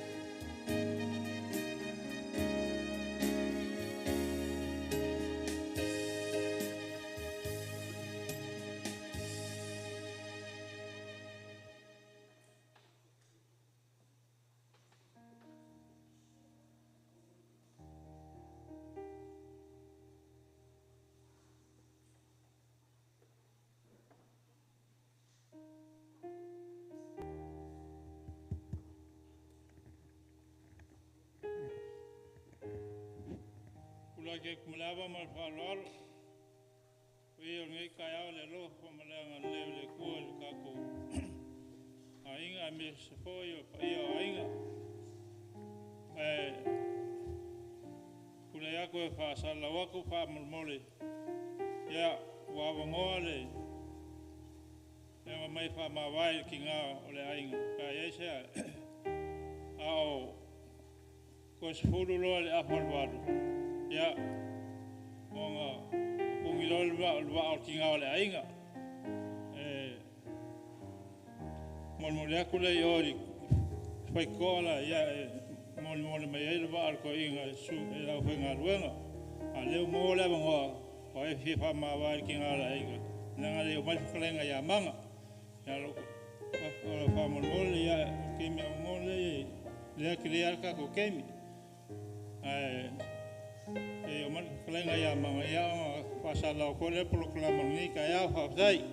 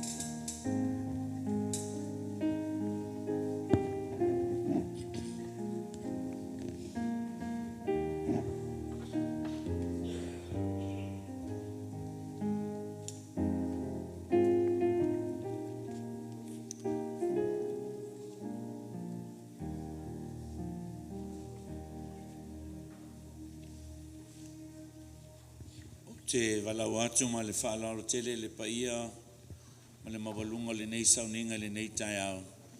Se o tātou tutu lai ai se I moli mai le sā o le tātou tina whaletua I amalama mo na toe sauninga.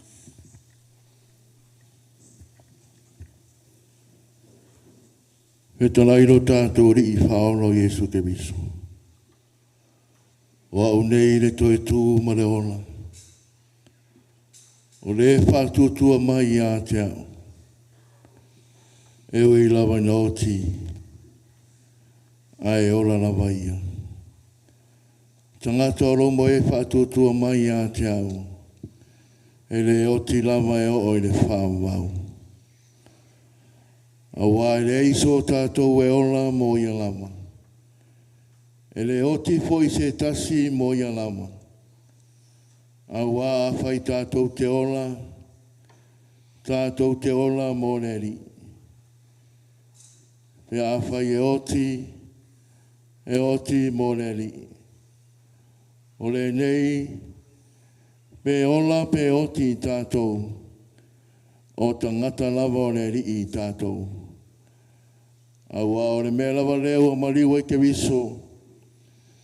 Maua tu e tū mai ai, maua soi fuai. E na ia whaia o ia mani I. I e ua oti atoa mai e ola. O le mea e te nofo ai, o le atua o le whaamau lea. O i o lano foia a o le whaamau. O nganga o e ami o tonu o I lano a o le atua lea. E le to e o foia te ina tau se mea tinga. A ua pe ina tau e woti de manatu e valea. Malo lato whaama vai e pe o so lato malaia. A toa malo lato malanga e se atu e pe o lato whaamatia. A e pe tai. Wa iai lato no lato manuia. E le mawhaia e le oti. Po le ola. Po a ngelu. Po a tali. Po mea malosi. Po mea nei no po. Po mea tali. Po le mawalunga. Po le loto. Po se mea na whaia. E le mawhaia ia mea. O na whaate se ina mai tātou le lofa le atua. O ia ke visolo tātou rii. Amu ia e oti. Amu ia e whaanonoa. Aua e whaamawhanawhana ina I nātou. Aua le atua tuwale o tau loto. Ia o tau whaatuatua I le atua. Ia whaatuatua mai fo I a te au. Tere me no whai le moto lo tamā. Ia whawhetai le atua le tamā o tātou ri o Yesu ke viso. O le na whanau fōwena I tātou ona o na arofa tele. E na iai o le whamoe moe wala. E le toe tū mai o Yesu ke viso na iai woti. Ia e o le tofi e le pala. E le aise le anga o iai. Lau sunga taitai. O leo tau nuu mai le sao na tātou tina. Mo ona toe sao ringa. Ma le whaaro tele. Whātai.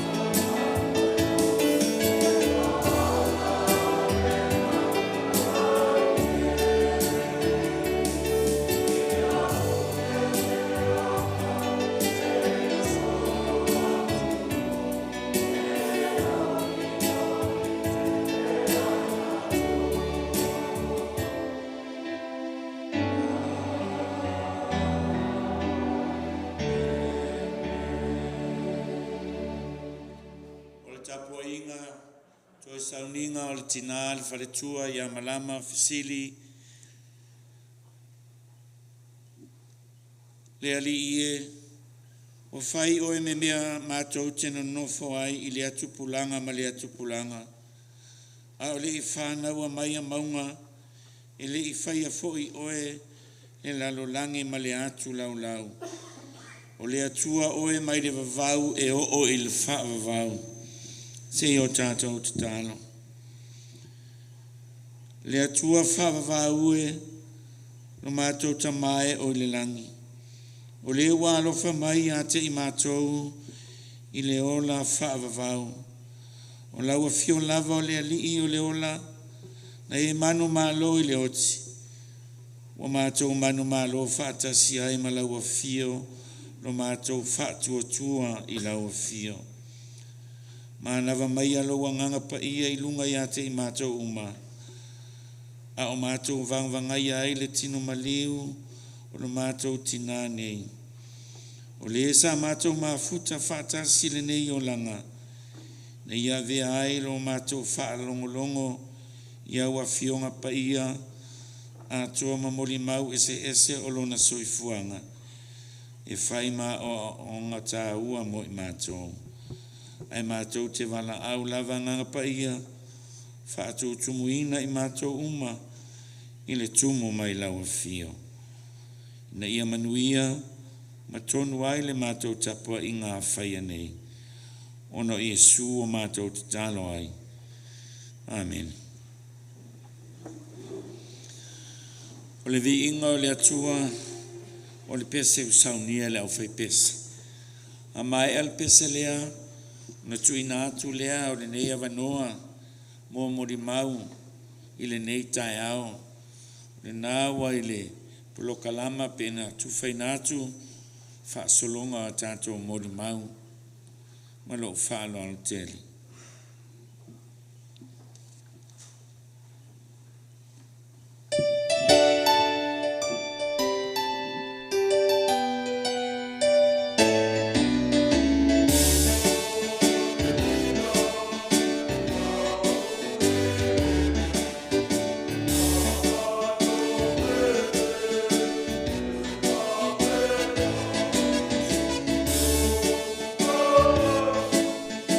Oh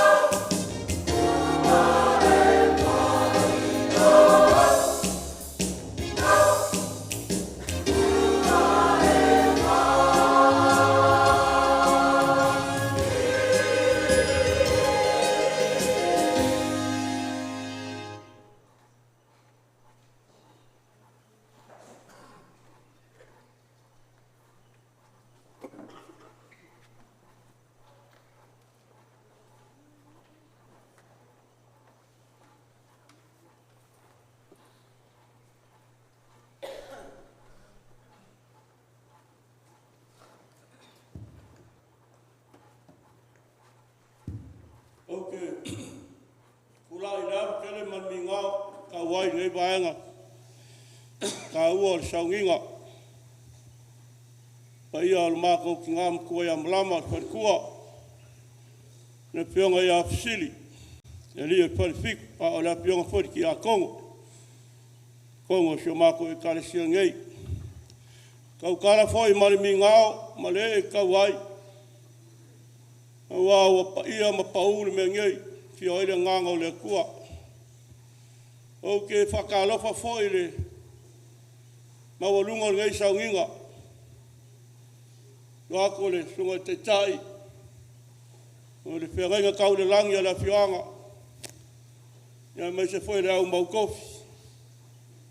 A wād wha mua mua ngei kai au. A ka lofa fwoi pa ia la whianga. Nalo whau maolo ki le, e whio aile makua whaukangu. Ia lia wharifiku su mai a waiko le laungi wāong kau sala. Ia matikalenga ia ila ua le whainga. Ka kulau fwoi, ni ngei kai au la whio mai o sa mako pōro kupu. A whio mai wakia, na ila ulu e whio ai, makai o le au, wai, kango le langi, ungo whangau, su soli, malu mai, kalenga ka makua, pola pui pui, kalenga, le sao whai ngā, malu le lau king, lau le kulou lava. Le maave ese o wo, au mea mai, ai masangi,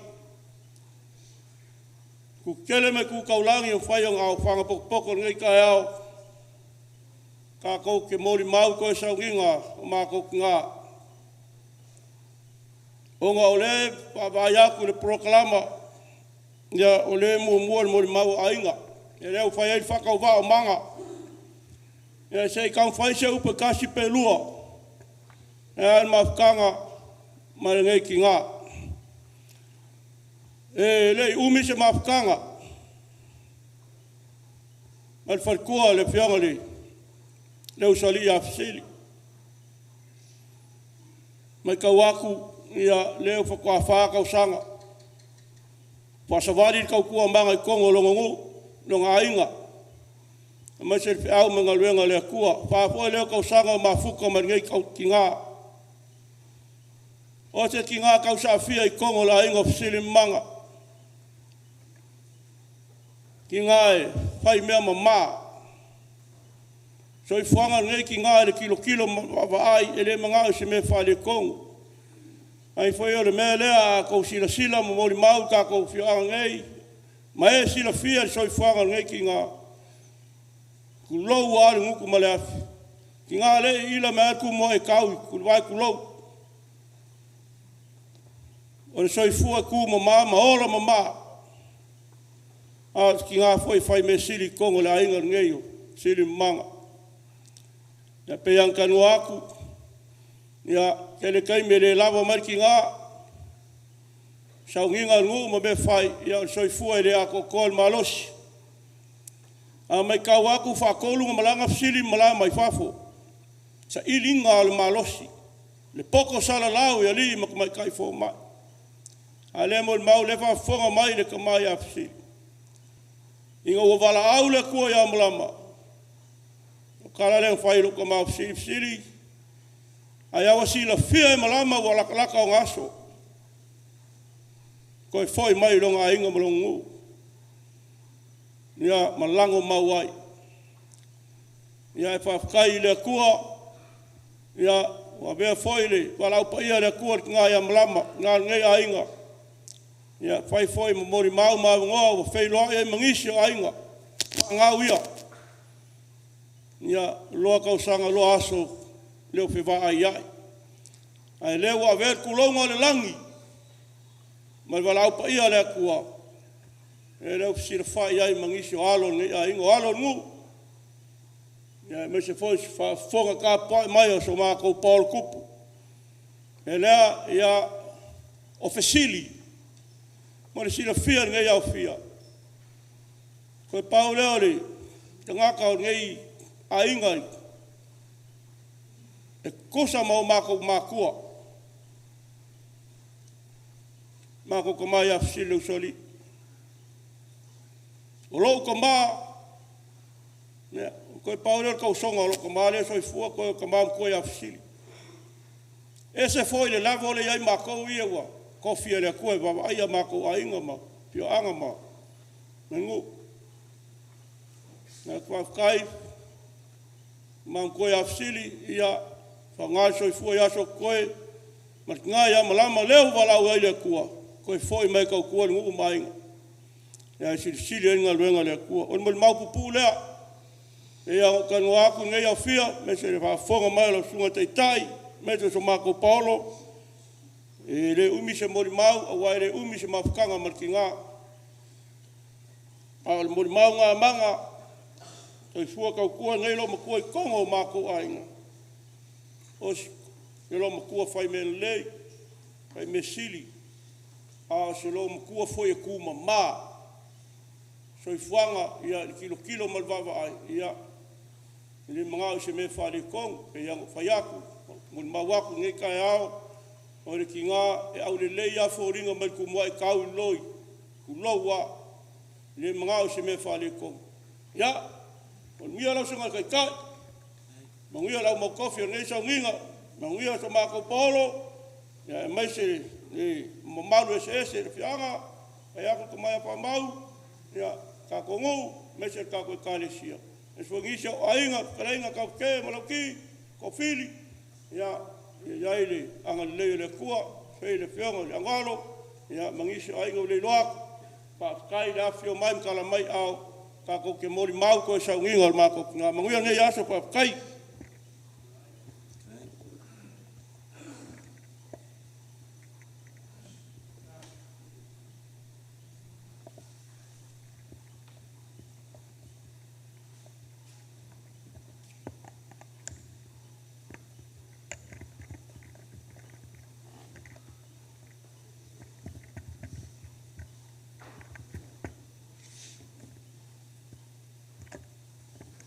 But shalom and greetings in the matchless name of Yeshua HaMashiach, Jesus Christ of Nazareth.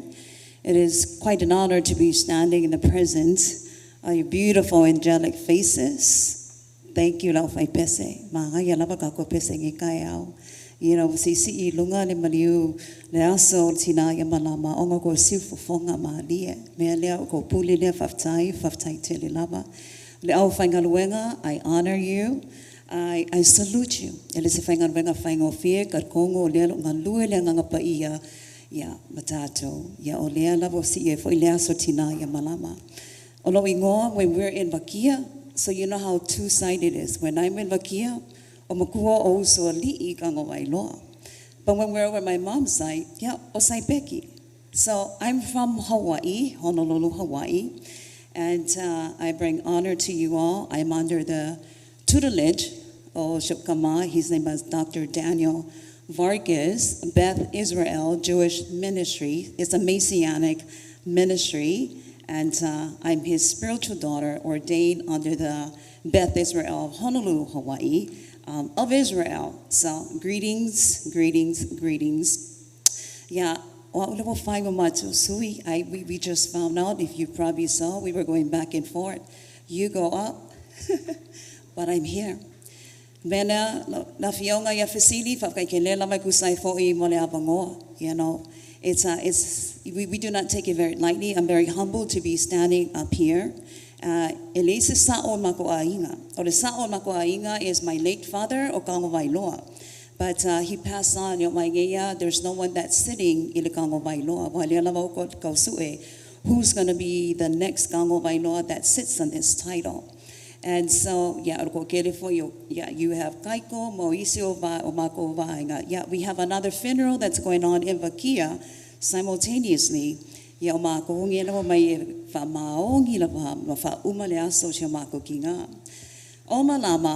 of you have heard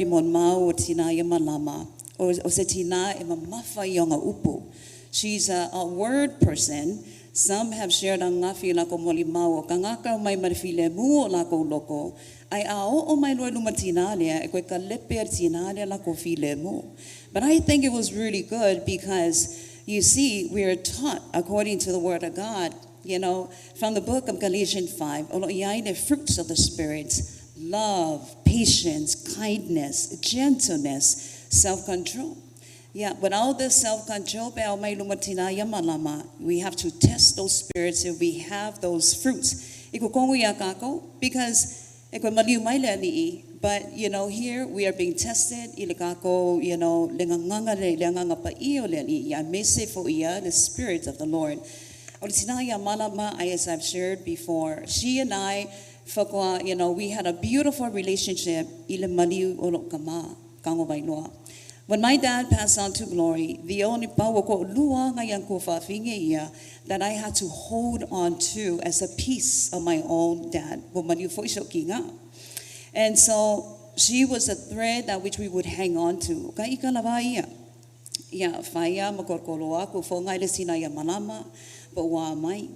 So when she was in Hawaii, Utah.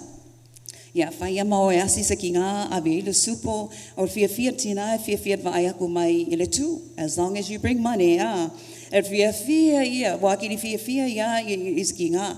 But I don't blame her. Lang fonga ele, you know, okao kaiming it's very expensive.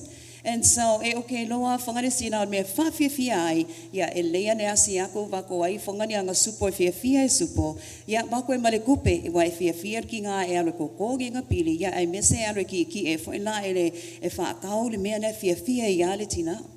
Ya enga mo malanga ko la tina ya Utah. Yeah, I haven't seen her for a while.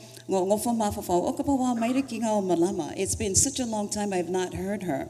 Yeah, and only to find out, yeah, okay, topa, yeah, pako, mama, voa meka, and for my umanguia lavalo sugar fefeao, pako eka lo fai, evo e aule leia pe umangaki teenage was ilomako if you fear ye kalala ia. Pako, okay, ngaiki aule lei, you're still so young and so beautiful, mama. I aga my for my say, uso. No, ngaiki aule lei maya. Pako, yeah, I know fonga ele.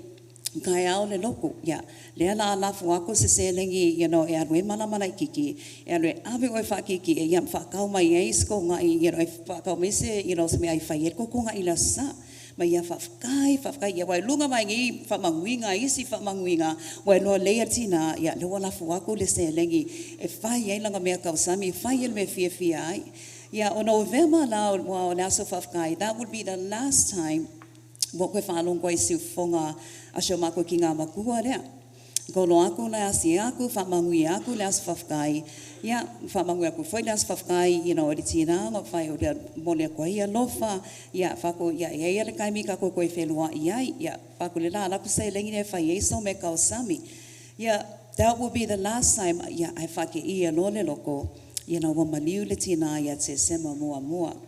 Now, I did not find Tinaya Malama, all the testimony you have heard is she's amazing with her words, and I'm speaking life on this. But, you know, when I was doing her message for, you know, the family service, I was tremendously and immensely blessed as I was going back in a Hebraic calendar, because we have a Hebraic calendar, Male Gregorian calendar, and the Gregorian calendar, the Kalengilea, Yangwali, Februari, Maki, and so forth. And so I wanted to go back to God's Hebraic calendar, you know,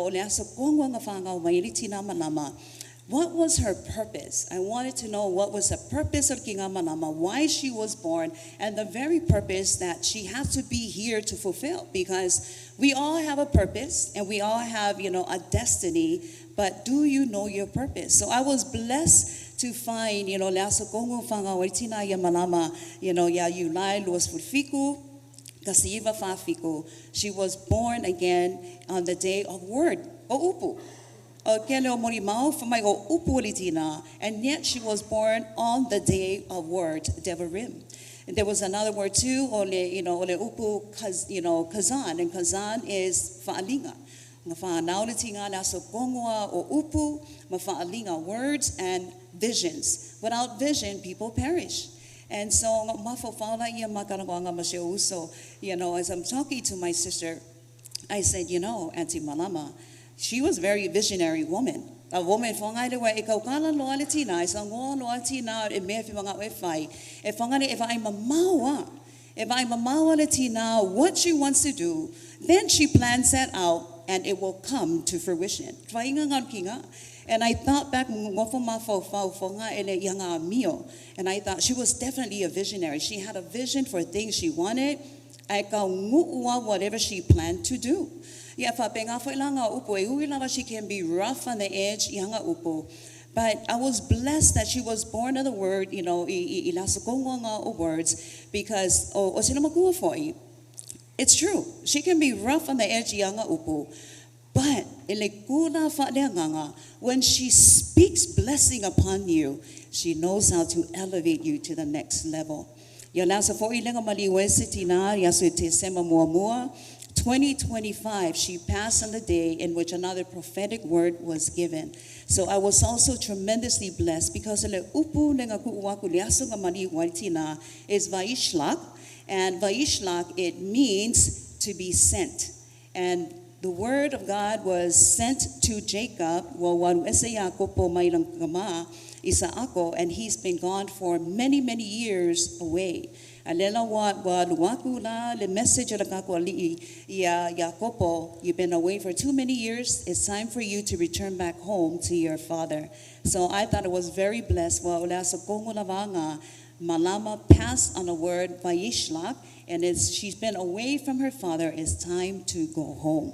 And so that I want to go back with this is just a testimony, but I also want to say that, ilitusia sanamo silau torus fuluiva, tusia mai nasila fia u mata o le ifaya atua, wa tusia foi lau tusi o uasa uma. Oaso na fatulanga ina moa o le iyo o lava ina yaise tasi o aso. It means that her days were already written in the book. This is what the word says.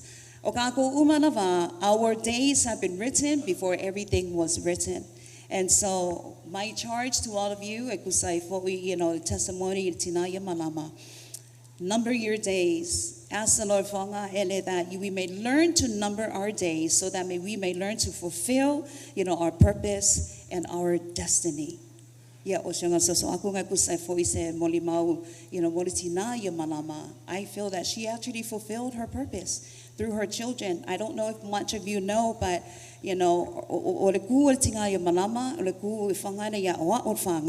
speak the word, guide them over,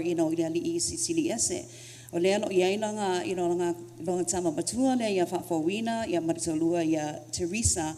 They are amazing because they love God. So Tinaya Malama has done wonderful things. They serve at Word of Life in Honolulu, Hawaii, and they have church plants all over. It's a very huge congregation, and we love them very dearly. So Malama actually imparted and instilled in her children the love to go after God. If you don't know about Lua, Lua is like a right hand to the governor of Makoi, Hawaii, our governor in Honolulu, Hawaii. So her son Lua travels all over the world, So that's how, her blessings and her words to speak over her children. And then you have another amazing mighty man, her son, Junior, Malanga, amazing people who love God tremendously. So you can see God has worked such wonders in them. And then it's not like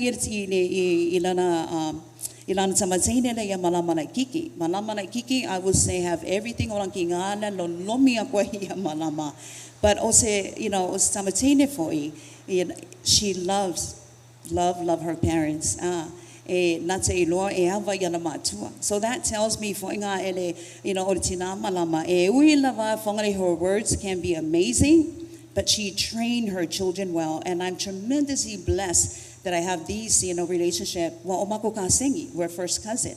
My dad is the oldest. Yeah, she's a number 3, in our siblings. Yeah.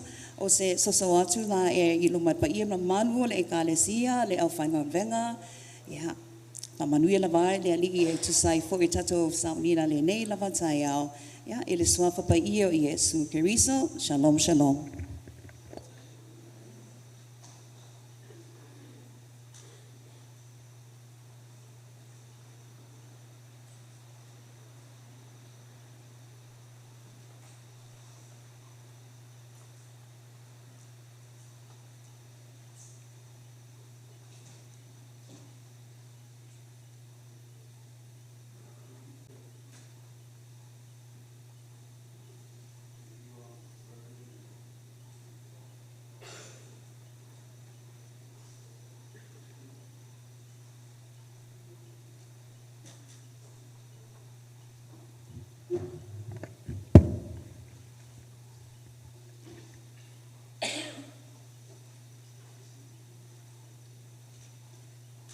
Thank you, Reverend. Thank you, Calacia. Thank you for this opportunity that you've given us to share something about our mom. Thank you, family and friends, for being here and sharing this time to celebrate the life of our mom. I'm Fa'afo'ina. I'm the second oldest. Our first oldest is Lea Manganaia, but he passed on to be with the Lord. So I just want to say thank you for this time that I want to share with everybody about my mom. When I think about my mom, I think about legacy of faith. What is a legacy of faith? When I think about legacy of faith in her, I think about a woman of a strong faith, woman of prayer, woman of love, a woman of compassion, and a woman of joy. And this scripture comes up to me when I think about my mom. It's Proverbs 31:28. It says, her children will rise up and call her blessed. So I'm standing here in front of you guys, letting you know that my mom is blessed, and I am blessed to have her in my life. What I want to share with you guys is, what is legacy? When you think about legacy, you think about money or property that you receive when someone passes away. In Proverbs 13:22, it's a good man that leaves an inheritance to his children's children. And what is a legacy of faith? Legacy of faith is passing godly values, faith lessons, and inner wealth to the next generation. My brothers and sister and I are my mom's faith, legacy of faith.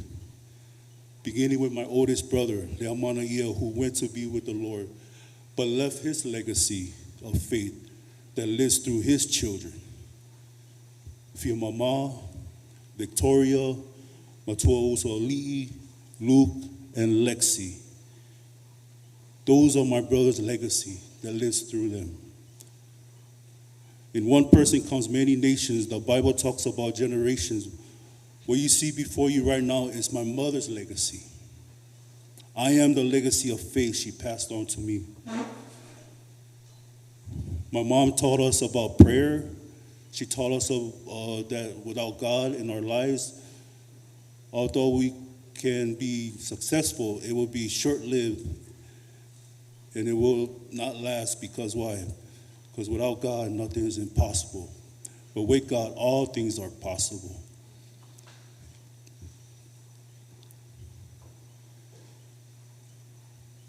I want to share one more scripture and then I'll finish up. Thank you for listening. Deuteronomy 6:7 is, you shall teach them diligently to your children, and you shall talk of them when you sit in your house, when you walk by the way, when you lie down, and when you rise up. This is how my grandpa, Tamawailoa, and my grandma, Feva'inga, taught my mom, and she taught me and my siblings. When I became a father, I realized how important my faith walk is. My wife and I have 3 children that God entrusted in our care. We raised them up in the world, but this is the legacy of faith my mom and dad instilled in me and my siblings. I got to raise my sons the same way. Now I have another nation, a new generation to raise up for Jesus that I am blessed with. I am blessed papa of 10 grandchildren. My oldest son is Roger and his wife Junie. Their sons are Leroy, Liam, and Lincoln. My second son is RJ and his wife Tracy Lynn. And they have 3 children, Titus, Eliana, and Noel. And my youngest son, Cypress, and his wife Jadida, they have 4 children, Behati, Lalileo Leali'i, Reddington, Uriah, Mila Grace, Caroline, and River Fa'afoina.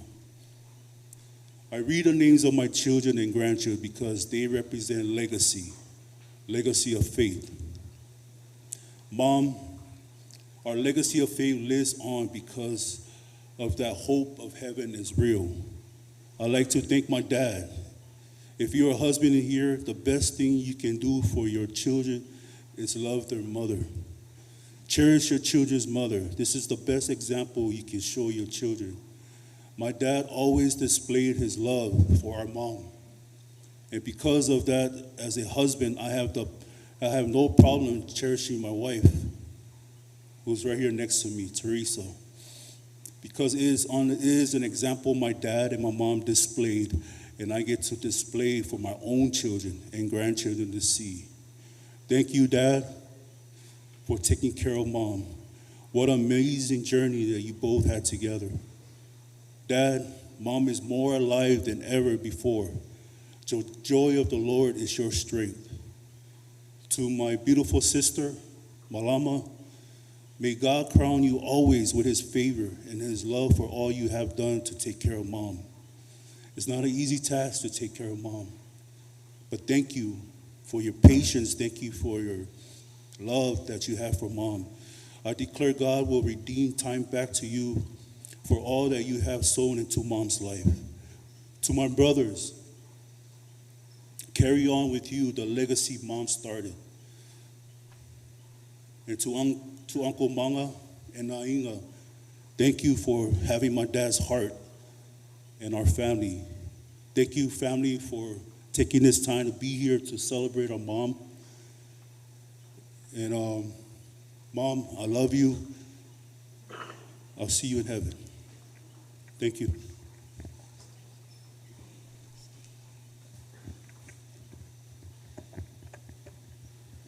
Saya manuia.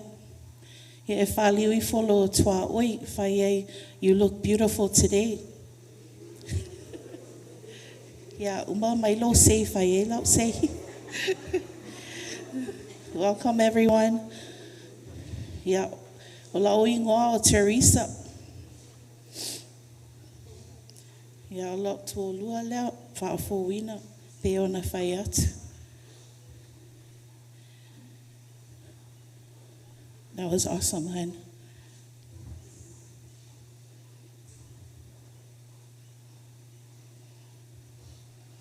Ya se whai atu, la moli mau, whapertania, or maybe both whasamoa male English ngai, ke ika o valelea inga lo whasamoa. Nga a matale ma relationship ma mom, ia sola ua a matama whewai ma sitama o leleilea. Around 1989 is when I first met Mom. A matama whewai e ma fōwina. I ole October le same year nga Dad got new orders to Kentucky. So, a long distance la my relationship, ma fōwina, e ke mi umau ke kolu akwai, e whai mai Mom, ia, e ngofo fwoi le la fo maingpi supo whai e sa o mea kausapi.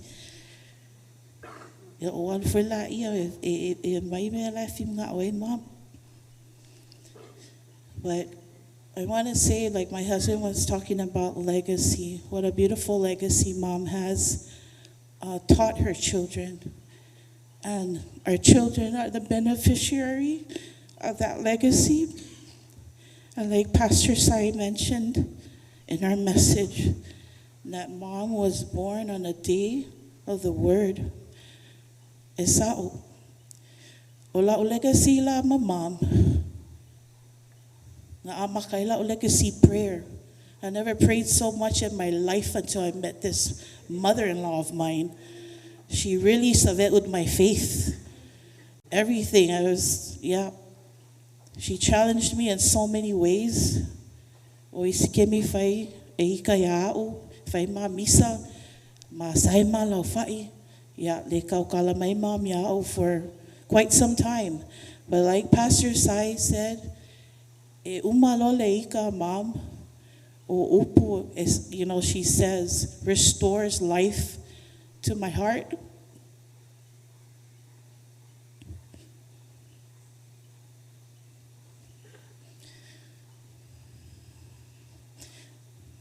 My husband and I have been married for 32 years.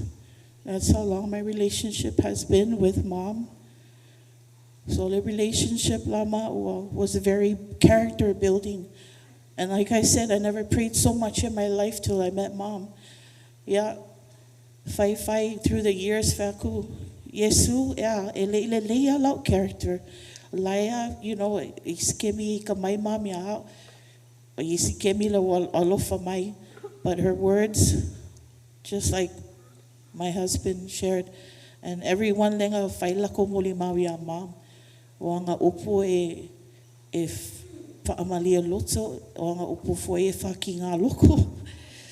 But ulava at the end, she wraps it up with, I love you, koe fafu imaya upunga fayaku ya oi. O ke alofa kele mo oi.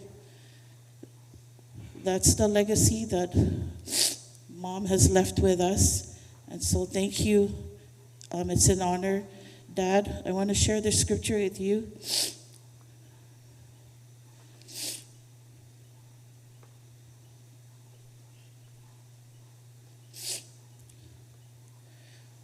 Ecclesiastes 3, Dad, verse 1.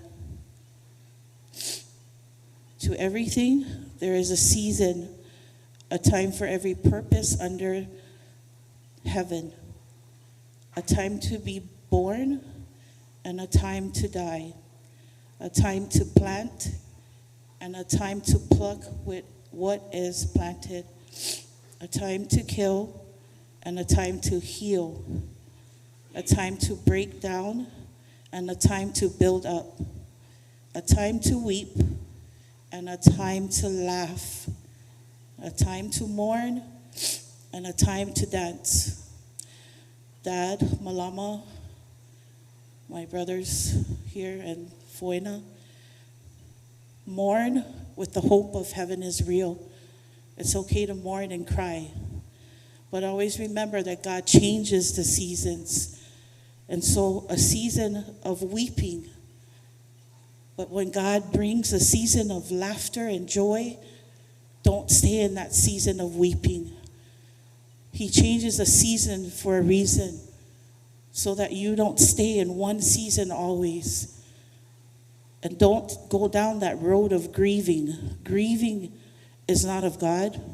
I hear people say a lot of things. Grief actually leads to depression, and that is not a spirit of God.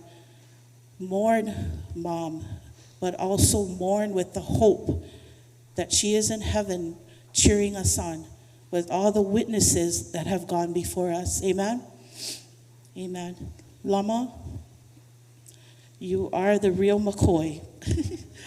Sorry, brothers, but you are the real McCoy. You stuck it out through thick and thin, even though how hard sometimes Mom can be. You are the champion. And what your brother said, may God crown you with his favor and blessings always, because you're taking care of Mom and Dad. So thank you for sowing so much of your time. Your labor of love is never, never unnoticed. Please know that we love you, Lama. And Dad, we love you, Dad. God is good. For my dad, walava. Yeah, okay. Thank you.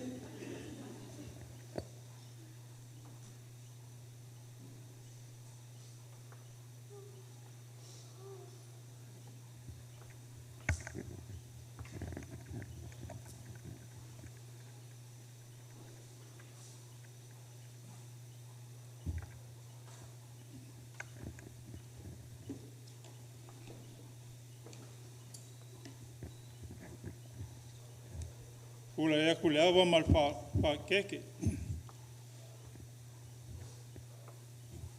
Mal falenge mal malu le li. Mangalo ai skula. Ai. Ala kampai aku. Au le ole se moli maur ki ngale ai. Ya ka kulo waku pa io la fier ngai. Ka fo. Aku pa io le afionga. Yo el makua fa kamu su soli. Mai avai.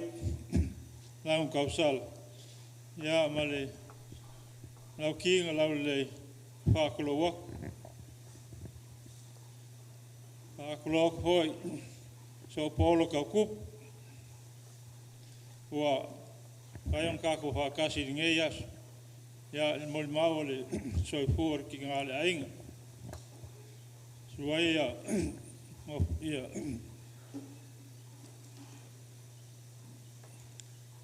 kumai kayo leau, suai kau lang, suya ngofangau, su soli. Suya kama mukua pui kalenga sa whainga le waia hoi pa iyo le ori kai kai o sa nginga ngai ki kai au pa kalpakul pa iyo le a whainga luanga al kofi le tua la sunga kai kai sunga hoi au au ya malofa aftai ole a kau whaiak se moli maur ki ngā le aing.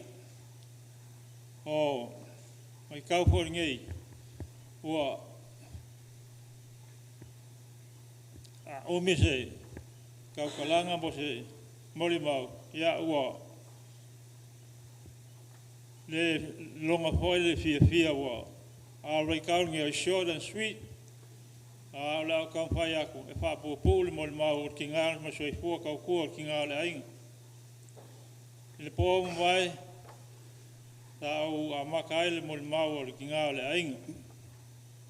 Soi fua ka kua ki ngā le ainga. Ya sa e wa o ngā ki ngā le ainga Singavalu. Ua mga ulong ka maa sipso sangi le ainga. Ngā uia le whenga ruenga. Yang whaiaku le ki ngā yamalama. Sa wia alo wa whingi. Alu se e whangaruanga fsosangi mai a kiau. Laki ngā au le kāku ainga. Ia on whapea on whai e malama. E mga o long kama. A maka i long alu malama e whangaruanga. Ia sa ili mai fsosangi. Ia i long kama. Ia kau kua ki ngā yamalama. Pe yang kanu aku spom vai. O malama kau le o la inga nga vai kau. Ya yon ko ngange maku ya ke mo ngauso. Ya ang ruenga le malama sa fai longa inga. E kau kua ya fai me ka samia o makua. Me se foi on ko ngange mo ngauso. Ya male inga ko. Amakanga mai nga so i fuor ko kua o malama. O mga olia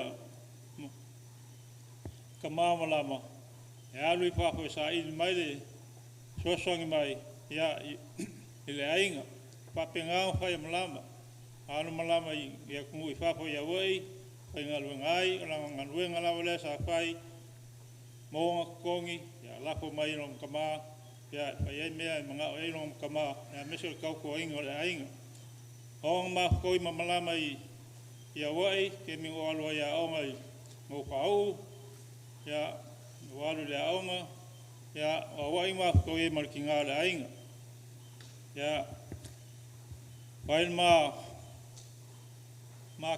ko mo markinga le ainga ma ke foi mai ya se felo ai o ma kua ya ma ka kua o ma kua ya al menga sa fai ma o oi mai sa mo ka kua le ainga malama ko kua yung makua ya al mga luenga ngasa pai ya o mga o malama piali papu sa ili si manguyo au ka ua mal ka fangau yang fapenga pai ya ole Mai ke mi sa o iai pakia kau kua le makua malama. E kasi ar kau sang. Ya, mea le ngā le whai ngalo le kamā malama. Wa al kamā malama e whai anga wā po e o a koe e o i whangsā. Ya, sua ila wale a le whangkongo. E kauru ngā whai le pa apia kamā malama. O lo le si aso wa le se kesi le wa al kamā malama. A wa po le mea. Wa pongi sā. Ka ngoa mai kamā malama ya kia au. Ke mi ngā la whai ngoa au ya whai kuli eiku. Am kai ai le ainga. Sau se alu se mai se kesi o kako wa. O pongi sā o fiafi. Pa pengang au whai. Sopo ilunga la wala ma le lima kālo in kesi. Alu Pankongo, Okul Kesi, ko lipo loloa, a e mai lunga monga malkalo in Kesi, pa pengang pai, ale awala, le mukwa le anga, la wala vei kaunga e sopa wakia, a e pai fo la loloa i suel me kuaia wai wa ase o ia, pale kong, painkanga awala wakia ya soia, ya, ho loanga, Olo le si aso wa le lawa le maros ave loa oi whangasai mai i whalmai pa pengang whai e kama malama ia mako wo o kongalua alu ai lunga alu mai whangasai alai ka oko i lunga o ao kama malama ia pai mai a kama malama o sai ko kiki a ka ko whalmai ia pa pengang whai Ya o ngo mawolo malosi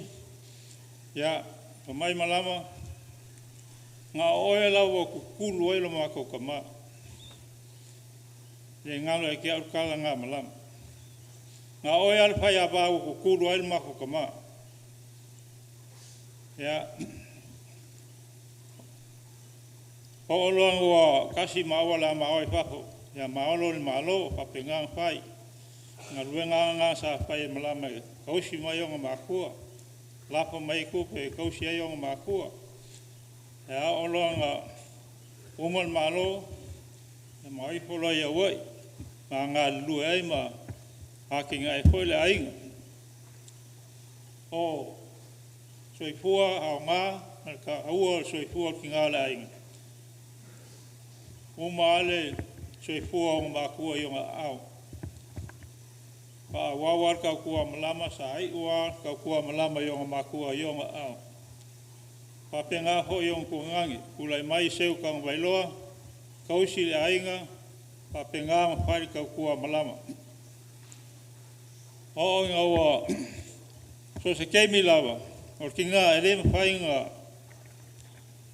skinga ele ma ho le ala se me ma nga e fa nga wong kungangi ma ngoso le ma whainga kau fie malama. E whaai. So se mea. Ngā lawa le ese mea lima malama ngā le whai alea. Ia. Ole ngā malama i le ola kau kua. Pape ngā whainga ua ma o mai koe whai mai kausi le ainge o kia. Ia pape ngā whai. Pa mauku mai mau e o kia. Ia kausi le ainga malama. Le whai ngāra e kia le upor kama malama. Ia manguia oe waiku leiku. A ke whakua rau loko.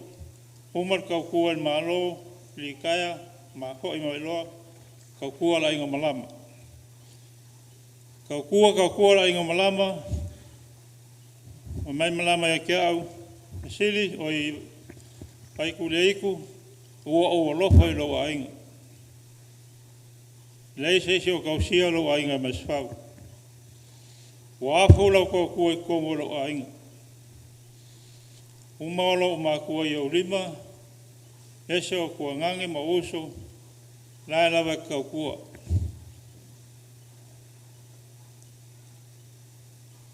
Ole ma fuanga o sa kausia loa ainga. Kau kua ngā tinga le ainga. Sau ka whailo ainga masfau. Wa afu lau kau kua i loa ainga. Ma mai loa kausi loa ainga masfau. Oski ki ngā. kumu le lo. So se isi lava e laku ia malama mga mia se kupe po se me ai e le mawhainga la si le fia isi ka ngā kor ka kongu nge mas whau. Os ki ngā li mpoa, os ki ngā e lofa. Palanga kala pa iaku awa koko nge maia. Awa koko nge maia nge mea wo waku ia ki oe. Pape ngā soi fuor ki ngā leo ale ainga. Oanga o mau kulo a ainga. Koe kalangoa mai malama ia ki au. Pesili, pawhelo a ainga kei sabanga. O mga o ki alu sa ili seisi, e kausi le ainga lo ka maa sabanga i fukinga. O whawkai ia ki ngā le ainga. Le lofa mongi ia ki au, e lau kau kua i runga ainga, i maonga maa kua. O whawhikai lo kau lua whawhikai, o le a whail mea ngai kālango mai ai. O ngā ua pokopoko le mako ainga, fukinga sa ili si kasi e kausi le ainga, kalangoanga mua mua le iu se lei. E le iu se lei. Ngonga funga fau maa leo le ainga, o lai se nganga. Ai o whalongo aku le siu leo. O le siu leo le lofa. Mususunga le paia. Awala mai. Ia malama. O siu leo ngā o malama o whalongo kuai. O riri o ako alo mawhakau. Kala malama e te au. Sili. Hail mea lewa mga veilu ainga. Lololo ka api. Lololo ka api. O mua lo loko i whaukua ki ngā. Whaukua le lofa. Whaukua wala mai le kua mawaili fi le mū. Ia ngongonga lea pisi mi nguke pe fia. Ia au koe kalangoa kulel pa ia lo ainga sa mga. Ko whaia ka ke. Ko whaia manga. Ua au ka lia whau kuanga lo ko lua. Kala lo ko lua sili pai wha leilo ainga. Pai wha lei ka ke. Pai wha lei a ko whaia manga. Malika ko ainga. E lea, malama lo ko lua. Pawhekai au whakuang. Mongi ai ale nganga o ki ngā o le pae male auri. Pae male auri e ngā kai whangau. Pape ngā fo i ainga. Ai mese o ngā ruanga le kua. Wa olo olanga. File muia au. Wa onga kalawau. Olo file muia. Ainga wanu lo le malo. Ya. O hoi mai. Ya. E ya maru sui fuangal ko whaia manga. E ka whaia ran wha milikeri a inga whangau. Ya aile pingalo ngau le kua. O ki ngā whakaiaku ko kausia li ia wha moe moe. Kausia li ia wha moe moe. Wa kala wha moe moe. Wa piu kere ia le ulmalo o le ko whaia manga. E le wha longo ia ia. Ia o le kala poi ngā malama whai mai a kia. Kala ngā malama whai mai a kia. O whau kua mai a kia. Wa walu e whaingia unga ruenga. E pole ior ki ngā le ainga. E kukuri aku wha ngau kua unga ruenga lai thai. Kala malama ia kia au. Sili. Kua unga ruenga ngā a thai. A e la vea. Kupu mai se mea ki oe. Pai ki o mai lalo ainga e kia. Ko whea ki ngā le ainga. Whea e oe. Whea malama. Alang kala ngai ke au pe au le whainga o ngā ruenga pa pole longa loko. O le kala whaia malama e ke au. Whainga loko le ingo ka koe o le wha. Pāla malangi o ngalua ngai whai, ki roa o le waki. Pālonga o le whaukuanga ki ngā lainga. Ako la kalwha, ko uma o ngaluenga, ala walu lo whale, whaile lok. Whaile lok. Uma le loku, ia au koe alu koi, wha uma o ngaluenga. Ameriki ngā la whai hoi la koe alu ia. Ia whamria so ale loko mena le, whaile ngaluenga. O longa soifua ngā e po pole ia kere ia keo. Nge iau la vea whale kongu. Ao whainga ua kāsfu lua lai whai au ngā luenga, whai maile ki ngā lainga, kāsfu lua lava au ngā luenga. E loe oe, kāsfu lua o wheo ai a ngā leanga. Kei waweo lainga oe se, wangkala ngā lo ngā lofa ia tea. Ia e whaakai aku, whaakai kio ki ngā lainga. E lo lofa mongi a kia. Whaakai. Ia o le moli mau ngā le soi fua kau kua ki ngā la inga. Le ngaka i o ainga, ia mese hoi whangau, hawhi anga ma le ka le sia. Manguia la malanga, e le ngalo e ia kia. Ia whaatai mo le avanoa la sunga kai kai. O le a kamwhayaku le pesa whangau. Pau maile mo maua a mo whanau ia mai lori la koi.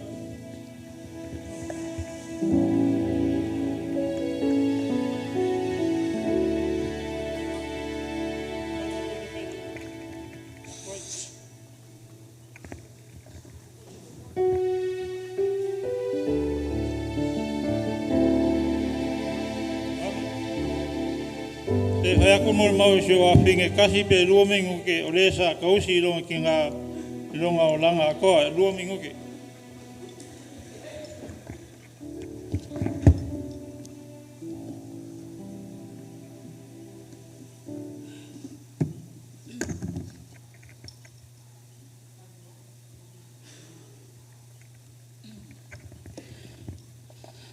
Tai mo le avangoa, whaftai lau sunga le tai tai.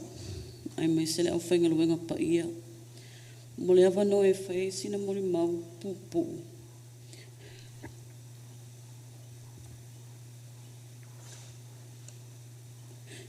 Awan maa ua mawhtanga ma shok tina.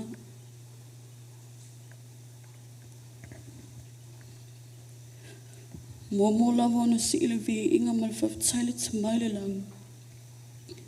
O lo uma ua pēa tātou le ola ma le malosi. Awana le se anolo na fio. Ile mawalunga mamatsa ngofia le aso. Tulum na ia le pa iyo le awhenga wenga. Tulum na ia le pa iyo le awhio anga neo masfau. Tulum na ia le pa iyo ainga na lua. Ai mai se le awhio poto poto. Avatu le lima o le whaatalofa i a inga. Wo, mai e masani. Wo mawhai ona awai mai. I le toi sauningo si o mātou tina pele. Ia malama tanga wailoa fesili. E le fesili ngia lo nei tangata o au malama lai kiki. O awai e wi ia le whaana o le matu tina.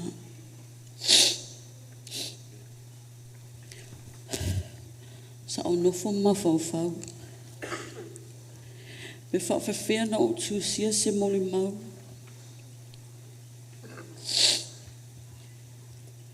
E whamatalai le soifua le tangata.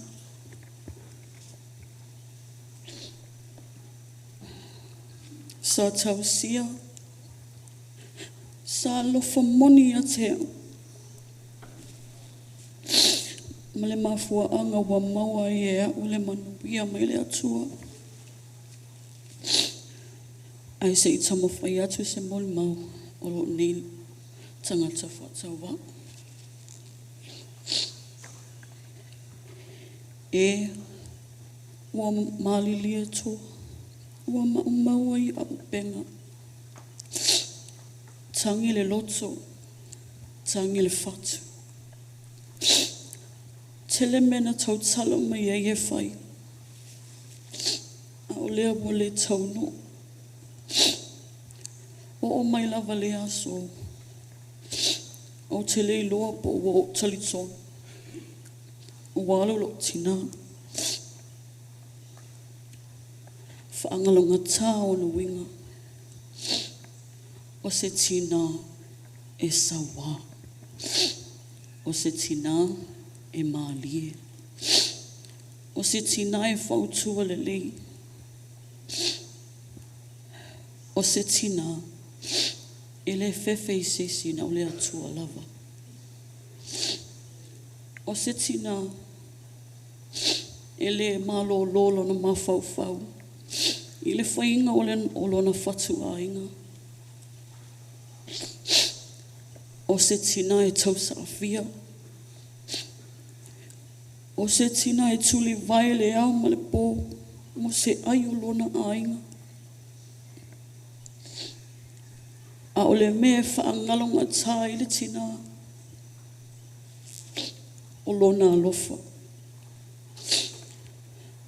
I to tono o mato ainga. O lo tina. Pei o ka malo o mako ainga. E ngofo lava fisili. Ai whaakongo o mai makinga mako. E mua o ke kua whai leila ia mako. A whai whongi whaalavlave o le matu tama. Pawalonga kala fisili. Whai whale leilo wainga. Ia veo e ma se tama e tautua le leile nuu. Whapele e kale sia. Awa e ke sawai kangaka. Ia e alofa i tangata. E ofo ia mātou whanau. E whai mai alo na tala. Po le ale whina ngalo le atua ia te hau ai mua o i kou kama. Ia kou walofa i afsili. O mai a kou kama ilo ainga i wakia ngā le se fulu iwa o ngā kausanga. O levanga kau kua kou kama ilo ainga.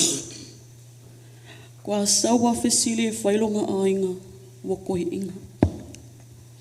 Ia kou walo lofa i re kou kama. Wai au ke wa aia kua o leanga le whaingai o kou kama. O ke sawa aiola o kou. Ese male alofa o le ngeit ki ngā il makama. E ke leanga kala e whai. Ai leiloa. O le whaku a kua mako ki ngā o makama. O lona whautua. Malona nau. Ia manguia mātou le whanau.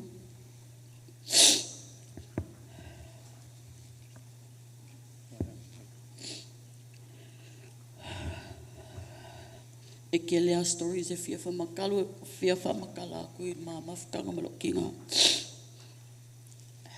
E si wha o māku.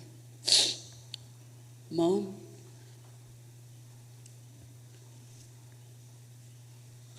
shokinga e pele lawa ilo noko. Whamali e au, shokama. Pea whai ele i le leiso kausinga i a kiawi. Kalosia wa e mali e lo kausinga. O e alo mali e. Misi a lavo o e mam. Misi a winga. Misi e ka. I ke i ka wale whankongo koe o mai. Whaftailo a lofa whamaoni a mātou lau whanau. Ma le whanau a lau whanau. E ui lava ina ti ngā mama tui le mawhtanga wa watu sia ono leo ti. Ai o te whaftaima o talitonu le atua. Olo o e iailu iona a au. Mom, I will forever carry your name and your legacy, Mom. You will never be forgotten. Always and forever is where you will be in my heart. tō whāina o ela urosa fua matala. Mom, I'll see you on that side of heaven. Ia manuia lavala malanga, Mom. I love you always and forever. Waftai mola o vanoa. Kaya kula sunga kai kai mo la bangoa, pamare rock for sorry. Bole uskaia le prokalama ya kaya kula sunga kai tai, ya onga olofa anga lava fangau, ya mera la ferka ko bes.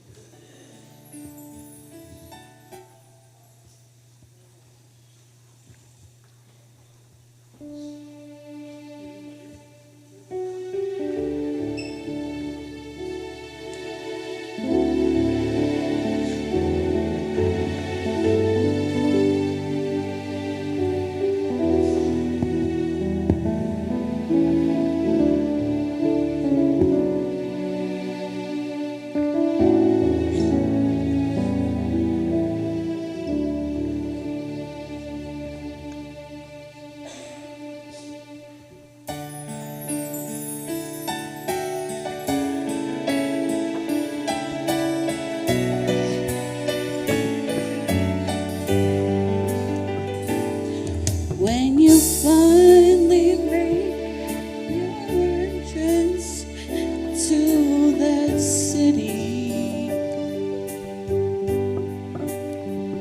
of jasper walls and bright golden avenue, as you behold all its beauty and its splendor, remember there's just one request I make of you. For me, for I will be there too.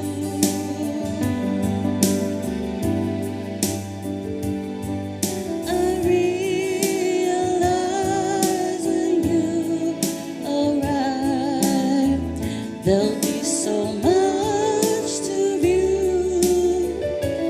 After you've been there 10,000 years, a million, maybe two. But for me, for I will be there too.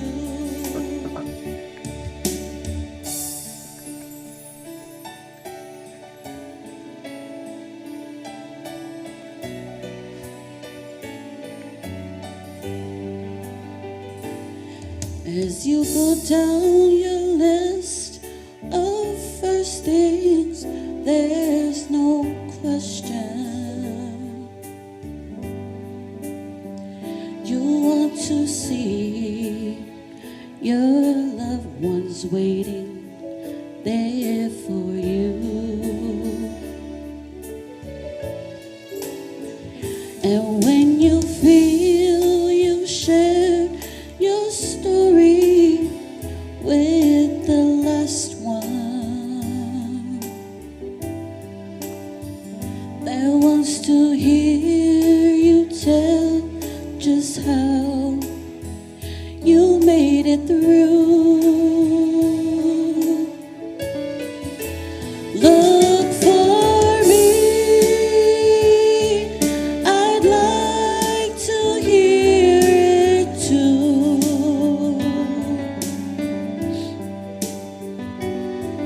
I realize when you arrive, there'll be so much to view.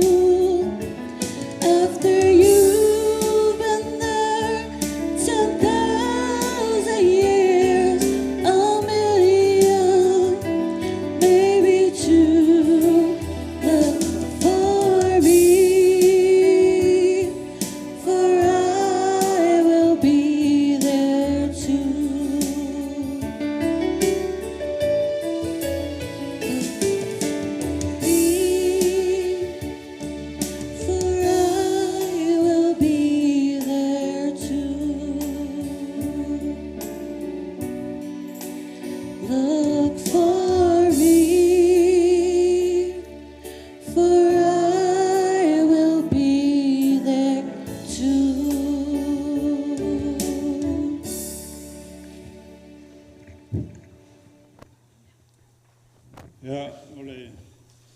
Pese lea la ko pese ko fanga. Hakaule. Manguleo fo o. Manguleo fo o. Ela pese ko fanga. Aku sainga le kingale ai. Le aule le fo o. La pesa ko fanga walwa le mangol fo akia mo siula ya pa fo se kam fa ya kul pesa ya lo fa ko kingale ai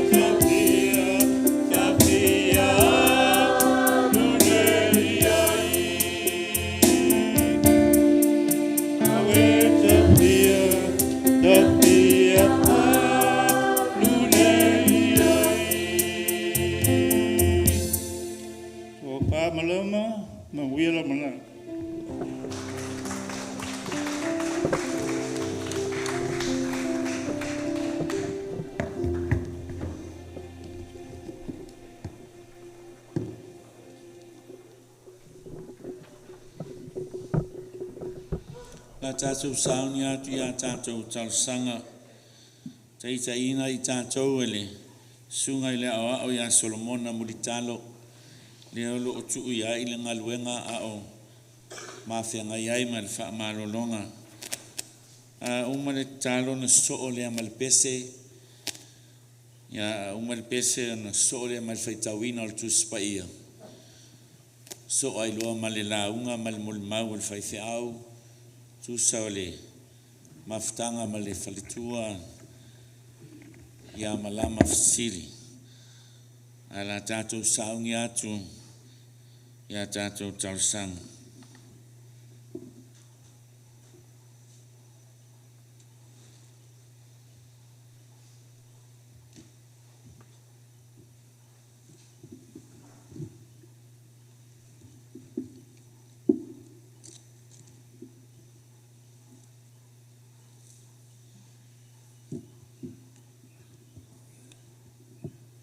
Se o tātou ifo, ma te talo I lumo o le atu. O le atua whawhoa, o le atua o le amatanga. Ai le aiso na ngatanga. O le atua e pule au au I le langi ma le lalulangi. O le atua mamalu. O le atua whaivavenga. O le atua wha mawhanwhana.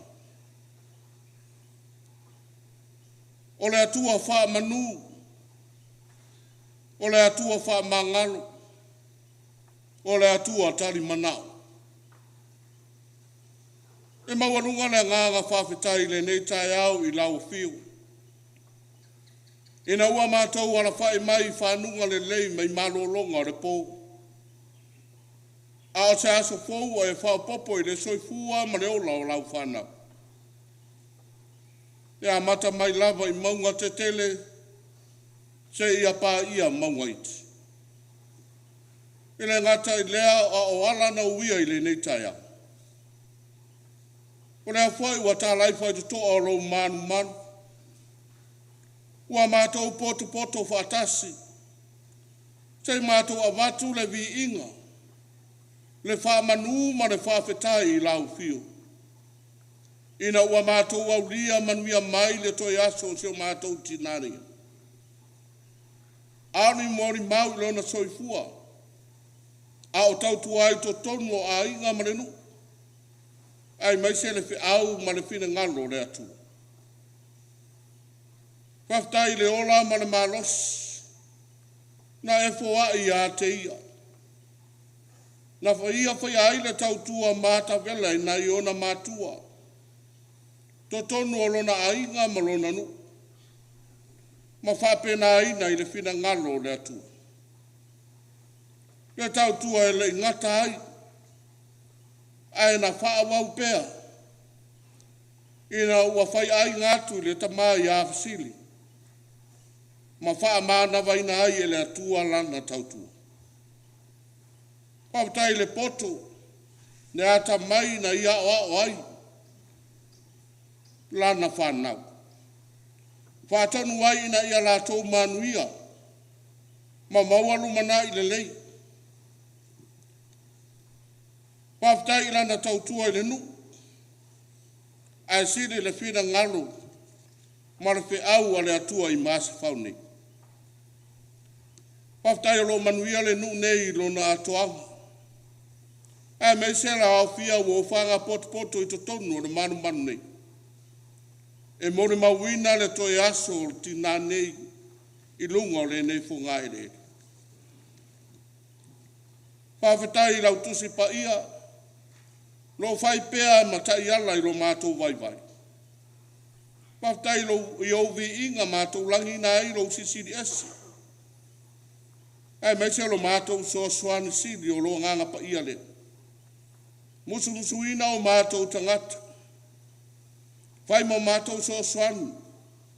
E sa o matonu ai a mātou whiriwhirina. Ma whai unga whai. Mātou whārongolongo manamanino. I moni mau e peo na sauno ai. Pa i o ainga. le tamā ia fesili. Ai tainane le whanau. Mātou i roa tonu mai, winga tau sa fia o le tina. Wa tawa a o ngā aina ai to tonu o lona ainga. O lona nu. Ai sidi o lau fe au ma lau ngarwen. Ai le ngata i lea la mātou maftanga i nei mas whau nei. Ai a whai lea ma vai la au. E au ngā ia i mātou o lo whiola pea. Le tautua māta vela. E whātaita inga le leina whai le tina i a malama. Ao soifua a mātou mafuta. Tau runga le nganga o le whaftai le li i le taulanga tutasi na whai e suke riso runga tātau. Mama ngano ai o mātou le hau. Le atua lo whai. Le atua lo wha ma lo wha muti wale. E mule ona mātou tau. O mātou o whanau a angsara. Ua e loa me e sila fia o mātou loto. Ta i to tas. Awa o lawa fia o le sai pena painea. Mātou ta talo le loto mawalalo si o mātou tina i a malama. Wani ona vaivainga. Oni ona winga whaalia. Se tua o se anga ua le tau tamari. Se anga le leile atua lo mātou tama. Ma wha maa ngalu. Isi si o mātou tina. Se tau tua foi ua le sopo. Ma wha tutu munima no na wha tinoina o mātou mafuta. Ia anga le leile atua ma wha maa ngalu. E ai taimi mātou te vai ai. E ai taimi mātou te musu ai. Pa solo ai na mātou pātua na i lau au ma lau ngaruenga. Ona no māna so le fili māna au. Mātou te talo i lau fio le li i. Se e whamangaro mai o mātou whare tonu. Whamangaro le nei au fia o poto mai. E moni mawina le toi aso se o mātou tina. Whamangaro i le tamā i awhisiri. Male nofo i alu. I le lātou maftanga o soifua mai le tina i amalam. Tā ua le toto ma le tino Iesu Keriso. Nā momo i lunga le sātau. Ina ia mamangaro i o mātou rangu. Ulau lawa fiole li i ena e whetala. Ai ai rawa se mana onga i o mātou tangata. I o mātou wole matutu i atu i lau fio e ala i la mātou tā. Se anga le lei la mātou tā pua inga ne. O i mātou rupe e vāo es. Au ma mātou fui whaatasi lalo le manu ne. Ona le wala au pa ia lau fio i se o mātou tina. Whawa manuia i leo whai mo mātou taitai. Ne sunga i le whaafenga inga ma le whalatu. Whamanuia i a inga sunga i whaafenga inga mo lātou whaltua o ma whai o na mātou moni mawina le ne asu. Sunga i awa o mo lātou whaltua, a whionga ti a kono mo lātou whaltua. Tupu mai, pa ia o a inga ngalua, se o lawa i se wetiti. Ia iailo manuia mo lo wanga le lei la mātou tapo inga. Mātou te talo le atua lo mātou tamā. Ia iailo manuia i le tamā i a fisili, ma le nofo ia. Maua pe ia le fia mai lau fio. Maua pe ia le ola mana malosi mai atu oilo mātou tamā. E wha awa wainga luenga le lei e peo na mātou mori mawina i le tinane. Ia wha awa wainga luenga ai ale lumanai o le whanau. Lumanai o nu. Ai maise le tautuaina o lau fe au manau ngaluenga. Maua le loto tele, maua le mawhanawhana sili mai lau fio. Ia whapena ina fo i le whana. Ia le nganga o le atua i a te o tou. Ia le mawhanawhana o le li i o tou whina ngana. Ono le mawhutanga. ua motu sia o no le wala au ale atua i lo tautina. Ka mawhanawhana fo i lau fio i o le kālesia. I nātou uma o mawhaina poto mai ma mori mawina le aso fia o le tina. Ia iai le manuia ma le anga le leo oi le atua lo mātou tama. So soani mai lo mātou vai. So soani mai lo mātou whātau wā. Mātou o atu i lau fio e ato to ai mea uma mātou te whai. Talo e ato oi lo mātou tama. Se taimi mātou whaalongolongo i lau fio ngapa ia. O le suru lava le o mātou vae mana malama i o mātou wa. Se taimi fo i la mātou whaalongolongo i le upu fola e tō matau ina ai la mātou maafutanga nei. E mei se ai se upu mawhanawhana. E apa i o ainga ma le tamai afsi. Ia ta tālau mātou loto. Ta tālau mātou nganga tai totas. Ai whea talai lau fiu. Mātou te talo le li ia to enga o le aso fia o lo mātou tina. Sa taimi la mātou tu uai le nei falsa. Mātou wanga atu yanga ia e mori atu lon sa. I le mea la au mawai. Ia iailu manuia ma lo wanga lele. Tai mātou e lo file mu ma lo wanga lele. Ma whai ona tau nuu manuia. Whai wina manuia fuanga uma. Ai a fo i ale vi inga i lau fio. Patasi mo mātou manao lilo le ia ua e silafia. E ala mai so mātou manuia. E o lau masanu lau fuole. Lau lawa suafa le ia wa mātou wole matatalo atoe. Amen.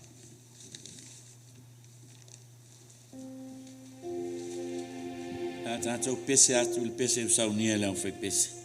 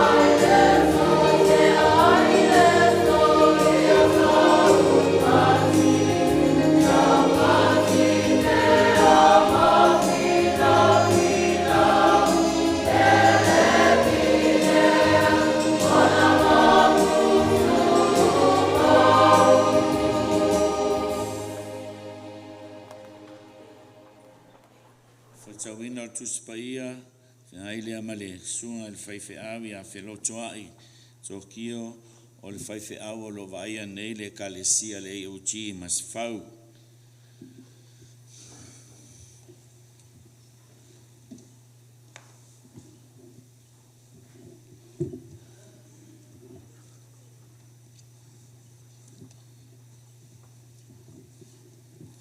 Whaafonga mai ai le whaitauina o awhionga pa ia alo tātou atua. Maua le whenga inga whau, ma le tusi al muamua pe te aru ma tā upo e whā. Se furu malulua e wha ngata e whai upo se furu malu whā. Le au pe le, au ato te ofo e toftofonga e pei o le afi. O ia te o tau e whai ma toftofonga ia te o tau. Peise ai o se mea fou o ia te o tau. Ai whapea na tō pusia o tau whatasi i ti ngā o Keriso. Ia o tau oli ai, ina ia fia o tau male oli tele, pēa whaalia mai lona mamalu. A whai e upuleanga ina o tau ona o le suafa o Keriso. Amu ia o tau, a wā o lo tū mau ia te o tau le nganga mamalu o le atua. O lo whaiwhaia o ia e ila tau, a uavi ia e o tau. I whamonu ia tele mai le atua le whaitau wina o lana whionga pa ia. Nei se i le whawavau lava. Amen.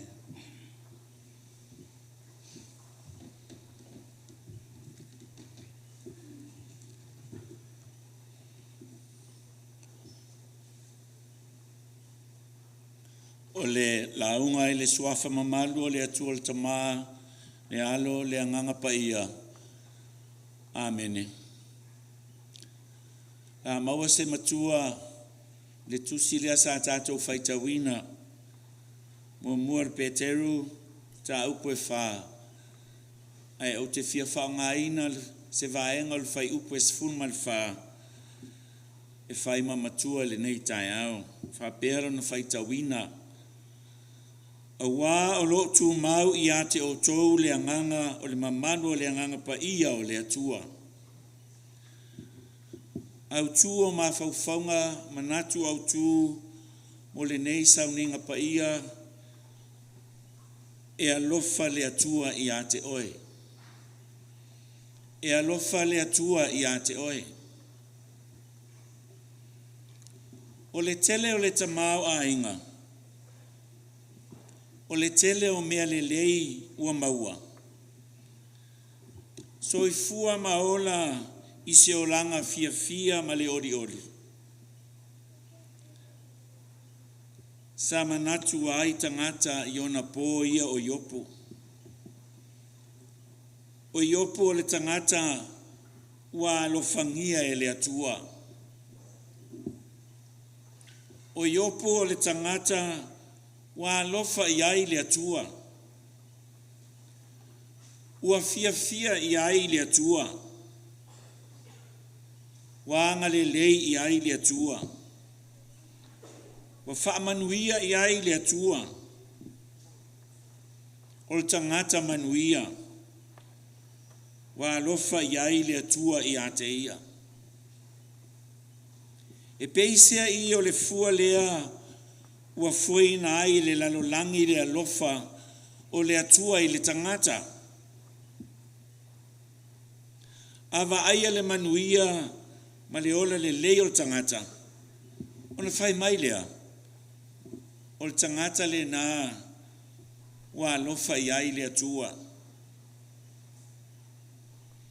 Ai whape whera le tangata ma. Le tangata ua ola i puapua ngatia. Ua mafatia ma tina ina. Whape whele tu ai ngata ngata le nā. Whai mai le manatu o le lalolangi. O le tangata le nā ua lea lofa i ai le atua. Na maua loa e iopu i le mai. Le ale ta ofia tangata. Ta ofi o ana wo. Ai mai stelo na to lua.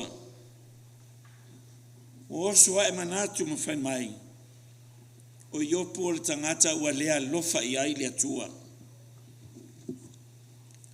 O iopu o le tangata ua ino i ai le atua. O le tangata angasala ua ino ma lea lofa i ai le atua. O le vaai le nā le lalolangi i le alofa o le atua le tangata. Ua fua i lana vaai. Fua i ona mana tunatunga. Fua tau mate le alofa o le atua le tangata. O le fesili. I whaapewhia ea ona tātou fua ina le alofa le nā o le atua. E lava ea na le tau o lauva ai. E lava ea i o ea manatu. Malou malamalama i le alofa o le atua. O le tali e le ai. E le tai o le lava o na lava. E le lava le va ai. E le lava foi o manatu na tunga. Tātou te whapea ai. Wa tātou i loa le alofa o le atua. O whea na o iai le va ai a wo ai opu. Wa lava ea leo lātou va ai lea e ilo ai le alofa o le atua. Na lava ea mana na tunga o lātou loto. Lātou te whaamatala ina ai le alofa o le atua. O le upu moni lava. E le ita o a ngā ina ia mea. Le va ai moro lātou manatu. Na matua se a sini le lātou va ai. Ma o lātou manatu. E winga i pōpua ngā o iopu. Ma le alofa o le atua. E le fuaina le alofa o le atua i le tangata. Ina mea ua maua e le tangata.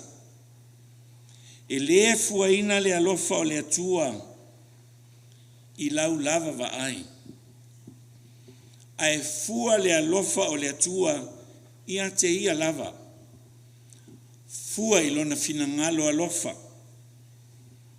E le fuaina i le manuia po le malaia. Le mamalu ma le whaiaina. E fua lava i a te ia malona finangalo. E muli mai manuia.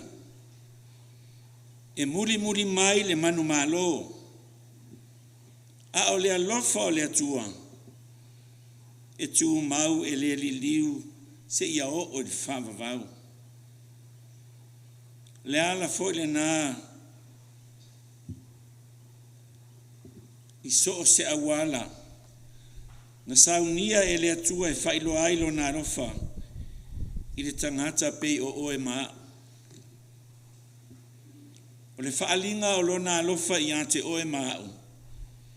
Na ia firifiri ai le ala mawalalo. Na ia firifiri ai le olanga o le polonga. Na ia firifiri ai fōlinga o le pangtaa. Na ia finanga le awala o tinga ma puapua ngā. Le awala o le inosia ma le itangia. Le awala o le tauemu ma le tuulafu aina. O ala nana filfilia e le atua. Whailoa mai ailo na alofa i ate oe maau. Le ala e tau atu le sātauro ma le tuunga mau. Le ala o ti ngā ma puapua ngā. Le ala ua toe whamanatu e Peteru le uluai e kalesia. Le uluai e kalesia lo fitai ai ma ti ngā ma puapua ngā. I le au kerisiano lo sawaina. Lo la matia lo la towola. Lo whapenana o la whiaina i le kalesia. Fe furi tua i tangata o le kalesia. Fua mea uma le o lato va ai. E au pele. Aua tau te ofo ia tofotofonga, pe o le afi. Wo o tau wo o iai. Ai aua tau te wha vai vai. A ia o tau i loa o ti ngā ia. Wa tofu si ai o tau whaatasi ma ke riso. Aua ne o tau manatu o whaati ngā ina o tau o na sa o tau wa mio leanga. A ia o tau i loa ma le mautinoa. O ti ngā ia o whetai ai ma o tau. E le tatau ona o tau masiasi ai. E le tatau ona o tau mamā ai. A wafo e whanau mai i tātou i tutonu a o tātou whiangai ma ti ngā ma whainga tā o le nei o langa. Le alofa tū noa o le atua. A wā o ia o tau ti ngā ina ai. O ia o tau mawhatia ai. O ia wa inosia ma upuleanga ina ai o tau e le lalolangi. O lona fina ngalo. O le ala lava nana ia filfiria. E whaailoa ma whaao o atuailo nā lofa i tangata uma. O le tina ia malama po le whaletua o le sa usoli. E le i umi sa maa ua mafutanga. Na ua osi le whiangainga ma le kalesia i masfau i ate sema luas fultasi lua afe lua tasi. O i nasa ma afe loa i ai ma le fionga le ti akono i afsili ma le whaletua i a malama. O si tinae au le lei tele, peina mori mau ai, tō whai a manga. E fia tele malama e teu lo na tino i mea mana naia. O la uwa ai, tele i o mama auro, al tinae a malama, e so o uma o na lima. Iana firi au e ese le laititi, ese le lapua, ai o i lalo i malangkuluse e auro uma. Io i ona tautalinga. O mea umalava e pipi i le tino malama. E 24 ke e le 14. O i nae au mai ai le tala. Mala uwa ai. O malama o le tangata e tu mama. E fia. E fa au le leilo na tino. O wae tali tonu ia, o lo natino, o le malu lea o le ali. Tele o tātou fuaina malama le tātou vaai.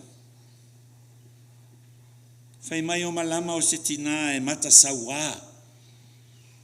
Fa atupu vevesi. Sa veu mea, ele mo aise nofo le lei. Ata utala foi o le paui o le leo le tinalea. Le moli mau a inga i le aso ananafi le soifua ma le olanga o malama. E leo le malama na leo te iloa.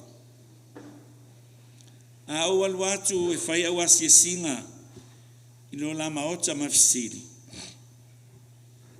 O ina e mawai le ma whaasoa maltinale nei. O ina o te ilo ai, e ese lava manatu o tangata, ma walato fuaina malama i le lato va ai whaal tangata.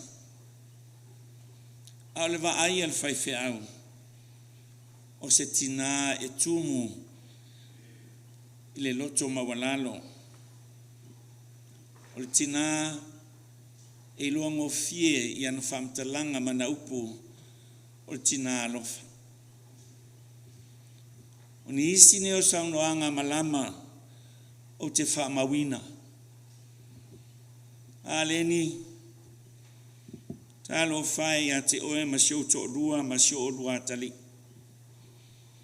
O na o tō lava le la whanua. O tō no nofo ai. Ai o te le popole ai. Langa o oe o le whaife au. E te le fefe i anganga leanga. Ai talo whai. Le mātal noanga muli lava ma tinai malama. O ke topa luas furulima. Nua afe lua lima le tausanga lena te atu nei. Na ia sau noa mai ai whapea. A leni. Whaftai tele mo le luanga luenga I te tonu. O le nei nuu ma le kalesia. Wa o maua le tala fia. Le a fausia le marumaru fau o masifau. Wha malo atu I a te oe.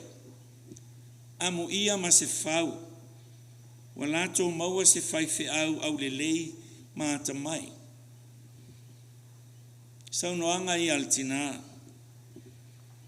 Na ia whaaftai mai ai. Ma wha manuia mai ia I ma ua ma le ngaluenga. E o stina o wha ma vai ma wha tō wha mai. Sa uto ia siasi atu ia malama I novema luas furuiva lua whelua lima. E ma whelua ai ma le tama I afsiri whai mai lo whai pea le malolonga al tina ia malama. Ai o lo manuia le ainga. Whai atu le awale lei. Alo wha atu I le whaletua. Wa misia fo ia. Au te fia tele ma te tala noa ma malama. O te fia whaalongo I ana whaupunga ma ana tala. Ai te iwa o le asonga fua. Te sema mua. Ai maua mai le tala whaanoa noa. Wa malanga le tina I amalama. E le toi fo I mai. Wa vala au e le atua le tina.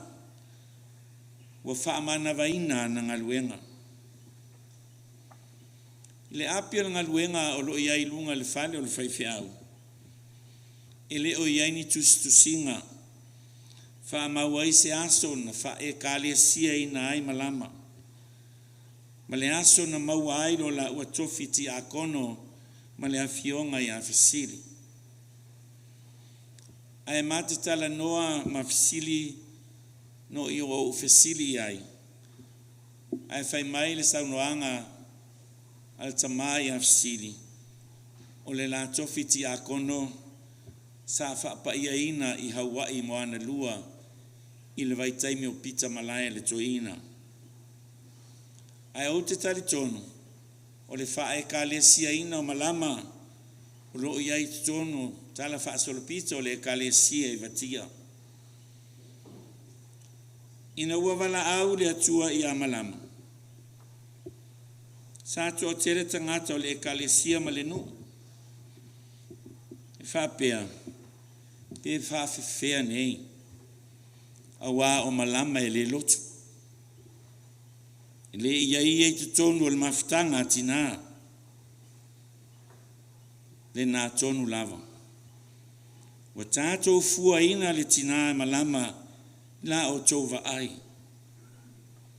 Ai o te tali tonu. O le tina ia malama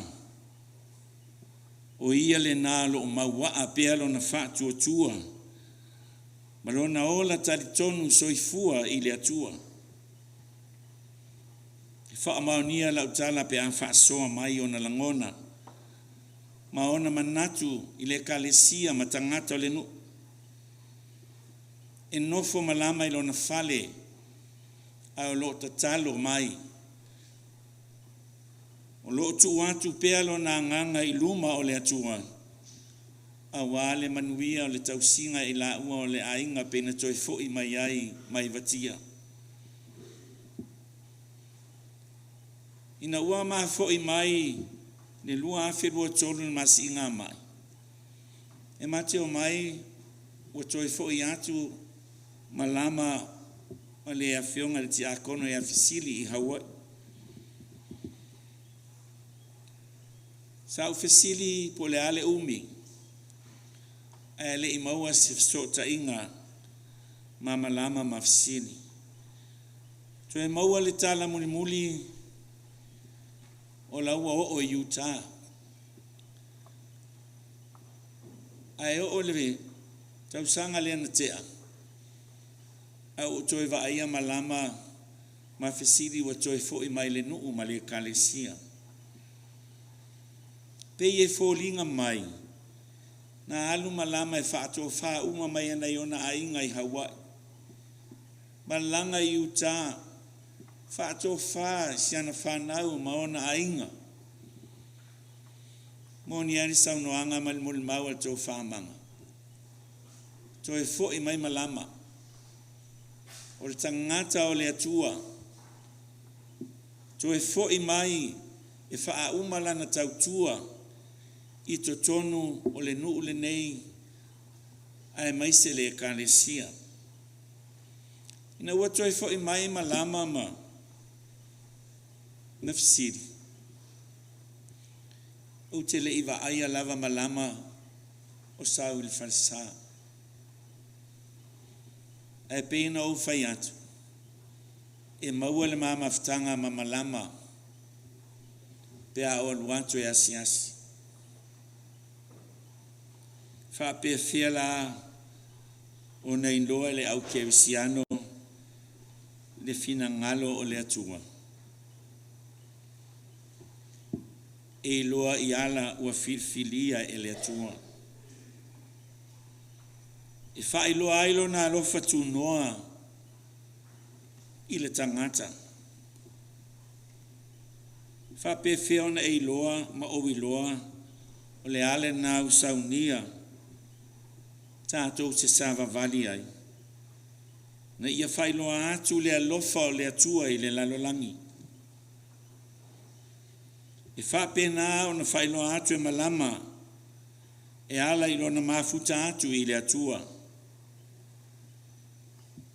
O malama na te sila fia le leile atua.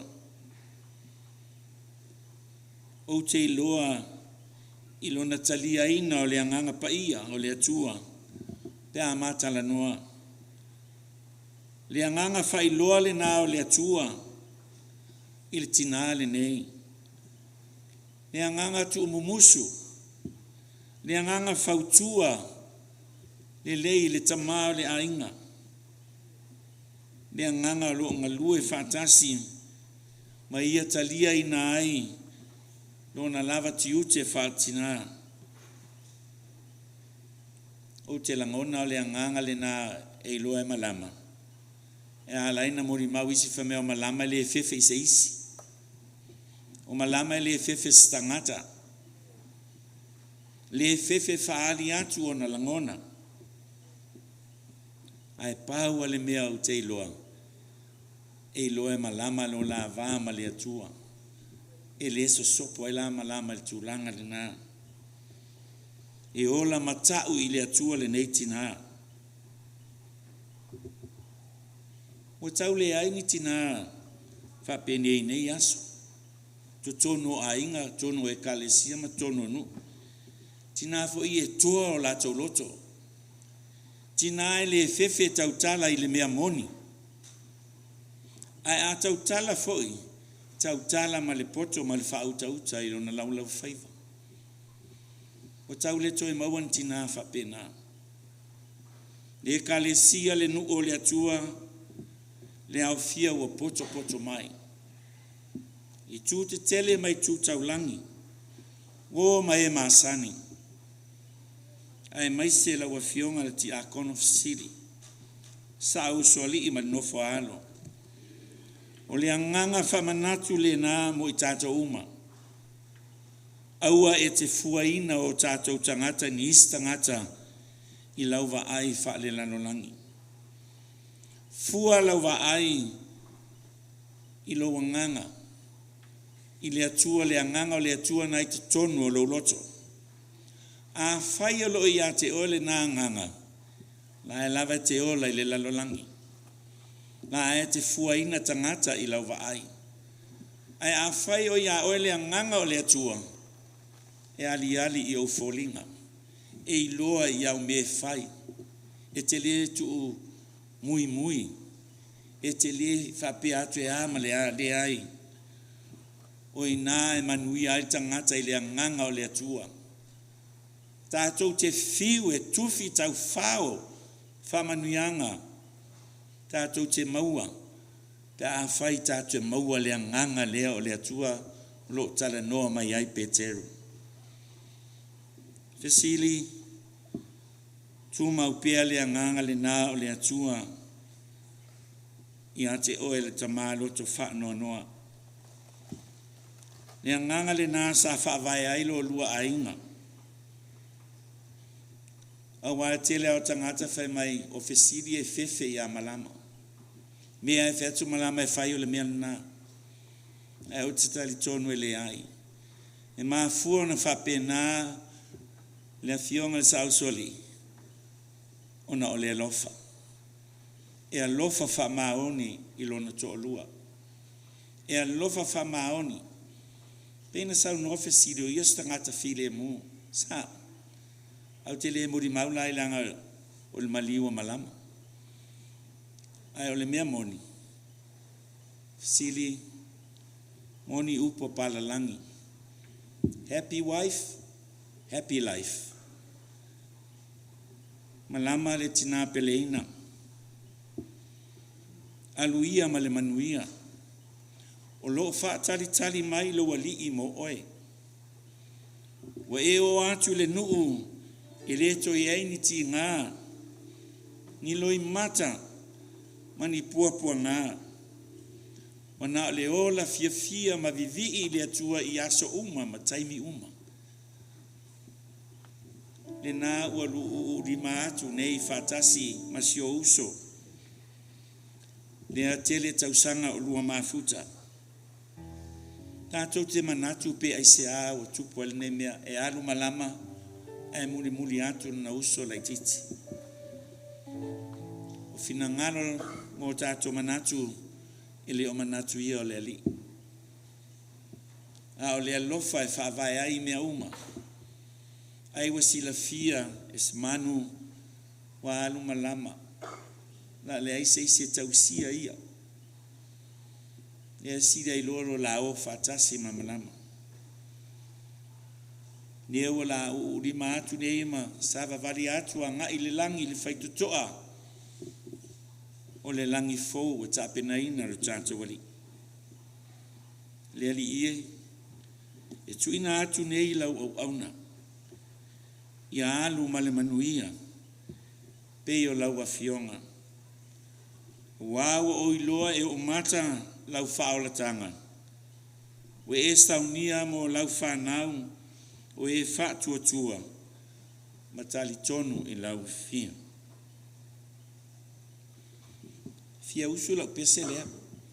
Fito i tonu a mamalama wa le noa malama a whapalangi o sunshine. Ni alala a usu lau pese lea ua lofa i a malama whapelta mai a sili.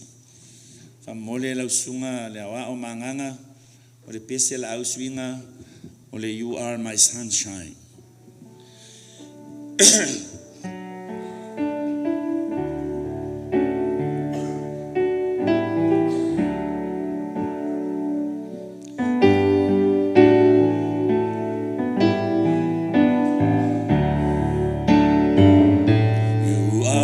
Sunshine, my only sunshine.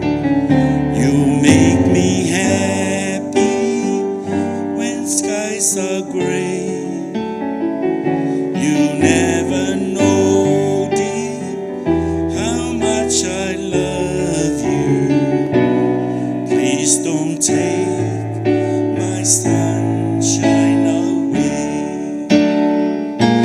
The other night, dear, as I lay sleeping, I had my daydreams in my arms, and when I woke, dear, I was mistaken. So I hang my head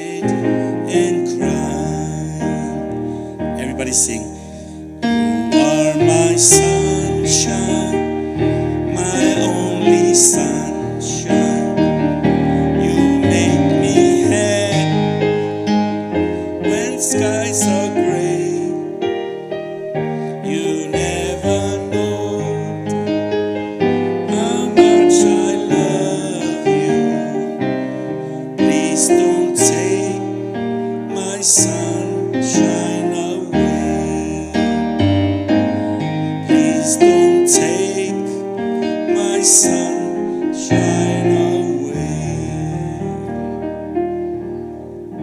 Ono Yesu. Amen.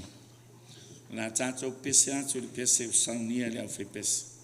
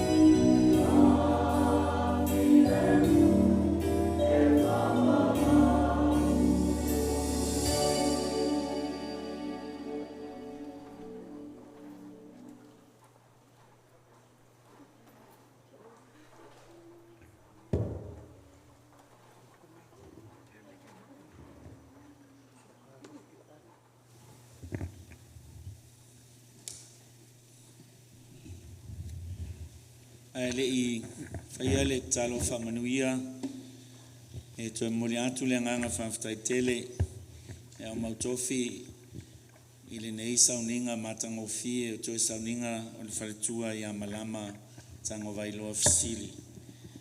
Whaftai atu fo i tātou au whai pese mo le tāpena ina o le tātou vi inga o le atua i le nei sauninga mamalu. Whamanuia tele le atua. Ai maisi ai le paia o mawhai o na poto mai. Whaftai o no le mafuta mai. Whaalia ai lo oto langolango sua. Ma o oto noto whaavau i le afionga i le sau suali i malpaia o ainga mese alo ma whanau ma langa ma mau mai. Whaftai atu foi o na moli mau matango fie. Tātou whaalongolongo ai i le o langa tau au ngaina. O le nei tina i tutono le nuu ma ona ainga ia e maiserana e kalesia. Ala tātou tutulai whamae ale tātou sauninga a umalea o na tūna atu leo le avanoa stasio sui o ainga.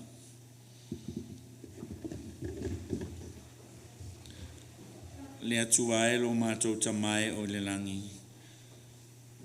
Mo mātou tau nuu mai nei isi ui o le sauninga mali o le tina le whaletua ia malanga tango vailoa fesili. Mātou te tatalo le atua e whapenana e whamanuia mai ia inga ngalua ai maise le nuu ma le kalesia. Maise fo le whamoe moe le moli atu no na tino maliu ila na afio anga i vatia e lango mawai ilo na ainga. Pena soifua matupu ai ai. Talo tamama futaina i mātou i toenga le nei asu. Ia tu mau mai lunga o lau whanau nei, ma lau whanau le lalolangi atoa, le manuia ma le file mu mai le atua al tama. Le alofa sa ili mai o Yesu ke viso le mātua li whaola. Ai mai se lava le mafutanga, ma lo lava nganga pa ia. Nei maso umai o il whaavau e whaavau lava. Amen.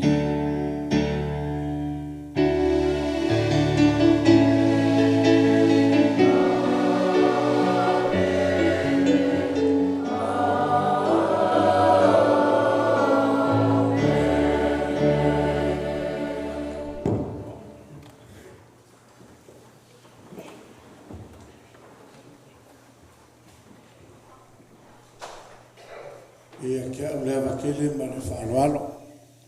Ia malo whai keke kele o ke kula e koe le hawa kele ma le whaaloalo. Malo soli kuhinga o loko pa ia malo o kou mamalu. Ke mo muango whakulo waku le malu malu ka pua i o le kua. Ika e au. Whakulo waku fo i lau sunga ka ika e o saunginga ma pa ia o lau whainga luenga kofi e le kua. Mai se foi ma malu foi un fainka ko poko kupu mai un fainka ko ma fuka li ka ya ya un se ka ko moli mawinga ya le soi fu al kinga ngi nga ku leo wa pale male ma wa longo fo ngore fa umu ki wa langa au au ma fu ai sa lewa pungi kia va yali e ka lava yola li ka ya ka ko si la yo vi inga mar fa kai le kua wa le kua la va yo le lofa fai pe o le ngalu fa sufiaka e ko ye la wo malu pe ma vai ma kangi vale fa kai fo le kua le wo le ka mul ma lama fa suwa o le wa lafo mangi ngor ka ya le fo wa sa fu ma puanga ya ngoa ko malor kasi ngawa ka usala malvasa le ka ko fe la il fo ngava ma la fa le ka ya uango whakulu wakulu pa ia so paolo kupu. O pa ia lava lea le me lalo uru le me suer ka mai kai o leo su ka pa au nga kausi. Kausi wa kele la lofkalenga ka makua maise lofkalenga sa o whainga kulou. Ia for kaku wafio anga ngei. Ia pa ia lava leo lalo whau mor ke leo le me lo suer whaukangu. Ua ia whaukangu ia fo iyo. Ka pa au kausi wa kele lau kalenga whainga lo ngala ia nge ka au whaia lo leo whakau wa e whaima whonga ka mol pa ia o ainga ngalua ma ko ke wha leo koe le nganga wha whakai kele lau sunga wha whengainga e wakalinga fia longo i maunga o sala whai ringe kai au, upu whala i au ma upu whako makau, upu whala e au sanga kaoso i ngai pēa ma, sanga la ainga i pēa so i fua whale nganga o kako wholau i whainkao ringe so i fuanga. E ui lavang wale o koe whalongo maiti ki ngai a malama. Sili ngā ngā mo mako o lo so i fua maora ringe so i fuanga. O le aku le ngā whaakai mar wha malo, ma ngaku lewa o moli la au la palapo malo, lewa fusi lapalapo malo mo moli la u fonga alingi ka au lewa fo o manga fanga le ulu va ke kewa fa mangsinga fo yakwa ka au fa ka kele la usunga fa fengai nga mesel pa io la fenga luenga kofi le kua io ka kalo fo io ainga suako ko manga fcd o lesa pale fengai mo si fengai nga fo iman nga ya malama ya mako ke vakule fa ka kele le ngaka foi le upfa winga me fionga pa ia le kua ngi ka au fa kai kele foi le malo ka ko vai pesi malo le langi ngo vi inga o le kua pa waia me lo fai ngale langi ngo vi inga o le kua fa kai kele mo vi inga o le kua ngi ka au ngaku le le mo mali aku le au pong sa ko ai lungo ainga le wa mai le ngang file mu le ainga ya se vai malu foi fingalo ma nganga ngi ainga ka kalo io ainga ako sile meshe kalenga manga so mai foi ko fai ala kima o fili ma ngi pa io ainga lo fangiere ko fa kumula ko fa penganga maua mo ngi nganga wale ko malongo malo ka ko ngi le fa ngo fia la ko ngaluenga ya wala var ka fa ma po ngi kelingi nganga wale ko malongo malo lo fangiere ko sa ka fa ma ai pelo le nganga kalkale u fanga o ngeso i fuanga mo wala ko fasa nga ku pu fulo senga ula yo mako upu ro luia fa ka kele kulava inga wa ku malor ki nga ya malama wa mo mako felo inga mfsidi kama ya fsidi sa fsidi ya manga malau kim ko fidi se wo ese ala wa ai ko inga e wo ka usui la wa ai o kele ero fsidi la e wo sui la wa ai vole ya fsidi mai lo manga malaki ko fidi ona li ka fke sa ga se ka makai ku pe ala so ngel moli mau fesili o ko fa fonga le leo ko inga leng pese ngel ka malanga moli mau lang fai ka mai e o fie sili walu malama ar ngai ka ya moli aku le ngang fa kai mar fa malo ya o lisi upu sa fa longo longo ai o se ki nga fai ka ulanga so i fuanga le ka ko keola so i fua fai kaulanga i le kua lisi ngei mea a fai sa fai kaulanga ki nga i le kua o kou whangau le whaafonga mai o kou ka muli kulanga vai o ko ki nga le mai so ka male ya fsidi ko fai kaulanga i le kua ya mea nga kou kua ngama o kou whangau ya ele upu foi le masangi i vole whapea ia a iese ka male lei o lo se e mai ese ki ngā mi o le leo lo ngofo mai kua. Ai o ke whapea a i ese ki ka male le. Lo se e mai ese ki ngā sili o makau i lea kua. O ngei ka ao, ia, sili, whangie lea kua sanga wha mai se pele ngāngo le li, e lang wha ma whanganga i ke orka male ainga, ia e mai se foile, e along whanga uia, ia, e lon mangako whapea pa io ainga, so po ako manga mal pa io ainga, a mai al saunginga, ia nga se aku leo le lau sunga kai ma lau whainga luanga se kore kako vai pese mai kako ia la fo se vai malua la kapenga mai oil ia lau ai oi fukinga ia waringi aso ai mori kako ki ngai wakia ia kau ko oko ai ia ngai kula ia nga tau leo se kaimi nga la fo ilo le longo whanku mau mo longo ilo sanga ia ngai upu lo lua ia anga leile kua se kaimi foi ka ape ma fire li ma kuamar fua yang lele ko loko so fua mo ka ko ola ya mu ya kele lava ya so ka ko kinga nge so fua fafta ya tu mole vanga pa ia lau to fata fte fa ya lo fo ma fonga ta mon mole pa ia o ainga ya la tanto awa ia fa pena o sauninga mulmuri al tina ya e fa ya le o evatia i lunga rona oni ol sanga ai o la fa pena no fai vala watu mal falo alo pa ia o tato maftanga si o tato tutulai ai se molmoliatu le sa o tina Wa le moli atuna na tino maliu. Le afio anga I vatia.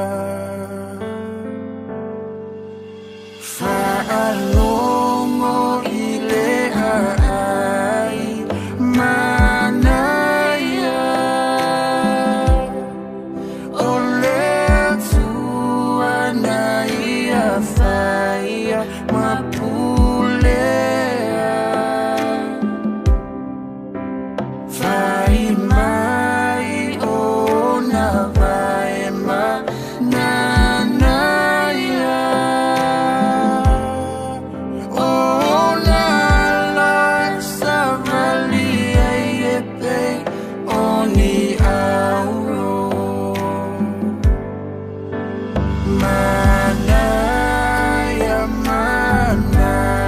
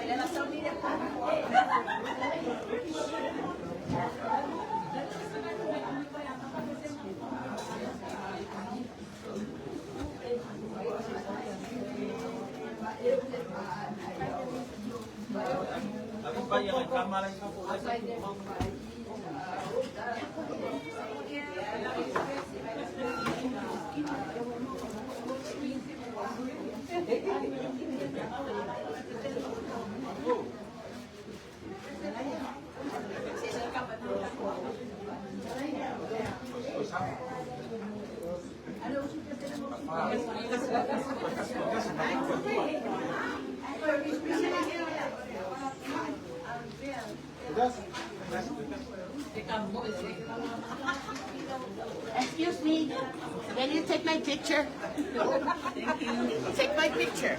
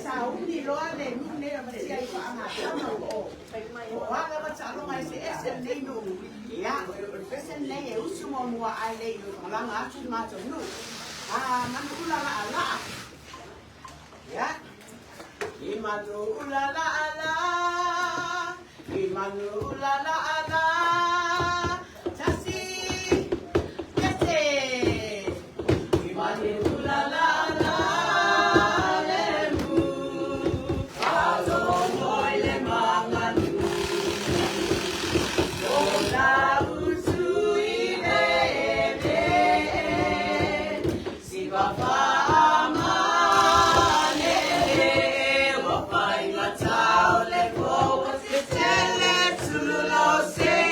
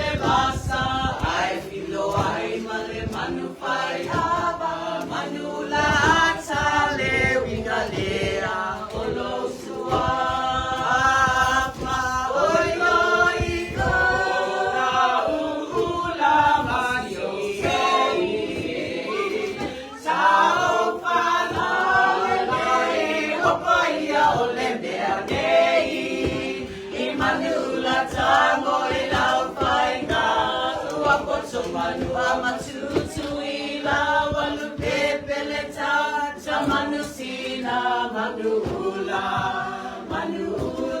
faila Tinele pasalanga Tinele pasalanga pasa ola no pota maole manuula e fa marieloto Se pa ore ile pola e fa momoloto Tine ole manuula papangalau tama Elele tele nute ole basa E amasaka na kasukuwa yule male malama Oilo ilo ulama yei Sao panalele Ibapaya ole beanei Imanula tango ilau fainga Opatumanu amatutu ila walupe peleta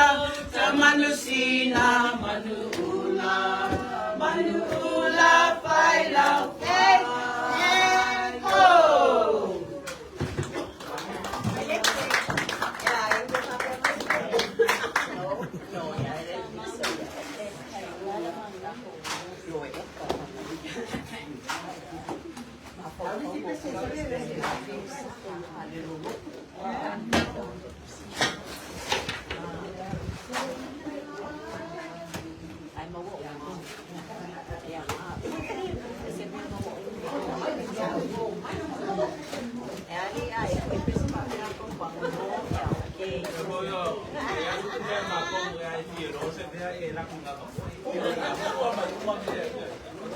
Ai foi meia marcou, vai, a piar ou não há,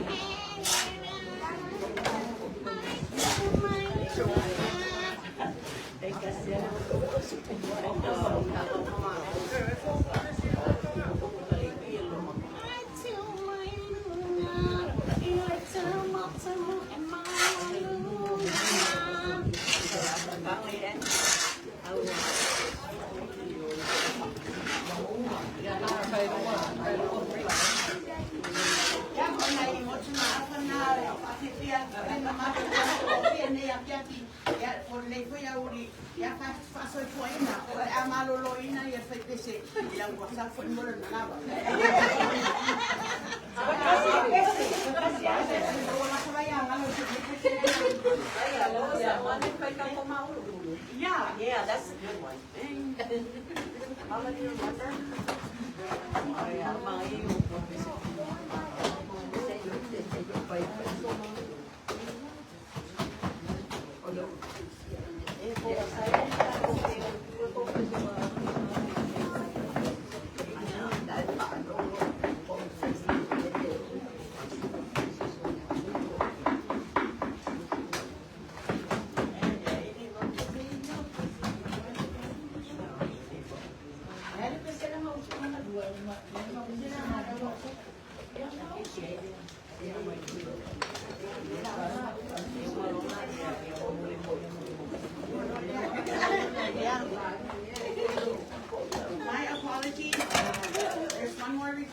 County. We're going to sing one more song. This is going to be the last one. And then I'm going to go take a break because I'm really hungry. So this song is a special song. Liilia Matonu. Ia ole awala sopo. Ia sa asa Matonu. Junga awala sopo. Ia lela ia pesa nei. Usi le whafonga. Ia ole amu siatu mata ainga. Ile Liilia Matonu. Otia. Ia tu mai nunga. Ai tu mai nunga. Tasi. Pese. Ai tu mai nunga. Ile tumutumu e mawanunga. Pasolo le vainga. Tutui la maona tumaunga. Ole awanga sopo le tuasidi wapesanga i. Ai sili amatia ile awala pepa Samoa elo nu sei palo mai. Visionu ovasia lengoa uanasia ineba.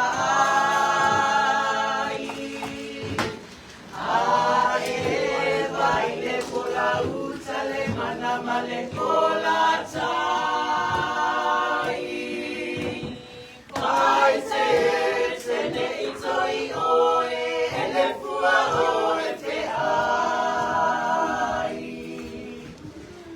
ya hello mama ela se no fome ya ale ya sai la mo lo wa no ale mo ya Ana la buena polo, se me maula papá.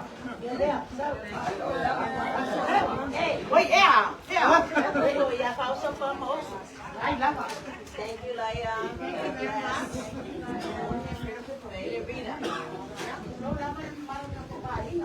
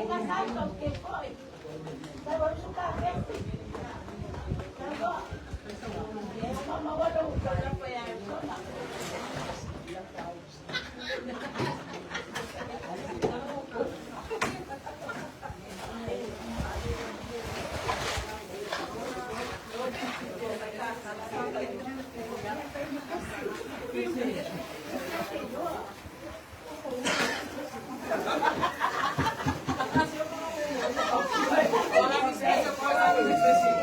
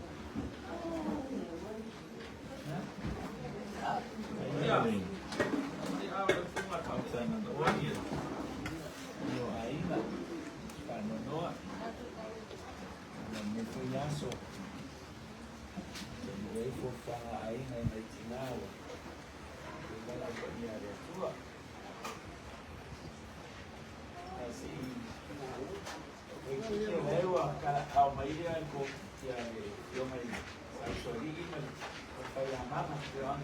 Yeah, okay.Aya,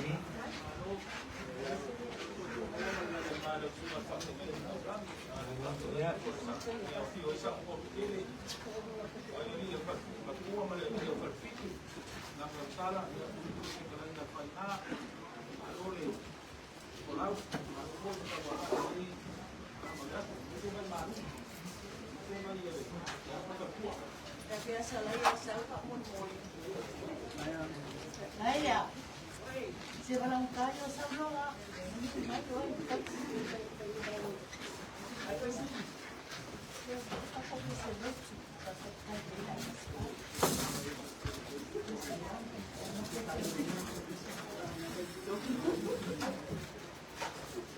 ya malosyon po lang sungay siya ngayon naman pagkino. Kaya po may niya, uli pa yung makopong. Yung suwako naman ko, Mr. Dion Makongo, Kankariele, yung mayo kapaawon mo. Yoy, sige parang nung kasi po ipesel ngayon, o gumatpagsuwa. Mangmole mo mga mayo, o pesel ayang isa, mga ama. Yoy, ya, uliya nga, o mako po ipesel ya, yoy, sila ya salaya. Ulela, si Kankariele, o may pwede mo yoy, iba po yung mga pagmakol, langsung nga kayo, o matpagsuwa. Wala kayo sa lain natin. Kung mga uso eh, kasi ho mato sa alang ada si Bakia, alela uso Bakia mo ina. Uma perkara malama, ele uso que seria o que vai aí no pé que o ele na uso ele ali. Uso ali a civil desse liga como Pero es ya hasta mai vai move forward. Aí é só vai descer. Mai, sabe como vai descer? Ya. Kalau tudo mulher tá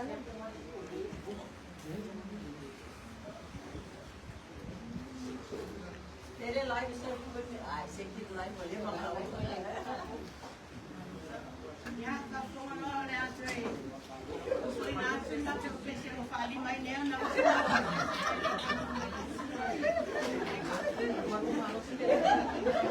Ya, masala na e fala mo mai. E foi na ele te mai assim. Ya, masala pe tasi a foi que na toca fonga ya yo. A o pese ne e todo no fai grupo. Ya. Kalau mo mai ara ko fonga so na so ai na nei. Ya, especial masonu, especial neia, esa ya ita po ino mo sa Roma, ya, especial po ino si Iasu. Ya, ipanga sama ese. Imanu ulala ala,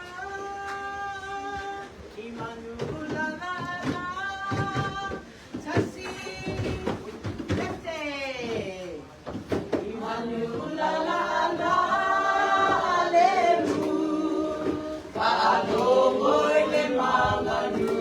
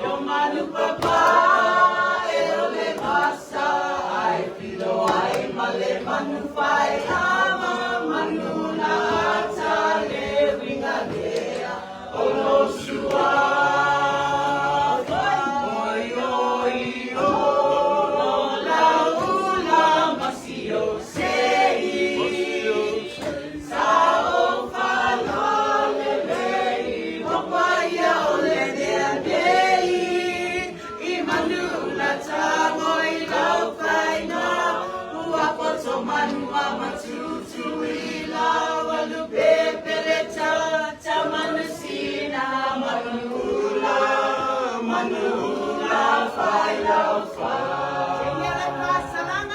ngele pasalanga pasa ola uno kota maole manula fa magielo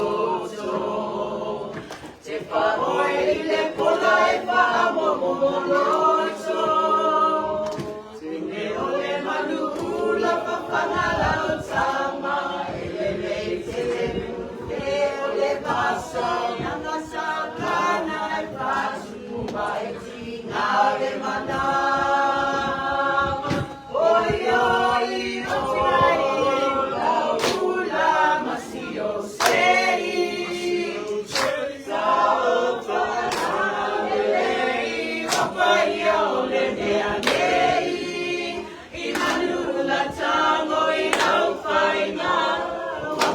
manua matutu ila walupepe leta tamanusina manuula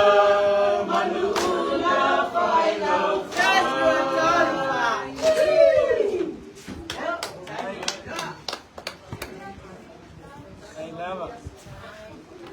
Ese la tala na faiat.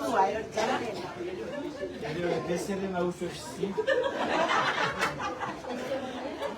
Olha o femes o desse fogo. De manutsani e watana. Eu que se lá. Eu te li fa longo de bana eu se fora. Tamai a sini de fina desse muriona lo fa ai mo malama. O ka fa longo leo pese sini ka mo mama fu que nos fa. O que se leo ma dia ko ina. Oi acho uno mai mauna mai. Hola, te seguí. La padula te me pano ma hola ngai ka ina ina mala pesia. Assim, aí eu pensei na cena na mão. Essa hora lá no final lá está. Se ofensivo e ofensivo. Agora cada um olha para o imã, fazia mais ofensivo, olha o mais mamalama. Essa meio longa crema. Eu vejo nem campo. Ya, cada um olha para o ofensivo ali na fila. É mais ofensivo. Ya, jangan beli uludian itu ya. Eu queria, lá, boni sarwana sekamasi. Nah, kamu tahu sih bisa mefaham isso é cool. Nah, ini sarku, né, ok. Então, aí foi isso, né, assim. Isso é pouco não se pode nem matar.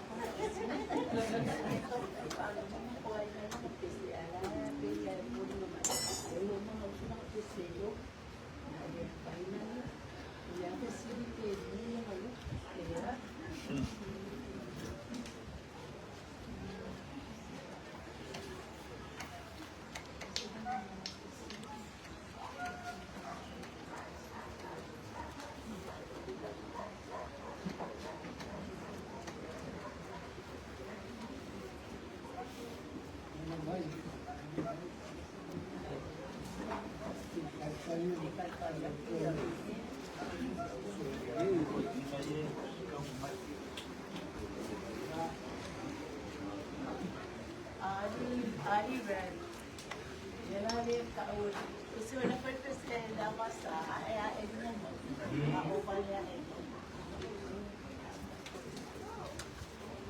o filho do papai, também vai ser ele para o mal, que ele essa hora, a bandeira, a mão, aí, surprise, ele é surpresa.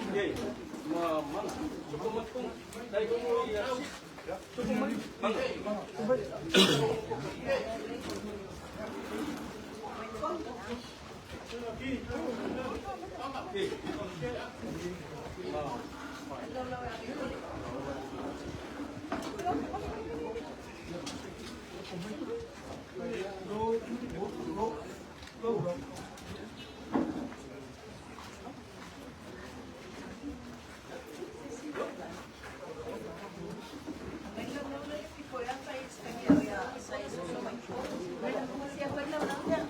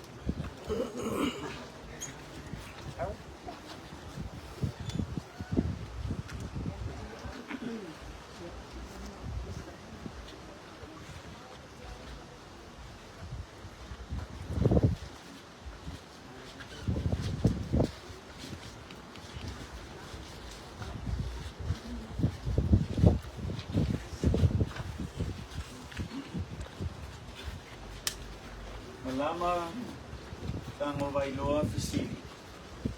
Na foi na mai ele ali wa vese ina foi ele ali. Le famanuina le swafa le ali. Le otie fea o yailo manu mano.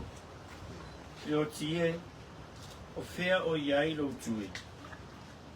Awa te fefe. O a ule mo ma le muli muli. O le ola nei lava sa o woti fa uta foi. O te ola e fa vavau lava. O ia te au foi ki o le oti ma se oli. Foi lava le.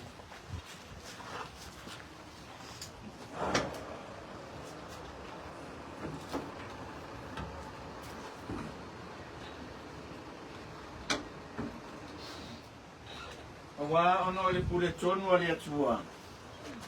Ilona arofa tunu atele wa veina atua ia te ia le anganga o lau au auna tina le whaletua ia malama tangi o Wailoa Fesili. O lea wa tātou tu ina atua ilo na tino i le tuunga mau. O le ele i le ele. O le lefu i le lefu. Ma le efu. Tātou te tali tonu, al matuanga wha moe i le toe tu mai le ola e whawawau.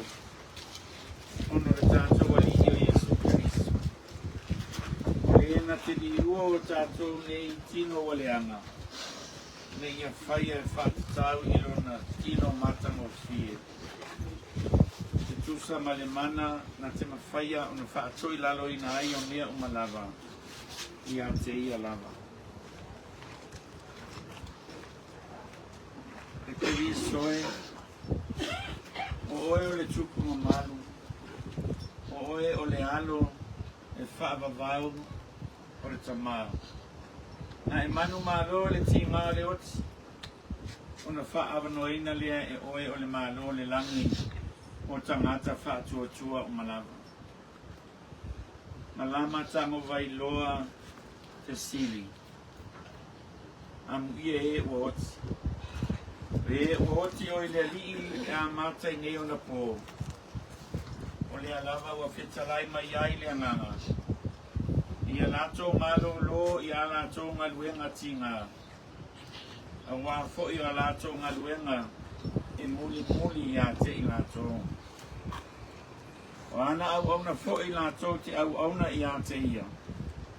Lato te vava ai atu fo i ona fonga. E iai fo i o lato mua ulu lona swafa. La tato pese atu i le pese no se la vona sul malvado.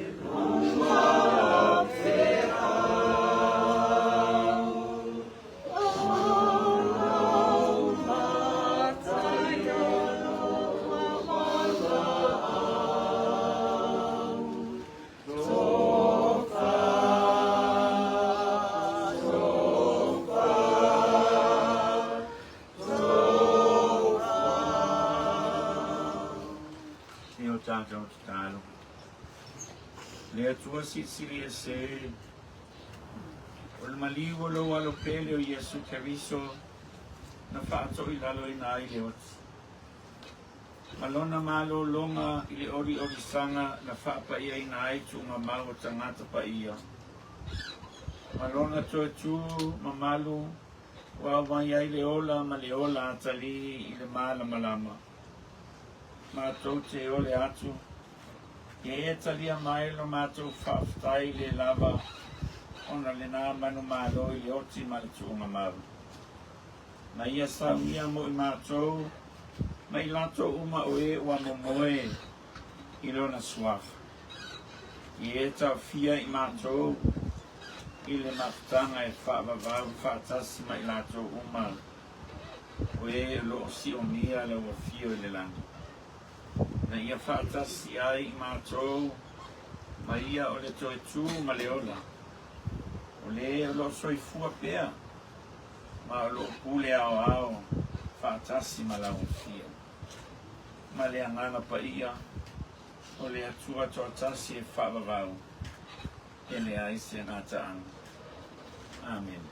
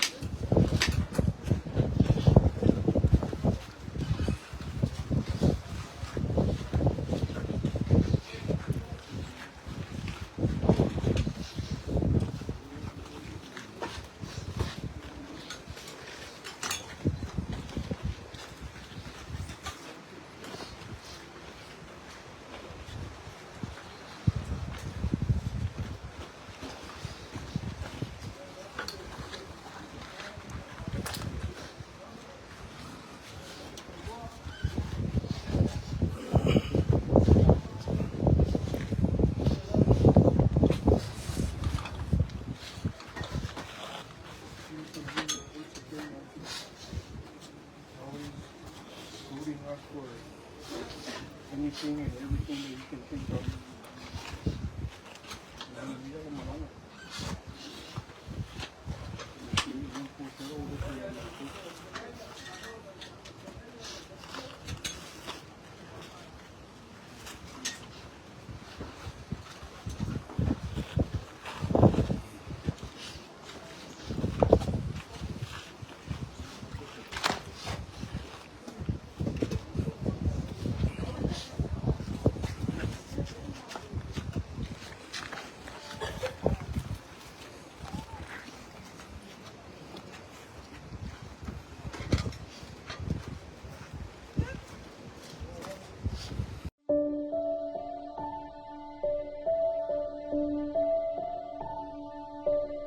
E ua malilia tua, ua maumawai au penga. Tangi le loto, tangi le fatu. Tele mena tau talo mai e whai. Au lea wale tau no.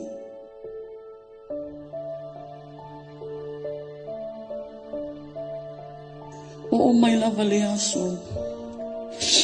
O te lei loa po o talito. O walo lo tina. Whaangalonga tā o na winga.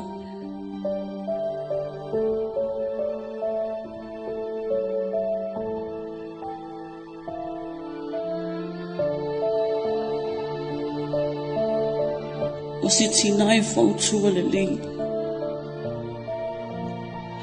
O se tina ele fefe I sesi na ule atua lava. O se tina ele malo lolo na mawhauwhau. Ile whainga ole na whatu ainga. O se tina e tausa awhia. O se tina e tuli vai le au ma le pō. O se ai lona ainga. A ole me whaangalonga tā I le tina. O lona alofa. E whai mai alonga tala. O le ale whina ngalo le atua I a te au ai mua mua o I kou kama. I a kou walofa I a whasili.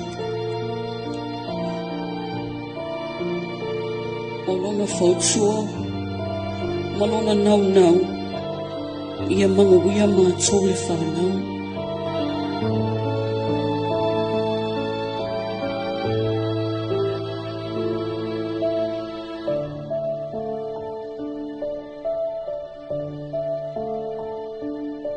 Mom.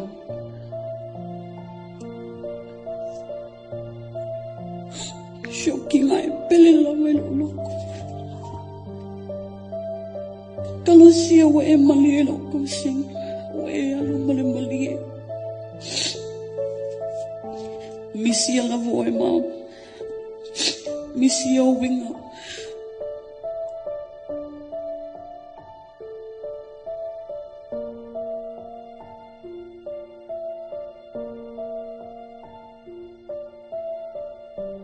Whaftailo a lofo whamaoni a mātou lau whanau. Male whanau a lau whanau. E ui lava ina tinga, mama tui tui le mawtanga wa o tu sia ono leo ti.